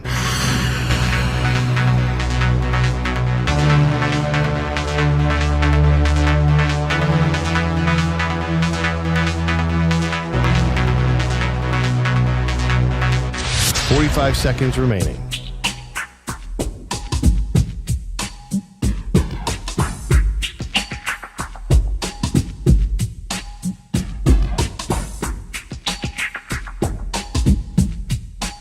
Seconds remaining.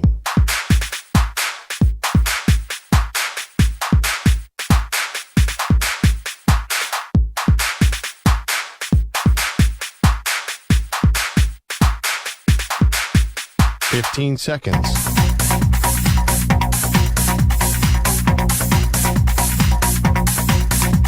Break ends in 5 seconds.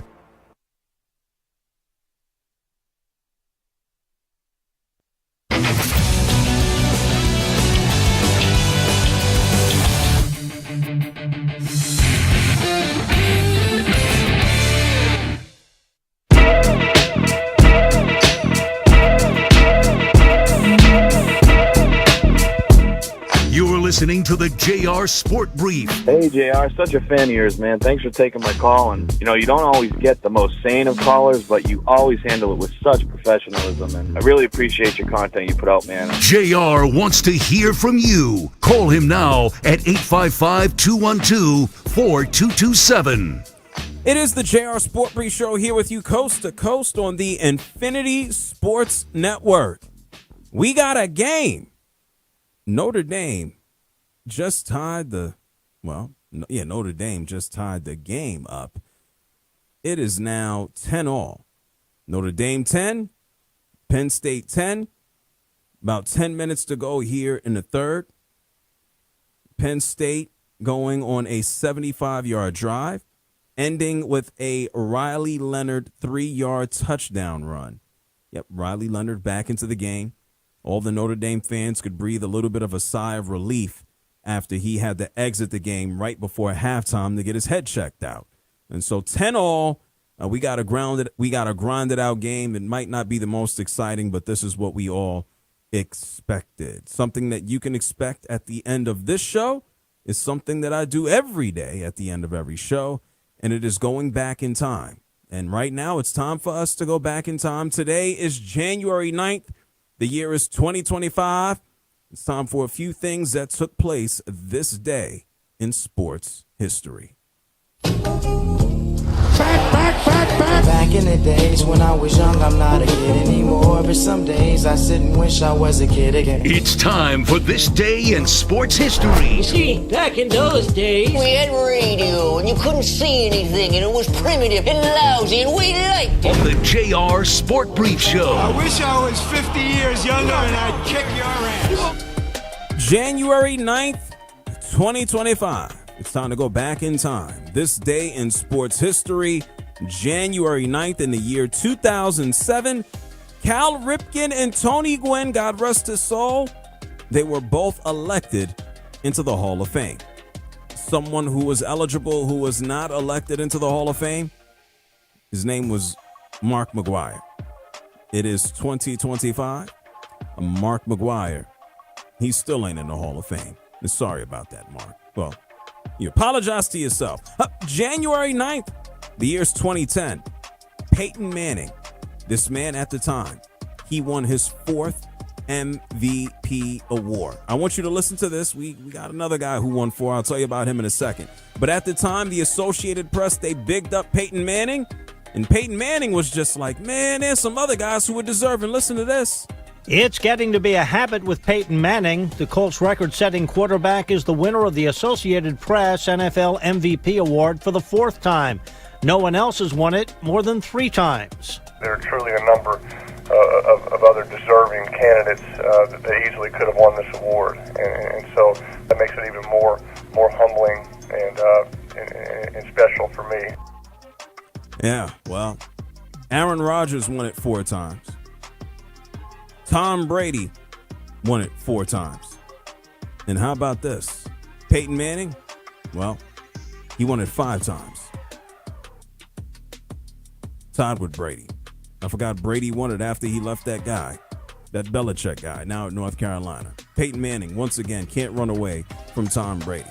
How about this? January 9th, the year is 2012. You want to talk about college football? How about this? Alabama, they smoked LSU 21-0. This is the first shutout in BCS title game history.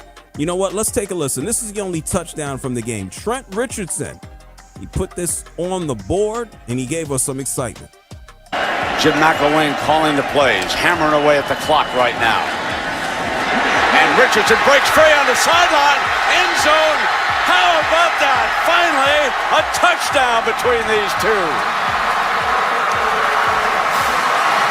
The 8th quarter of warfare between Alabama and LSU, and Bama scores on a 34-yard touchdown run by the Doak Walker Award winner, Trent Richardson. And there you have it, the highlight of Trent Richardson's football career, because he certainly didn't have no highlights with the Browns. My apologies. January 9th, 2017. Yeah, more college football playoff action. Clemson, Alabama. Oh, my God, they played in a classic. Clemson beat Alabama 35-31 to win the national championship. They upset Alabama. And you know what? When's the last time you heard anything positive associated with this name? Because Deshaun Watson, he threw the game-winning touchdown with 1 second left on the clock. Listen to this. He connects with Renfro. Watson, touchdown!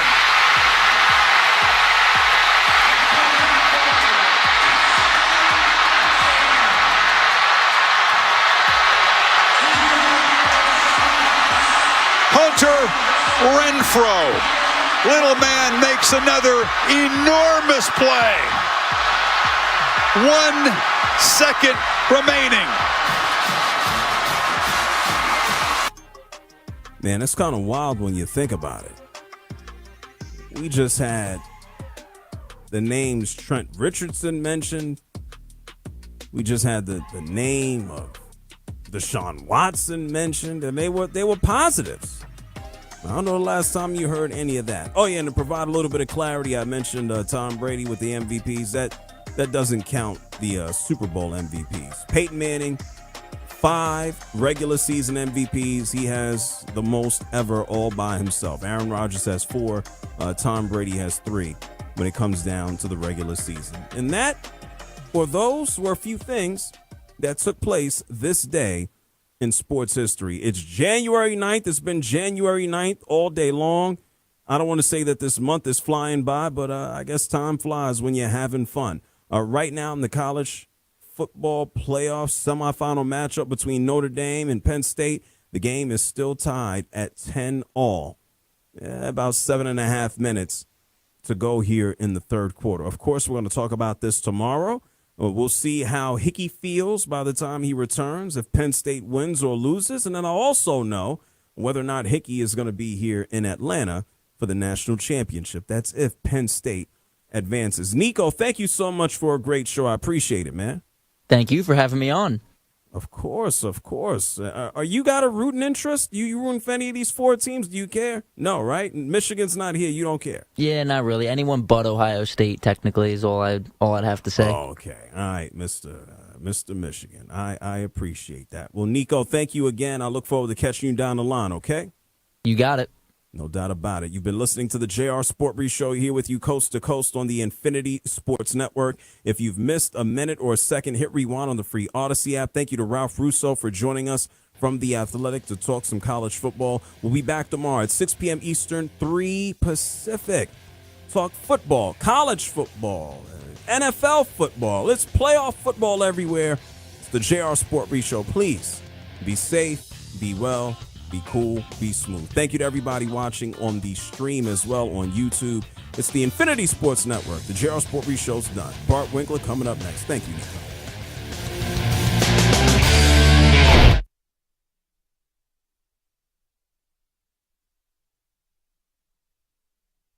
You're in a 5-minute break.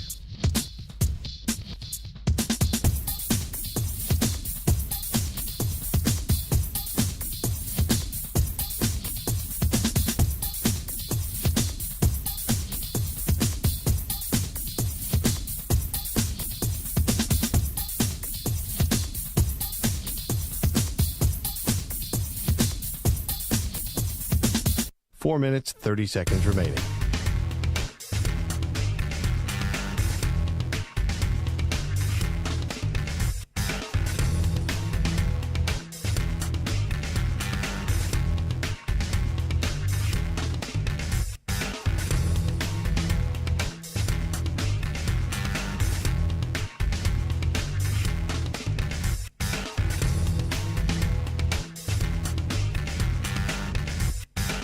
Four minutes remaining.